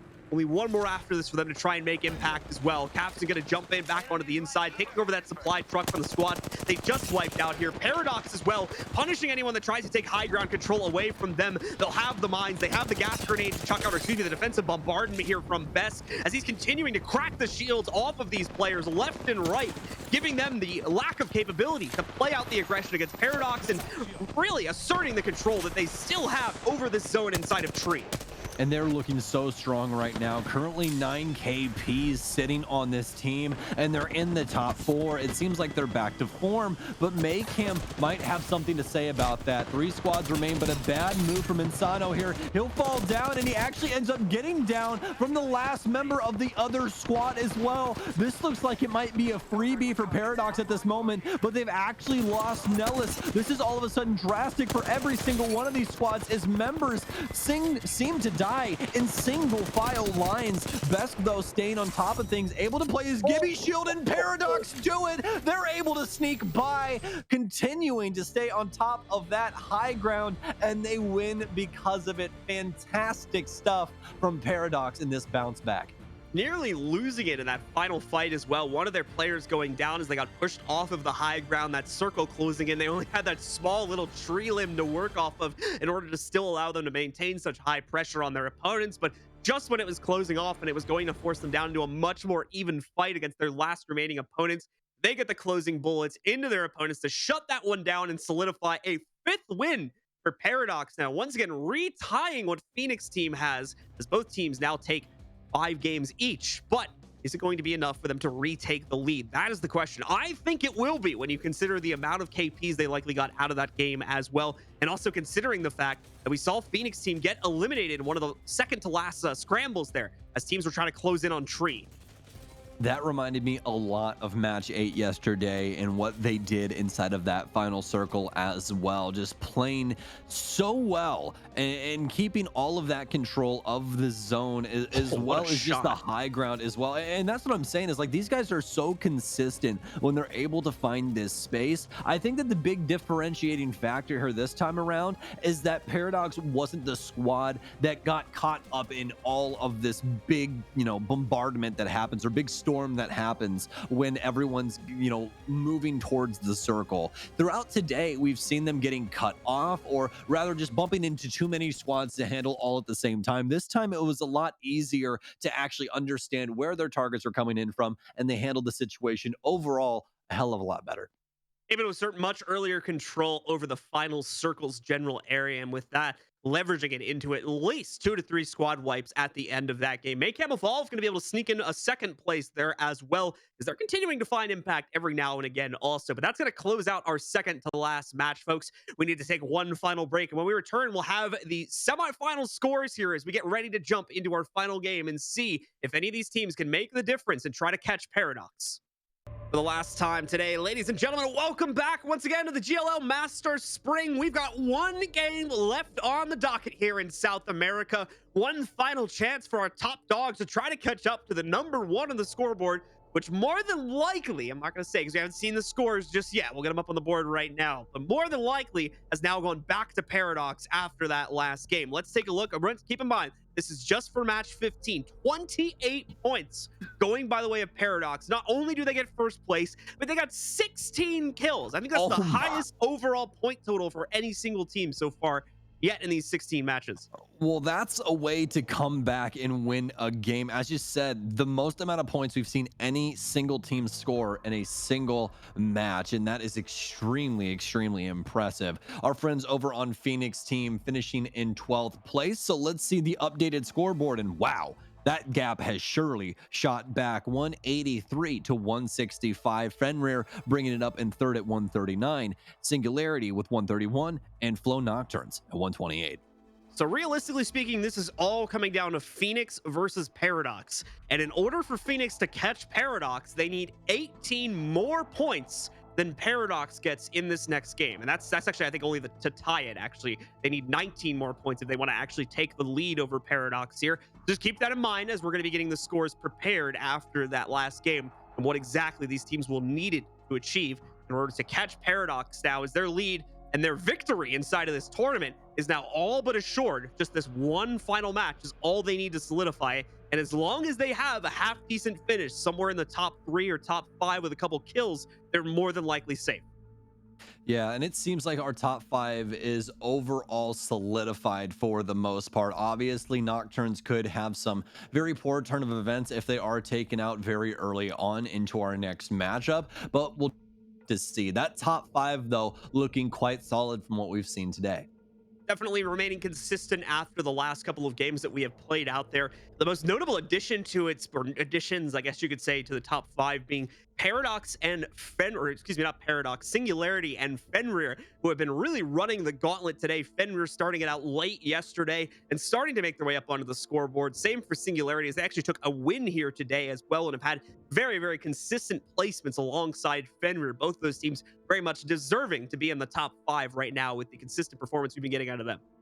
Yeah, absolutely. And that's going to round us off for this match 16 as to what our expectations are. I mean, this is where the culmination of every single one of these matches that we played up to this point comes to fruition, and it all starts now, folks. The final match here for you guys at home of GLL Masters Spring, and it starts off with Paradox, excuse me, esports. I was doing so good up until that point. Paradox, a squad that's had massive results so far over the course of our 16-game final winning 5 out of 16 of those games already, and they still could win one more to go 6 for 16. Now, at the same time, Phoenix, arguably just as impressive, just as many wins as their opponents, and even more kills. But the placings for Paradox outside of the victories have been slightly more consistent, and that's what's allowed for Paradox to make up the difference. That and that crazy last game they just had there, definitely making up in the kill total difference. It might have actually started to pass Phoenix once again as a result of that game. Yeah, we have not seen that many kills in any of the other matches. It's been truly incredible that they were actually able to pull that off because they were desperately needed it. Such a high kill total when it comes to competitive Apex. So we'll see if they're able to pull something off like that once again and truly seal the deal, taking the grand finals and taking GLL Masters Spring. Well, we're going to be working our way down to the south yet again for our final circle, and seems to be closing in towards Dome, Sorting Factory, and Launch Site yet again as well. So very similar to what we actually just had play out, just moving slightly to the east, generally speaking, from where we had previously played out. Paradox going to be happy about that. But how exactly does Phoenix 1 feel about this? Well, that doesn't matter right now because we've got another fight potentially brewing over here towards the refinery. JC squad on top of Annabelle, Yuri, and Brizu. But have to be careful here about how they tread over the next few moments, as it definitely seems as the panic JC, Renazera, for without name, going to try and lock down at least one of their opponents on the inside of this first facility. And there we go. The fight begins. Yeah, and that's going to be Cerberus in this interaction here with without name. Fake Love Black also getting a crypto drone in there, so have some information. It could possibly third party early on here, but oh no, just like that, Cerberus, our last team on the scoreboard and our first team out inside of our final match here in the grand finals.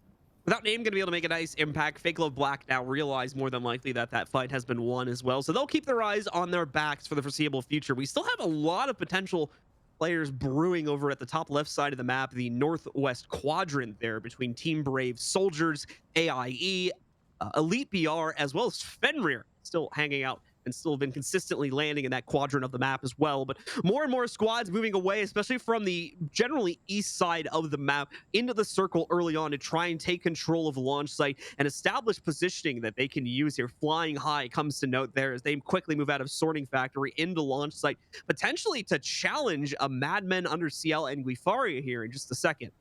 Yeah, that's going to be Tempest Esports that has been going towards the launching site. And don't forget about our friends Insomnia that have been playing Tree as well. It seems like we could have a possible new wrinkle in the plans, though, as a lot of people actually converging onto this area. We could have multiple squads all getting into some trouble here. They're going to have to be worried about multiple angles, and that's the biggest problem. A lot of them more than likely not concerned about that as of right now, as the first ring hasn't even begun. They truly shouldn't have to worry about these teams flanking just yet, and that's why it's such a high concern for me right now. Neo Cox and the rest of Flying High now flying through launch site. They'll find some shots onto a squad on the lower end. Neo Cox taking a lot of damage though in the process. Flying High going to be forced back out of their current aggressive tendencies as a result of that one. Wolf trying to catch up to his teammates. They're actually the best out of all of them in terms of overall HP, so the least risk to get picked off here as he tries to cross the street. We'll be able to make it unscathed for the most part. It has that passive regen for the rest of his HP that he managed to lose over the course of that fight. So safe harbor established for Flying High. Our opponent's still trying to lurk upon them from down below, however, and that's going to be Crypt Tripio.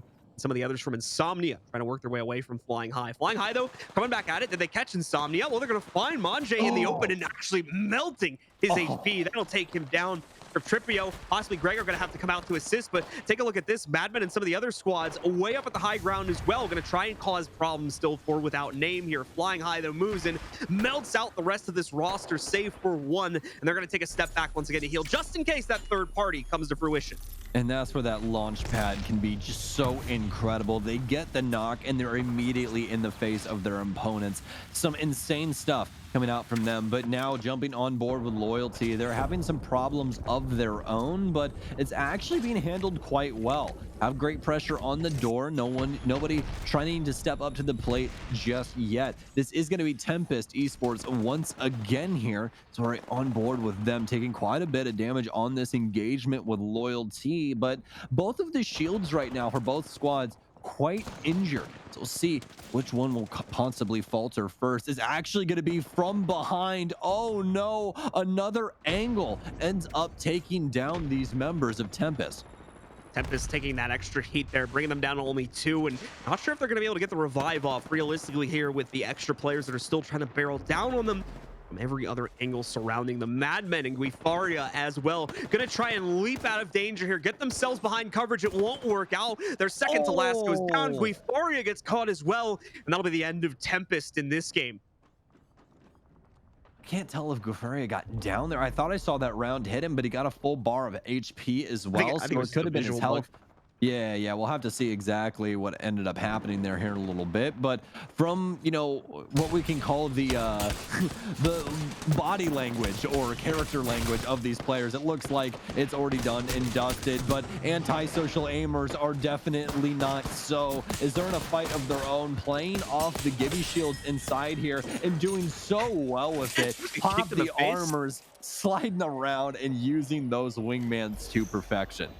By social aimers bringing out the melee combat here to try to close this down. Flying high, want to capitalize on the follow-up here. They're a little late to the party to try to actually make impact before the HP regeneration took effect, but still, they're here. They want the fight. The problem is that defensive bombardment is going to send them reeling back in the other direction here, possibly away from this engagement completely, as you've got another squad working their way back up here as well. The hop to the inside, and they've got death protection, so they have no problem swinging into their opponent's corners here with no regard for their own safety.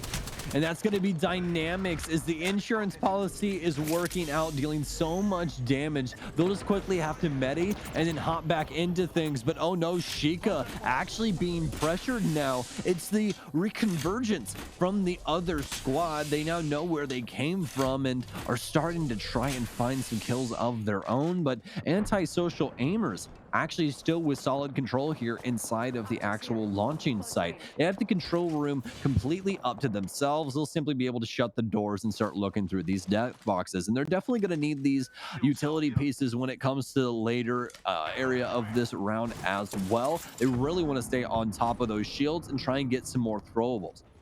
Phoenix team still in the fight and still in contention for first place, but they have to rely on Paradox getting knocked out early. Like I said, they need 19 more points than whatever Paradox gets out of this game here. So they're looking to try and make an impact, but from what we can see, at least on worst here, no actual KPs going their way just as of yet here. They may have to look to capitalize upon these circle closures instead, because once more, it's so difficult in Apex to find an aggressive engagement you can just take outright without having to possibly consider a third party jumping onto you or any other number of factors that could mess you up in these sort of situations. Paradox still in this fight also from what we can see now on the map as they hold the rotation point between Sorting Factory and the launch site. Yeah, absolutely. I mean, even the amount of times that you and I have played together and we've had engagements like that where there's always seemingly someone just waiting around the corner, waiting for you to start shooting at somebody and they hop in and clean up the entire engagement. It truly is whoever shoots first is more than likely the one to die. So we'll see how that continues to unfold here Well, you for wanted the our longbow. squads. As hey, we have some longbow action for the first time here in the last match, but I'm assuming that's just due to, well, the area in which we're operating in right now. A lot of long range engagements. See him sleep, just absolutely throwing out heavy rounds here from the wingman, trying to get any damage in that he possibly can. The scan's out as well, but it'll be returned in kind here, so no info that isn't returned the other way. Great EMP initiation going on to every single member of Team Brave Soldiers. None of them able to drop their shields to get the quick swap off there, so everybody gonna have to quickly go for a battery backup. Lukey specifically losing his entire shield cluster and nearly going down, but thankfully gets the battery off just in the nick of time to save his own life. Team Brave Soldiers now under fodder themselves. They'll be able to get some reconnaissance done. This wingman needs to hit now with sleep. You can't be missing those shots like before, buddy. Better get that shot percentage up because they desperately need you right now. Lucky needs to heal himself, and he's done so. So they're in better straits as of right now, and that means going to be calm as they try and get some intel back online. But oh no. They've lost one of the mainstay pieces of this area. They need these doors to be able to play off of, but now it seems as though Lucky, the only one truly awake for the time being, he's going to reposition downstairs. gets that shield back up as well. So Team Brave Soldiers playing this one close to the chest, but as soon as I say that, Sauda trying to get aggressive, but it's going to be the reposition from the opposing squad. Scans constantly coming in. I mean, TBS is getting hit with one every like 5 seconds or so. They just can't ever find themselves in a comfortable position to try and aggress against their opponents here. We'll actually switch our POV, go back over to Elite VR, see what they're getting up to as they've tried to jump into another fight as well, but both Razor and Jinx have lost full shields and are going to have to take a moment to retrieve that. The scan's out. They've got the info. Hunter's Beast of the Hunt going to work its way out here as well for Razor. He's going to be able to pop that, get the extra buff. Seems to be using it primarily for the movement aspects though, as well as the vision enhancement, as his team is going to be called back due to the defensive bombardment that's chucked out there, and they're not feeling too keen about the re-engagement either. Razor quickly wrapping himself over, getting that jump pad so that him and the rest of his team can retake roof control on top of the warehouse here at Sorting Factory. Well, Razor getting out of that crazy situation, one could say, and he'll and he'll live just a little bit longer as I continue to annoy my duo with terrible puns, guys. This is a consistent thing in our relationship, so just stick with it. Why not? TBS now coming under fire yet again. Lucky losing a lot of HP, and not only him, but Razor also losing a lot of HP for Elite BR as well. It seems like Coliseum and the rest of Phoenix 1 are starting to look pretty strong coming down to this last couple of circles. Extra pressure on Coliseum, though, is going to force him back, but not to any degree where he can't manage it. Should have the mats to play this. A couple extra shots actually going to level up his Evo shield to a purple quality as well here. So I think just going for that real quick before he used the battery. Smart resource conservation so that he doesn't end up losing out on the 25 HP they would have been able to get out of that. Elite BR, though, are making some serious impact and some serious inroads in this game as well. We can see them sneak up on the scoreboard if they continue to carry that through all the way into a top 5 or better finish. They're about to jump in once again. They know they've got a squad sitting right around the corner here, and they definitely want to try and take the fight. As you'll see those shots ringing out now, their opponents seem to want it as well, so they're going to work their way out, try to jump into this fight. Razor will lose shields first. He'll back up, go for the battery. Jinx gonna actually jump behind enemy lines here, see if he can make a play, gets himself out of the MP, and he has the cutoff now with a massive, but jumps back up, puts the pressure right back on the Gibby to finish him off. This is Team Brave Soldiers on the other end of this fight, by the way. Elite BR trying to hold on, but suddenly they lose 2 of their squad. The SAR gonna have to try and clutch it out as he leaps into the engagement, guaranteeing him some KPs, but seeming to play more for the KPs than survival, as they're gonna go down with Fake Love moving in for the closeout. Fake Love as well have additional pressure coming in from the roof, though, so they're not out of a hot zone just as of yet. The Death Totem saving those other members as well, so Fake Love Black will have to wait for the re-engage from them, or possibly an engagement of their own. We'll see which one comes first, but as of right now, they have so much loot around them, so they're going to continue to stack those and get ready for this next fight. Hopping back on board with Phoenix 1 now, though, as they're still biting for first place, trying to take down Paradox, but actually truly in an engagement with Team Brave Soldiers, but specifically Asleep as he tries to run away, and they're chasing him down. They know exactly where he's going to as well. Spitfire out for Swugga, but he can't find any rounds to be able to tag this man up. He's just moving too quickly in between these rocks, but finally a little bit of damage dealt. To hop himself up the geyser here real quick, but he's already on to HP, and this is the problem. He's the last man standing for TBS. They're simply just trying to play for positioning inside of this game over all else at this point. That circle's starting to close in, though, specifically on Sorting Facility. No longer is going to leave Phoenix in a comfortable position. They'll have to shift away, work themselves through the tunnel to get into the circle here. That could possibly be a problem. They desperately need KPs as well, and looks like Singularity is trying to pick some up of those as we begin to see this break down. But oh no, they're actually on the receiving end. Elysium can't get away, and it's Phoenix 2 to clean up one of the top competitors, making it just a little bit easier on their teammates, or at least the doppelgangers across the way. Checking out who we have left in the fight there. Phoenix 2 still fighting, but it looks like Phoenix 1. Trying to see her. No, never mind. They're sitting right below them. I'm blind. Just ignore me there. So they're going to end up going down here. Paradox still in the fight as well. They know how important this game is. Phoenix 2, the pressure coming onto them, though. So much going down on these players here as they try to survive. Just want to fight, but now about to lose it as they're down to just a single player left alive here. The attackers, Crypto, can just sit back, relax, get himself with the Phoenix kit to bring him back up to full HP and really move in to finish off these last players. There you go. Phoenix 2 wipes one squad, but Flow Nocturnes comes right back in to wipe them out for Karma. And that's one thing to describe this squad right now, because they surely are flowing. It seems to be the ebb and flow of the match for them so far today, continuing to shut out a lot of these squads. But oh Oh no, no. Fake Love Black with fantastic positioning as they rain down Hellfire on this squad. And oh no, that's going to be Phoenix 1 eliminated. They can no longer catch up to first place. If Paradox is here, it's surely done. Maycam Evolve, though, in the process, will be able to get Kina back up. But oh my God, what a way for Phoenix to get eliminated. Is Paradox still here? That's the main question. I believe they are. They haven't had pressure onto them. So meanwhile, yep, they're going to Oh, be there they all are. alive, That's fully it. stacked up as It's well. done. No KPs going into their favor, but as Stokes is mentioning, that doesn't matter at this point. Phoenix team was the only squad that could have reasonably caught Paradox, unless someone got like 40 kills this match, which, let's be real, that's just not going to happen. So for Paradox here, the victory is pretty much assured at this point. Just going to try to go for the impressive finisher, and we'll see what is left of our teams here as they try to fight for control. And the remaining stragglers try to fight to get into the top 5, into the money. Loyalty, though, probably not going to be too well off in this respect. Invictus, the only one left standing, trying to run away here, but AIE shutting them down, leaving only a Bloodhound in this fight, and in not too good of a shape either. Free purple shield, though, will definitely be well accepted, as it won't have to waste a battery on the next effort. Oh, but the EMP in now, and yet another member cleaned up here. So it looks like Novak and Antisocial Aimers looking pretty solid inside of this grand finals, and this would be a way to actually cornerstone this entire event for them. Is they found some semblance of consistency throughout all of these grand finals, but it just wasn't high enough placements to truly crack them into these top end teams. Speaking of which, Maycam Evolve still in this as well, and this has been a mainstay team for today, where we truly didn't see too much from them yesterday. So what a comeback story from them, here to show off their ability in Apex.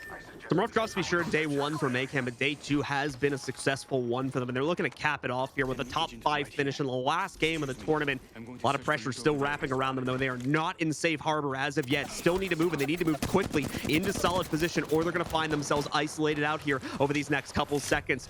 Circle beginning to close and moving us into what should become one of our final rounds in just a second here is going to push these players closer and closer together. Paradox may have already won the tournament, but still not satisfied with what they have here. We can see Nellis getting quite a bit of chip damage onto his opponent as he continues to try and level up that Evo shield. Really, the only threat here for Paradox is the fact that they haven't gotten into a lot of fights, so overall they haven't leveled themselves up too much. But as we'll see here, the last member of Loyalty going to end up falling. Invictus getting sniped out just after he had downed another member of Maycam involved. That damage may be sticking, though. I'm not sure if they have the capability to get Kihania back in this game, so it may fall to just Fleo as well as the Octane for that roster.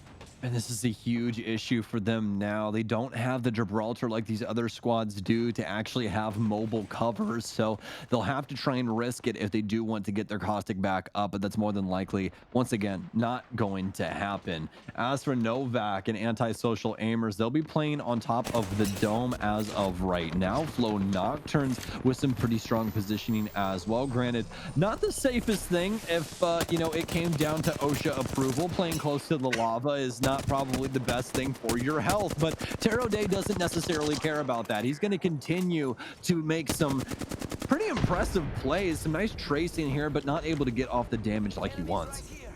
Just too long range, unfortunately, to work out of that R301 or flatline here. Needs those players to be standing still, but there you go. There's the makeup for him. Definitely pick the R301, man. The flatline just not paying out for you on those last sprays, but the 301, it's hitting big here as the members of Flow Nocturne trying to capitalize on their current position on the inside of this matchup. 4 KPs more than likely guaranteed already. That's only off of the one player we were just looking at. Artini still up here for Paradox. I'm curious if he's alone or just trying to make moves on his own. I believe he's just split off there trying to play for info. As like I said, Paradox have been playing this game incredibly safe and for good reason. They want to conserve their win, make sure that Phoenix team can't close the gap, and they've already been able to get themselves into that position. EVL Evolve losing one of their last 2 players here, and the third about to go down as well. There you go. Davisano as well as Kina getting knocked out into the elimination of EVL. Maycam Evolve. They're still able to make impact, though, as they get a top 4 finish on the inside of the 16th game.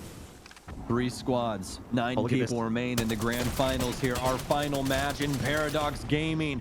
Our winners here of the grand finals want to make it known this wasn't just about the series. This wasn't just about the kills. This was about making a statement here Oh, in the GLL Masters Spring finals. They're taking it to both of these squads, but now the ult raining in on them, and it does so much damage to Besk. He'll be able to shield back up, but it appears that they've lost a member just for right now. They'll be able to shield him back, but Flow Nocturne on top of it, trying to take down our winners here. The Bloodhound sliding back and forth. The Spitfire does it, and Flow Nocturnes are able to kill our winners here in the grand finals. But ladies and gents, that's not gonna matter. Paradox Gaming do it here at the GLL Masters Spring.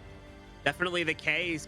Big congratulations to Paradox for taking the win here today. Shouldn't be any teams that would be able to catch up to them. Obviously, we'll wait for the final results to work their way in on the scoreboard here. But let's talk about our winners from that match for a second. What a game from Flow Nocturnes. Some great aggressive play coming out of them, and they've slowly been sneaking up here on the scoreboard. So with a barnstorming game like that to finish off the overall series here in the finals, that's going to leave the question of where they'll end up overall. Was it enough of an effort to push them into the money, into our top 5 here, or unfortunately, are they still going to be suffering from the less successful games that they've had and be kept out of that top 5 position? Yeah, we saw so many squads that we thought would really give it their all, really give it a go here in this last match, and really getting eliminated early on. And quite sad, but obviously that is how the cookie crumbles sometimes. It's just based off positioning, and with all of these new circles today and these new parts of the map opening up that we didn't necessarily see a lot of play centralized around before, there's going to be squads that favor these areas more often, and it just simply seemed to break down that way. But as we talked about at the very beginning of these matches, before we even started the whole dang tournament, Blue, we said it's all about consistency across the entirety of these 16 games, and that is exactly why we see Paradox in on top of this one. What a cool final circle we ended up having there as well. All these teams just fighting over control of the mini dome right there. So much verticality being played into that one, but ultimately worked out into the favor of Evolve there, as they're going to be able to take one final victory in our 16th game. Paradox taking second place, however, and unfortunately for Phoenix team, dropping down way in the rankings, around somewhere 10th, I think, is where they ended up at. So that is not going to be enough. That's on top of the fact that they didn't really get any KPs out of that matchup either. So it's certainly not going to be enough to make up the difference. And with that said, Paradox has almost certainly assured themselves the #1 position, and by a pretty massive margin, too. 5 actual wins, multiple top 2 and top 3 finishes coming out of them. I mean, pretty much every single game from day one, we were seeing them in that final fight or two. And while, yes, they got off to a bumpy start here on our second day of games, they were able to recover very quickly for the final, pick up at least one more win for themselves, as well as the consistent placements at the end needed to solidify their winning scoreline. I mean, we say a bumpy day, but the day truly didn't even start off that bumpy for them. They still got fantastic positioning. It was just the kills that seemed to evade them in that first half of matches, but immediately bounce back when it matters most. As soon as Phoenix starts applying pressure to them, they simply take the lead, and Paradox are like, okay, we're taking the kitty gloves off. It's time to play the game. Let's get into this. Yeah, certainly to be the case. Just talking about some of the other remarkable teams that we had playing out throughout the course of this tournament so far. Singularity, another one that came so close to reaching for greatness inside of this, and still likely going to be in contention for a top 5 finish to be in the money here. Just of falling off on those last couple of games there, while we were seeing them push for top 3 finishes. And I mean, great aggressive initiations too, coming in with, as far as I can tell, the only Horizon pick inside of this tournament here, really making great use of that ability kit and giving us one of the more unique team compositions that we had over our 20 teams. Yeah, we saw them get quite a bit of mileage out of that as well. We didn't see them get nearly as much out of the ult. And in fact, I think the only time where we saw it have some influence is when it got shot. So that does kind of suck. I wish we got to see that a little bit more, but that doesn't mean Horizon didn't find impact when she was played. A lot of cool stuff happening inside of this tournament. Honestly, I enjoy the amount of octane that we saw throughout all of this. In a lot of these other regions, we see a lot of Wraith play, and I understand why. The portal's so good for repositioning the whole squad and what have you, but Octane is just the pure aggression choice. And that's what I love about these guys is Latam just exudes violence. Like they just want to get in each other's faces and get those KPs. It's just some fantastic stuff that makes for some great final circles. I've been loving this weekend. A lot of movement capabilities coming out from him as well. So as we saw in at least one of our team's case, Loyalty specifically, able to get out of sticky situations more times than one, giving you a second chance to rebound, maybe recover your teammates' banners, and really leap back into the fight as well. So some great usage coming out of that legend over the course of this tournament, with many teams choosing to go down the route of the Octane. And we saw him be pretty prevalent in some of our other regions as well that were played out earlier today, both between MEA and our APAC North division. So seems to be making quite a sting outside of the normally played popular regions here in Apex Legends. Yeah, absolutely. Well, we have quite a few squads to talk about still, guys. I mean, we can go on for days. We're simply just waiting for calculations here. But I mean, as you were talking about before with Maycam Evolved, you mentioned them for a little bit. These were some other people that we saw popping up throughout the day that inside of that first day, we truly didn't even know that they existed. I mean, they got into a couple of like, bouts, but that was about it. Today is where they truly made themselves known and were able to pick up quite a few mainstay squads that we had seen performing throughout all of this series. All right, ladies and gentlemen, it's time for the final scores. So let's take a peek and let's confirm, make Oh, sure our counting was correct as well. Remember, this is just for match 16. So a big upturn there for Flow Nocturnes. Like I said, they've been floating very close to the top 5. So that win, along with the 11 kills they got on top of that, more than likely going to be enough to make up the difference. For Paradox, though, only getting 9 points out of it as they play a very passive game, but it's not going to matter. They whoa. still win it with 109 points total, over half of those coming from placement at 110 points and 82 kills overall. The big story, the big change up here is because of the downtrend in that last game from both Fenrir and Singularity.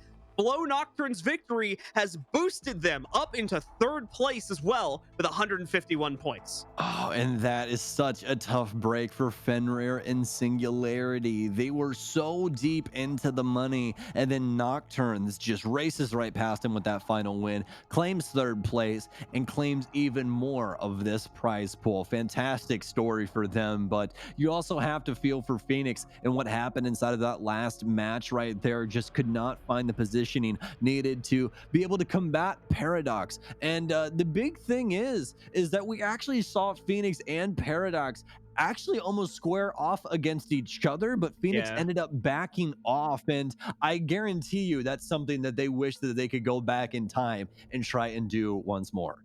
Would have been a nice definitive way to end things, right? But it's not the way it goes. Paradox are the true victors today here for the South American region of the GLL Masters Spring. And that is also going to end our stream for today, folks. Thank you all very much for tuning in. Remember, there's still plenty more action coming in both Europe and North America, as well as some other regions as well for the GLL Masters Spring. So we'll hopefully be catching you throughout the month as we continue to cover it.